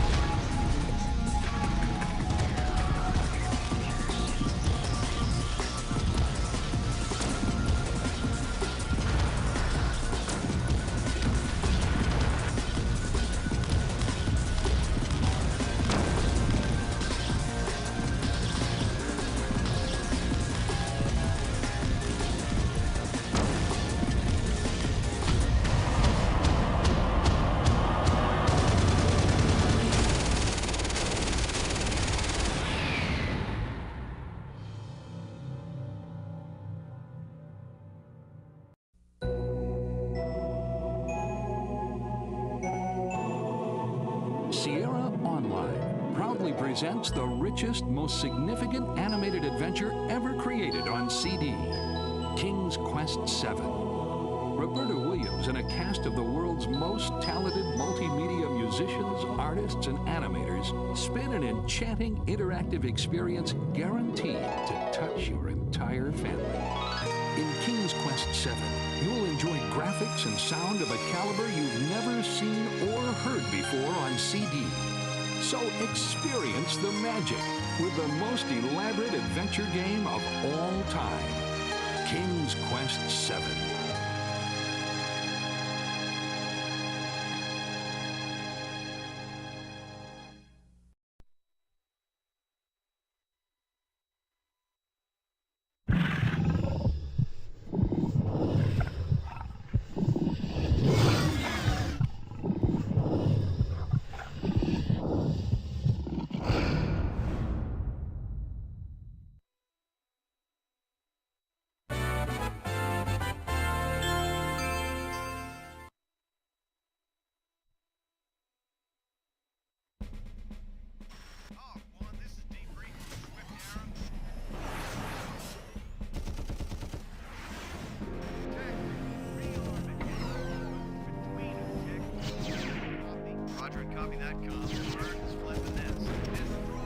Thank you, Master Gregor.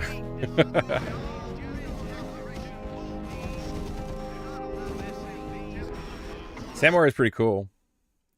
Sand Warrior is pretty cool. Alright, what was I trying to do here? I guess I could go... I've never stayed in a hotel. I guess I could do that. Let's see. What else do we need to mix? Okay, I've only got 8 quickness. Let's get some more quicknesses.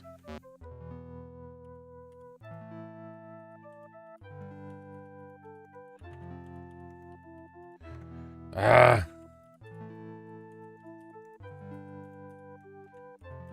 I don't like wasting my ingredients like that.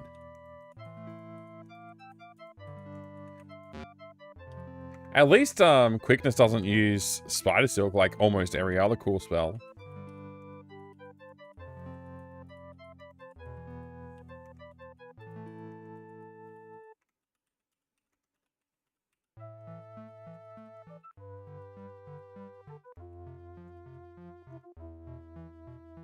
$35 quicknesses should be enough, right?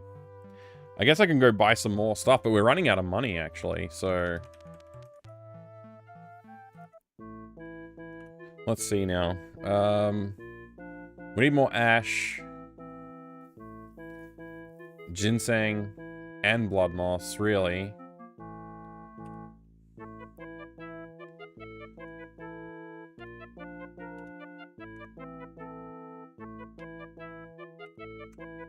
Okay.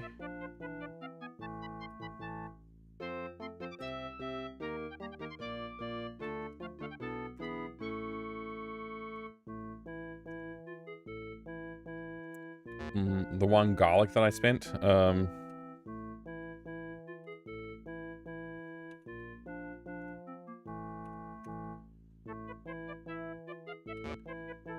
whoops. Blood moss, please.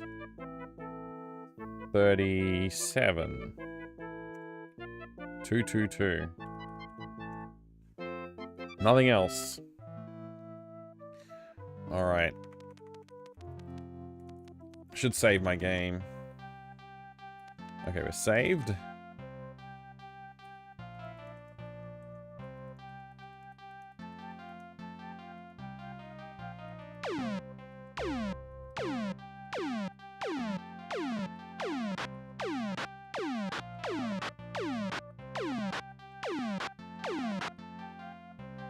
Alright, they sank. Greetamus Atari Beer Pong. Good to see you. Hope you're doing well today. Where are we going next? Like, what even is my plan right now? I've kind of lost track of my plan. We played Doom for so long.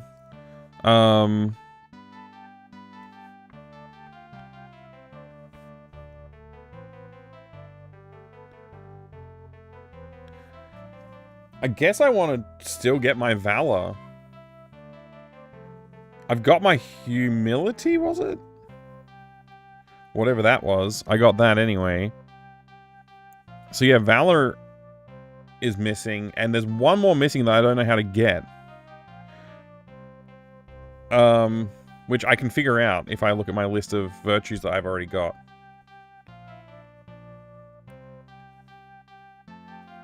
Oh, every gosh darn name, you missed it. I played the final level of Sigil 2. It was great. I was great.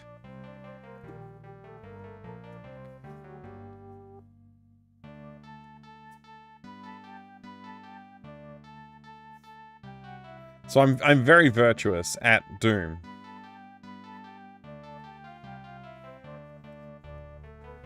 Alright, so we've got honor, honesty, and humility, I believe. We need valor and spirituality. I think we can get spirituality, I just need to know where to go. And to be honest, I'm not sure where the spirituality shrine is. I think I'm just going to look it up and see where it is. Because that can't hurt, right? Shrines.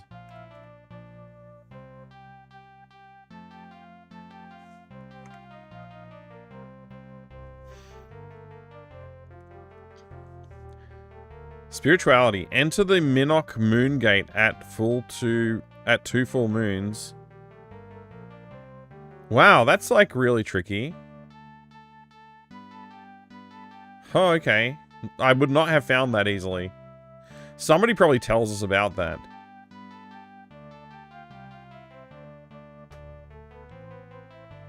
Alright, well, we'll get there. Minnock, we've got to go to. There's a moon gate near Minnock. We'll have to find that.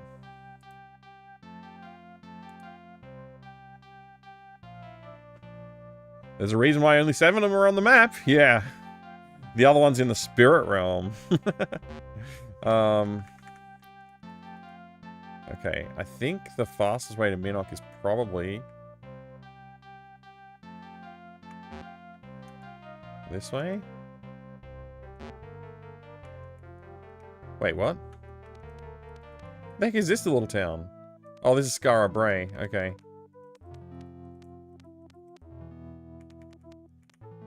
Weird.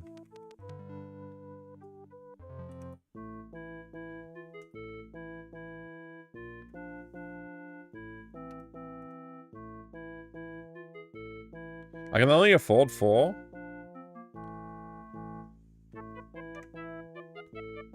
No. I've run out of all that Lord British money.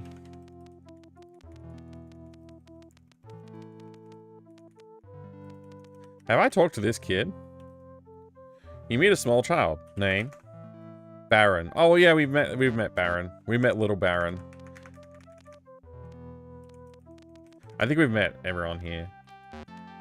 Alright, I don't exactly know where Scarab Bray is on the map. Let me see if I can figure it out. I was here. I thought I sailed off that way, so...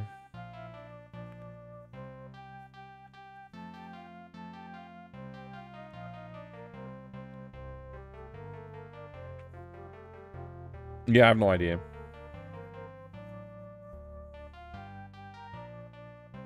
Oh, wait. Is it down here? Maybe. Okay, so Minnock should be north from here then. Ish.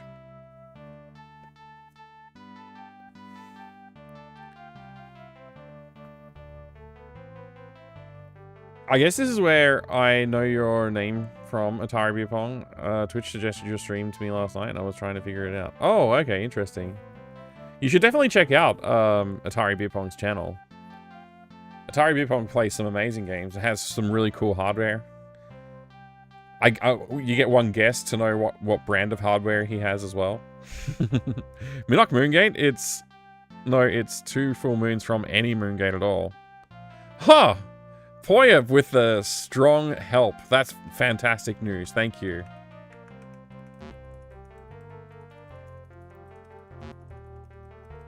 So I just gotta find any Moongate. That changes things. Or does it?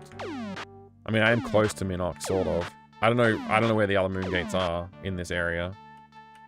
In fact, I'm not 100% sure where the Minnock Moongate is either, to be honest. Okay, there's a Moongate right here, and I need to wait for 2 full moons. I'm just gonna camp here and wait.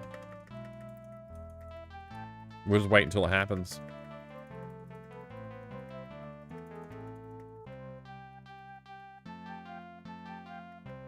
Atari Beer Pong, Twitch's most renowned ZX Spectrum streamer.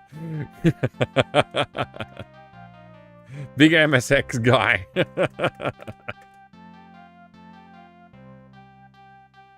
Oh, you have bad memory and I should go to the Minnock one? Okay. Alright, thanks for letting me know.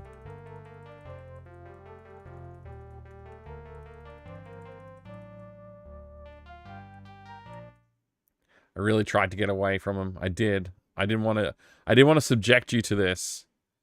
But it sounds like that's all we've got time for today. We just gotta battle every single being in the universe. It's okay. It's just the way it is sometimes, you know. Sometimes you just gotta fight every being in the universe. Everyone.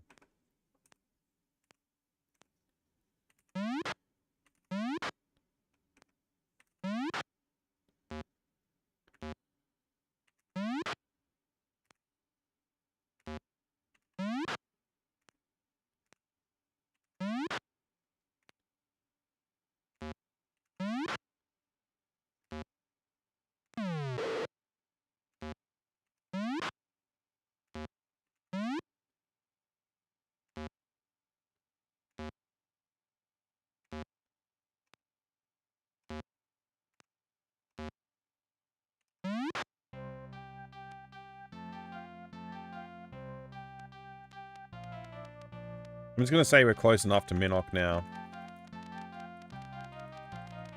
Even though I'm quite sure we're not.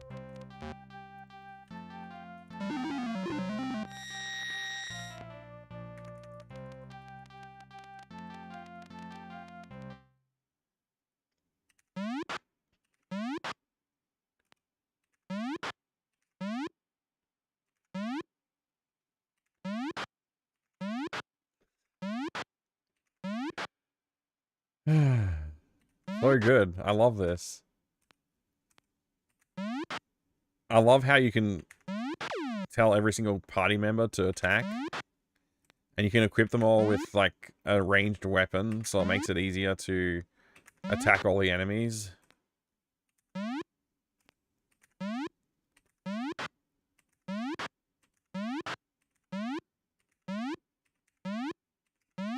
Sometimes you miss, but I think that's part of the fun. Like when nothing happens for all of the effort that you put in, I think sometimes that's part of the fun.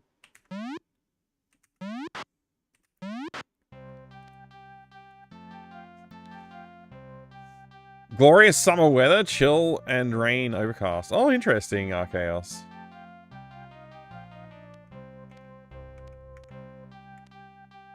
For the time though, sarcasm aside. Oh no, like I'm only being a little I'm peppering my sarcasm with real truths. Shouldn't there be a town here?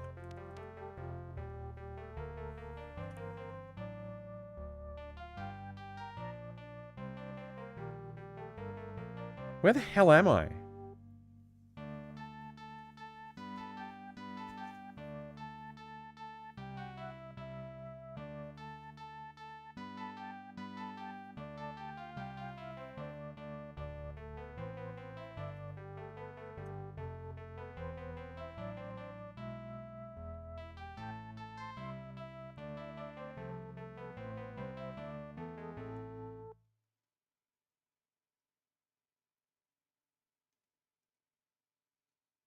I feel like I'm nowhere near Minnock. But, maybe I am? I'm a little confused.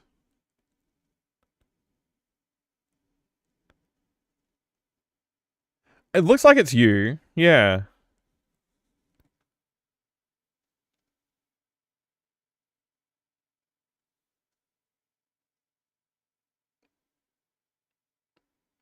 Hmm.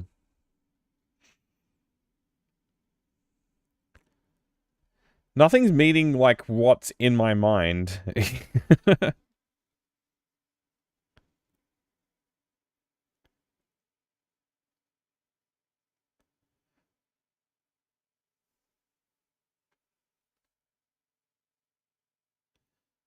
It's probably fine. Whatever. I'll just keep going north and see what happens.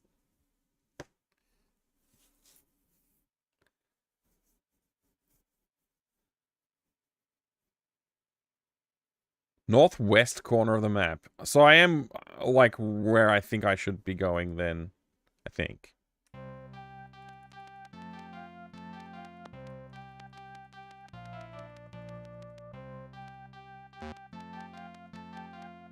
Oh my gosh.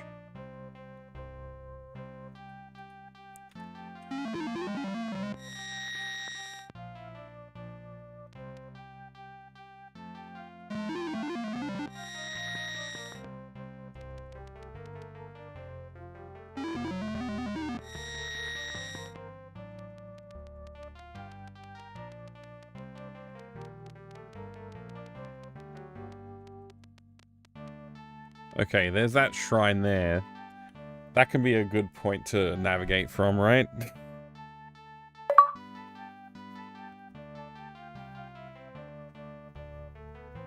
Servo, thank you for the achievement. Should have made a left in Albuquerque.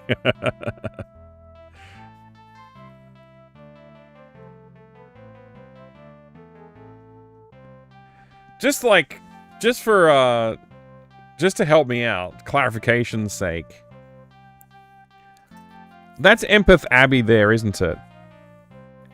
And that is you, or I think. And so I've just gotten over here, but I actually need to get all the way over here. That's where Minnock is, right? I'm pretty sure. Okay, correct. Okay, I've made a terrible navigational error. Oh well. We'll get there eventually. I thought I was somewhere completely different when I landed the boat before. That's what I get for being distracted all the time.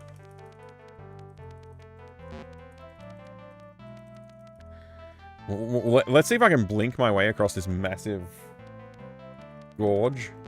Probably not.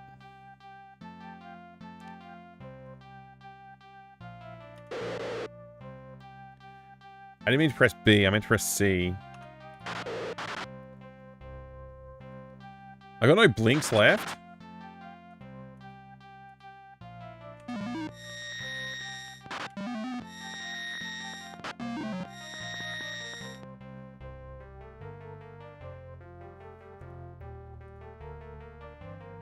What was Blink again? It's like a black pearl and something. Oh, no, it's blood moss and spider silk. Of course it's spider silk.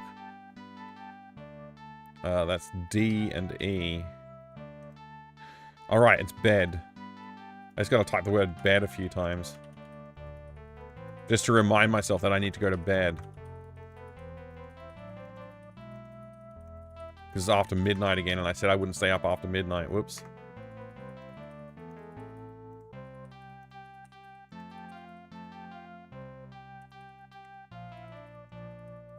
Alright, 30 blinks should be enough.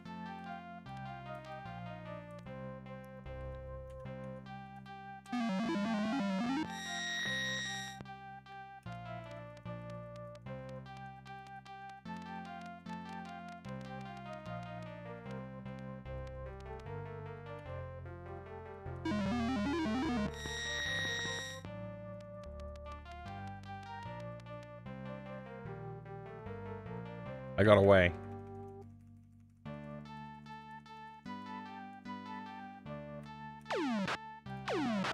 Damn it. Oh no, there's 2 Balrons? Go to sleep, everybody. Go to sleep. Everybody go to sleep. I don't think the Balrons are affected by sleep attack.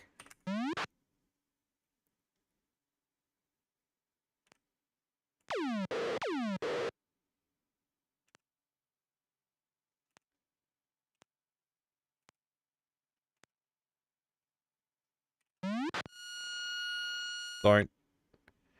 You bastard.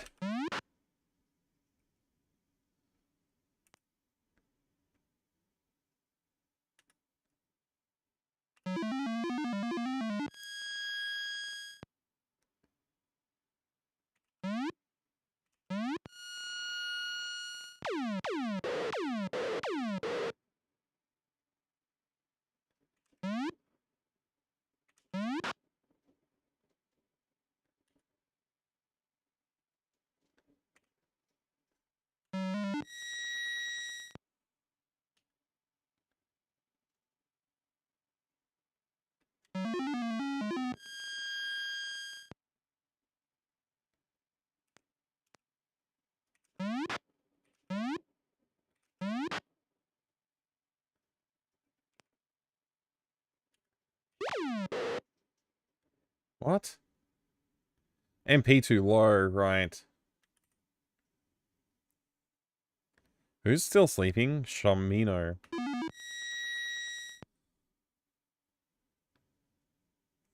Hmm.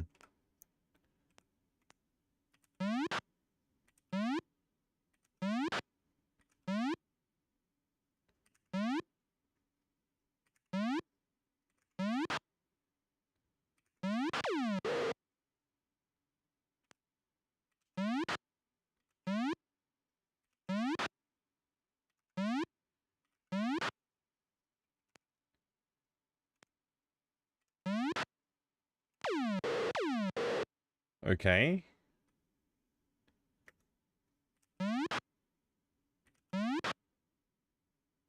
Finally.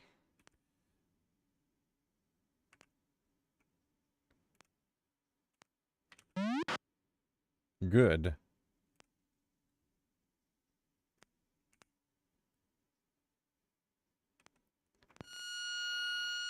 Who's casting sleep?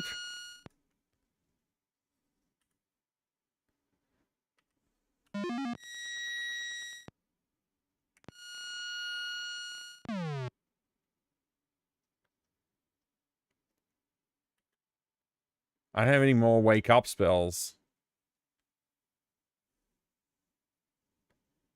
I'll try putting them to sleep again.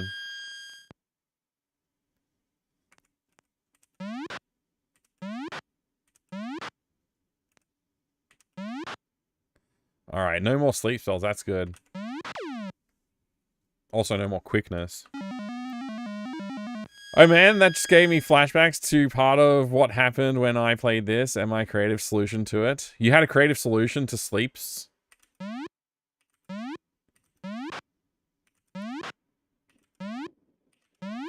Wow.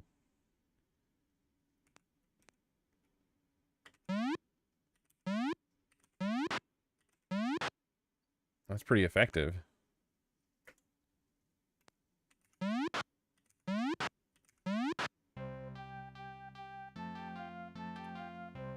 To a particular thing that happened at a particular point. Right. Ahoy, Kalindo. Hi. Alright, where are we going again? Minnock. And where is that again?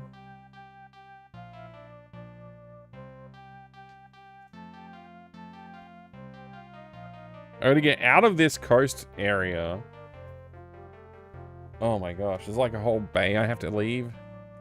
And there's a north wind that's gonna keep me stuck here.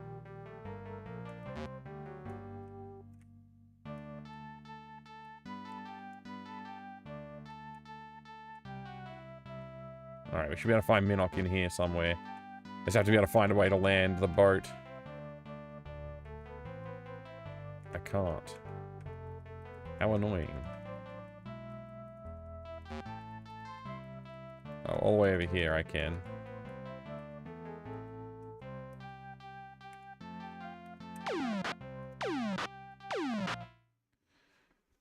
I love all this combat. It's so good. It's so freaking good. Absolutely love it all. Oh boy, we're having fun now.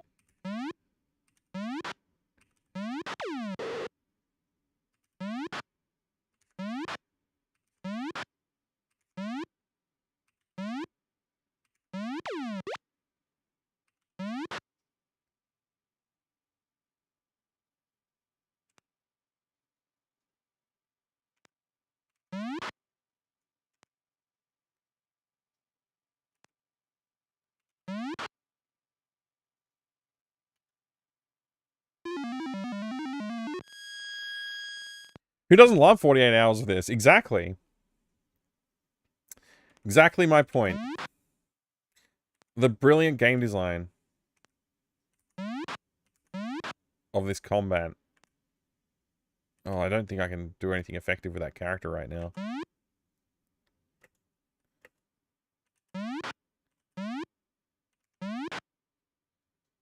Hmm.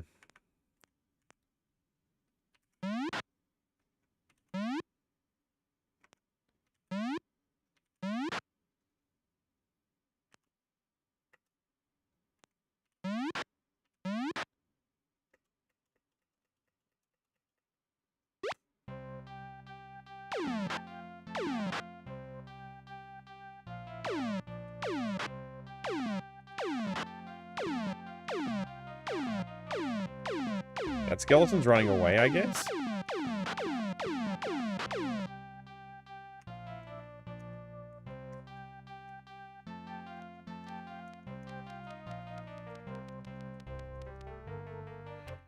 Alright, this is Minnock. So, I just need to find the moon gate that's nearby Minnock. What can we replenish while we're here? Is there a tavern to sleep in?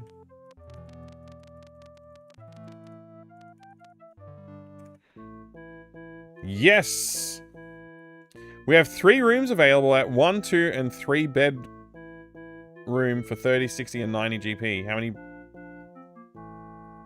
1, 2, or 3 beds. I have 6 people. Does 3 beds do enough for 6?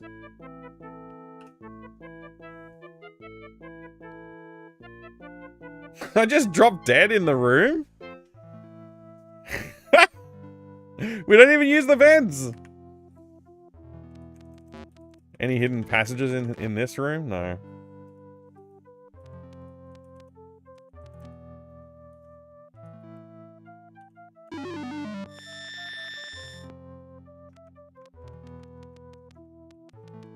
That's just me. Don't worry. It's not a corpse. It's just me.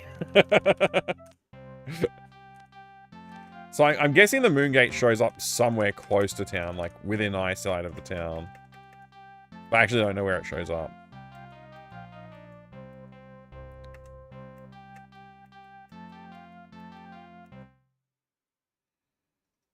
Hmm.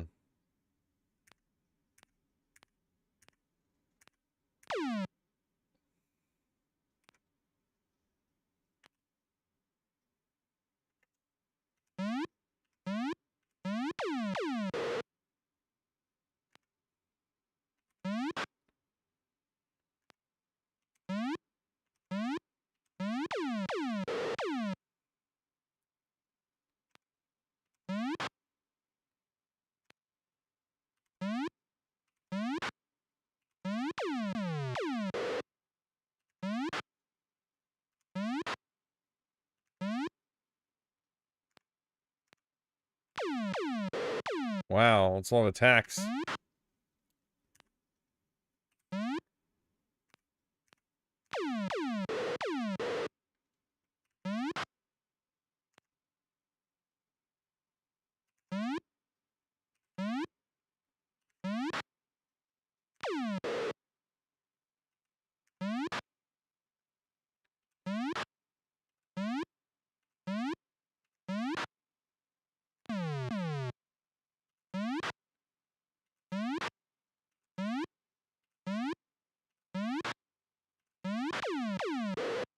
Nice one. We got a kill with Julia. Or whoever it was. That's good.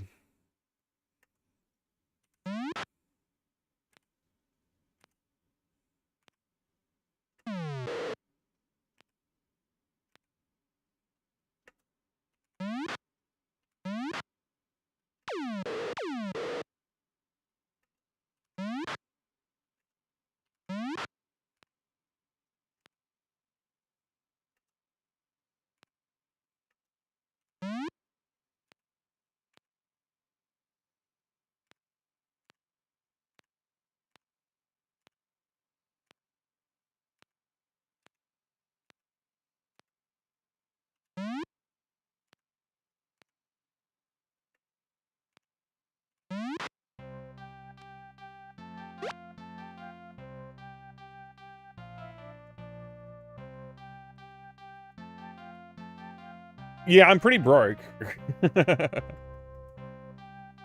On the outside edge of the mountains to the right. Okay, so over here?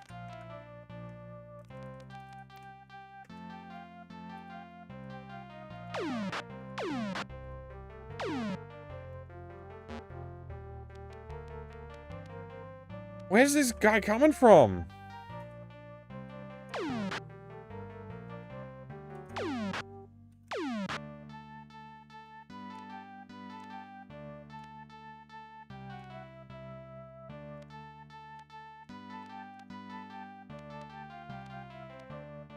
Up here?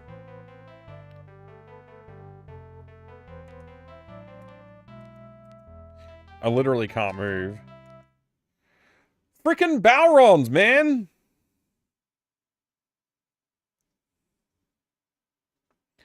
I need to learn the kill spell.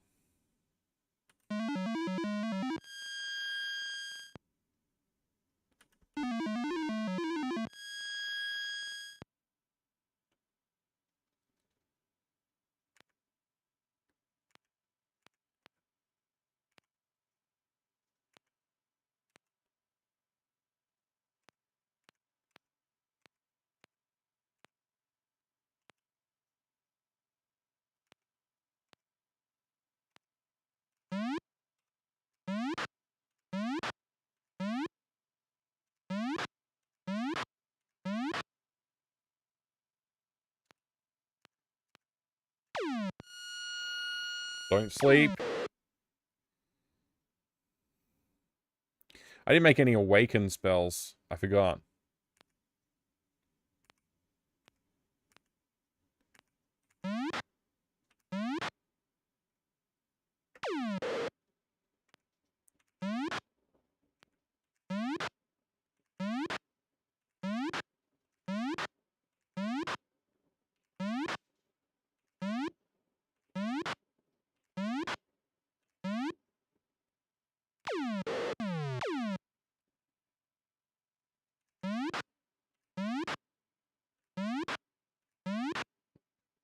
Damn guy had a human shield.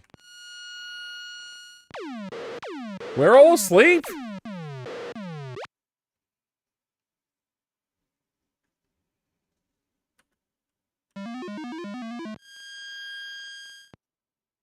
Moongate will appear, but waiting for a doable full moon takes ages. Right, okay.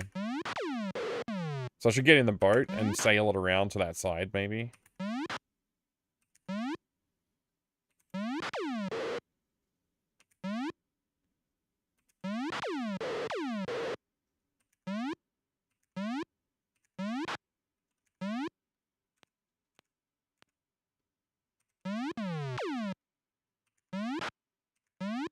Whoops.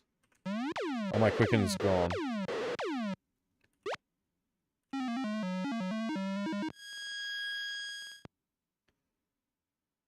Looking at the phase at the top, it could be soon? Right.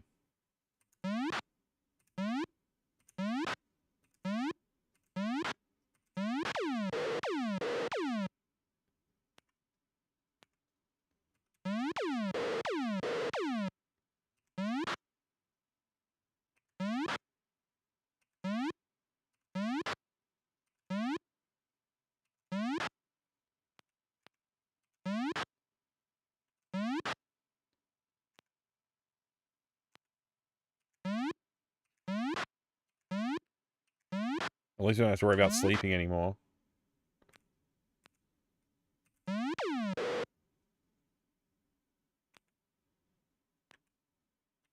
Whoops.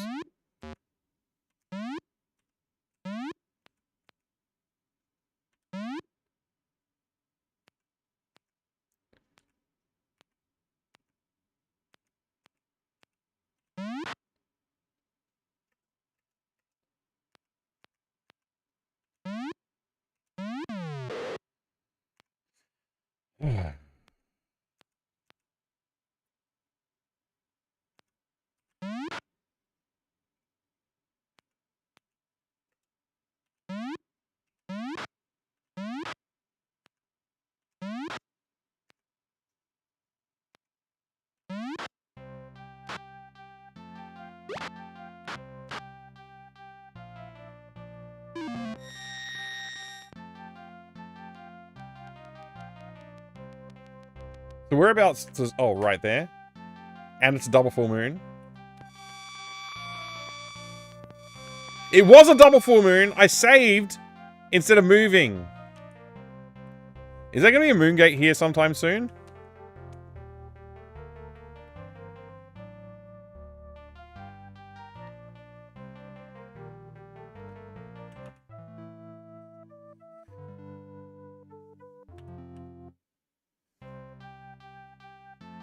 Oh, the moon phase is reset. They don't save the moon phases when you save the game?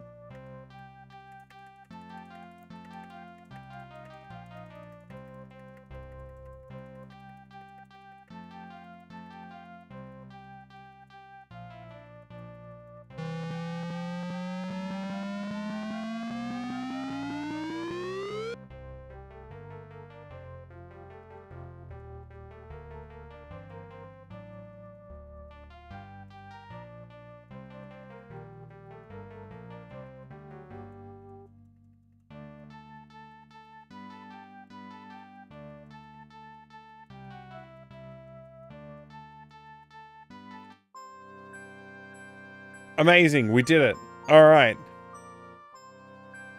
Spirituality. 3. Spirituality was Om.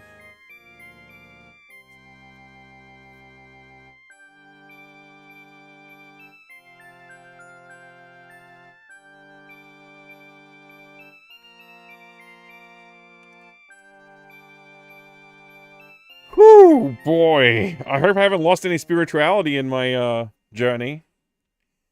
Since I last talked to Hawkwind. It's been a while. That was the one I guessed yes to, though, if it was.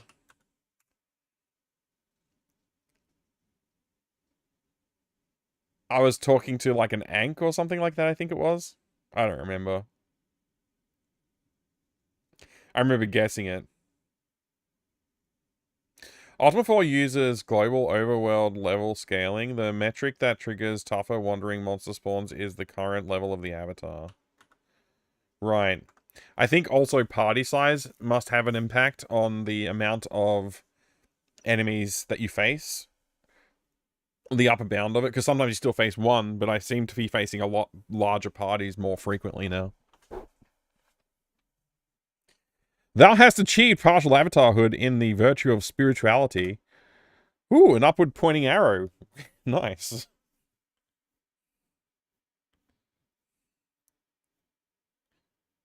Oh, yes, this is where I was. Okay. So this is spirituality. And it's basically an arrow.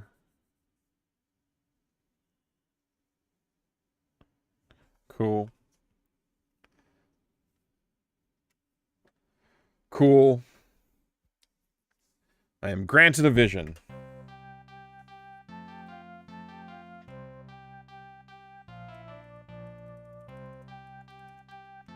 I should save my game.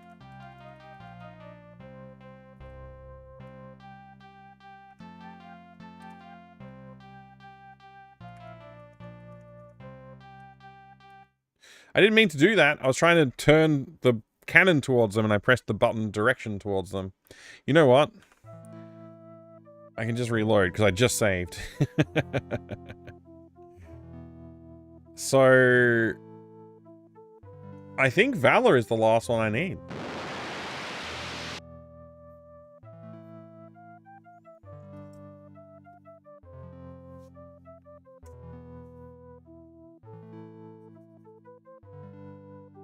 Yeah. It should be. Let's study the Ankh and see if it says that I only need one. Yeah, there's just one gap. Nice.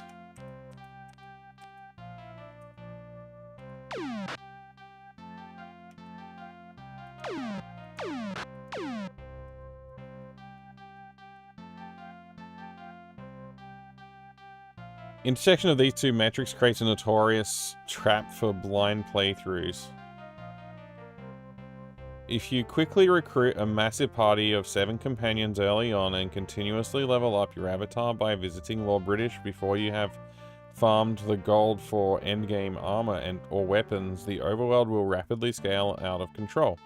You will find yourself constantly ambushed by huge legions of demons and gazers, while your poorly geared companions are still using slings.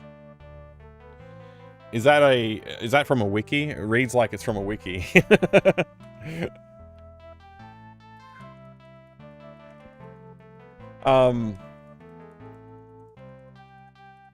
Yeah, I don't know. It's fine. I don't really... No big deal. Gemini? Oh, okay. Yeah. So yeah, it's probably from a wiki.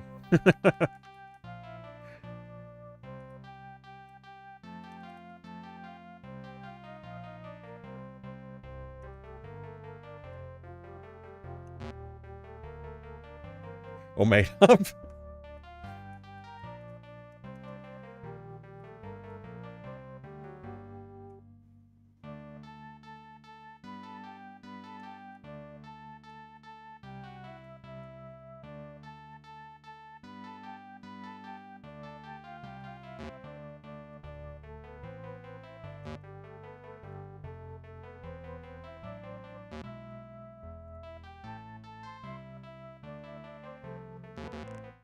Where did this boat come from?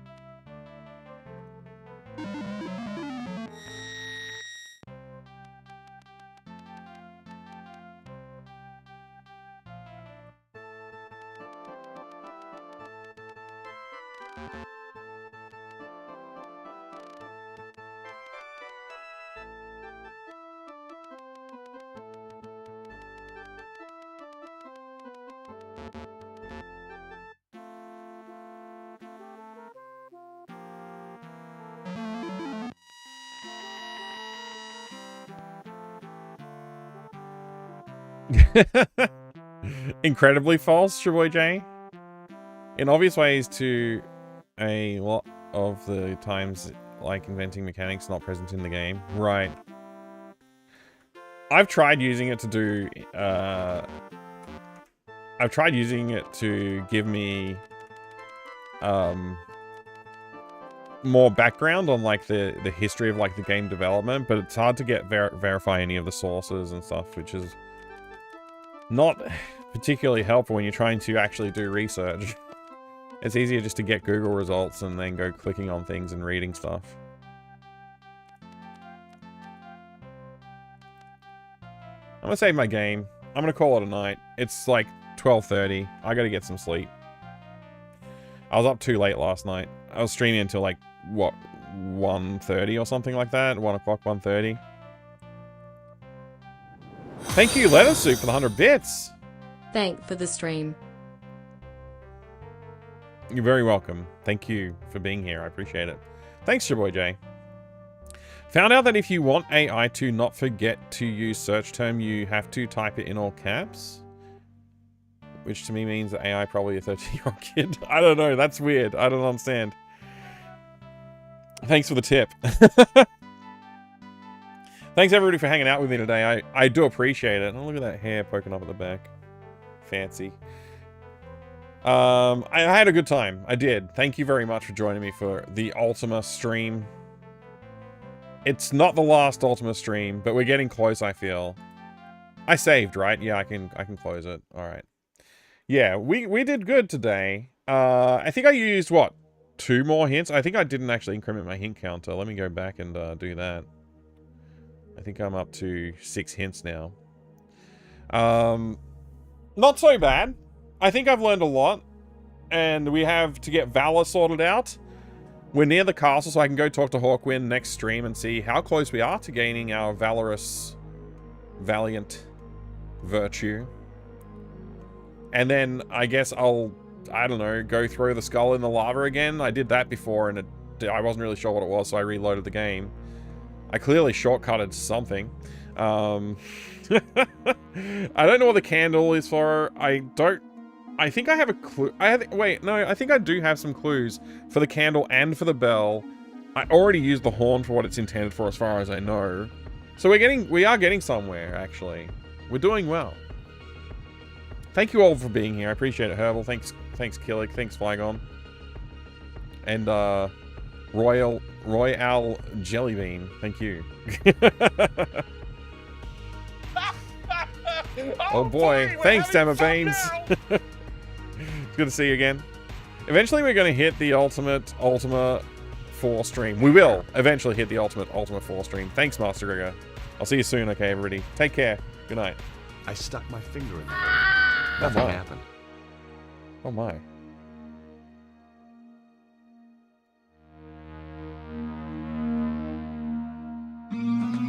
Ah! Somebody at the door!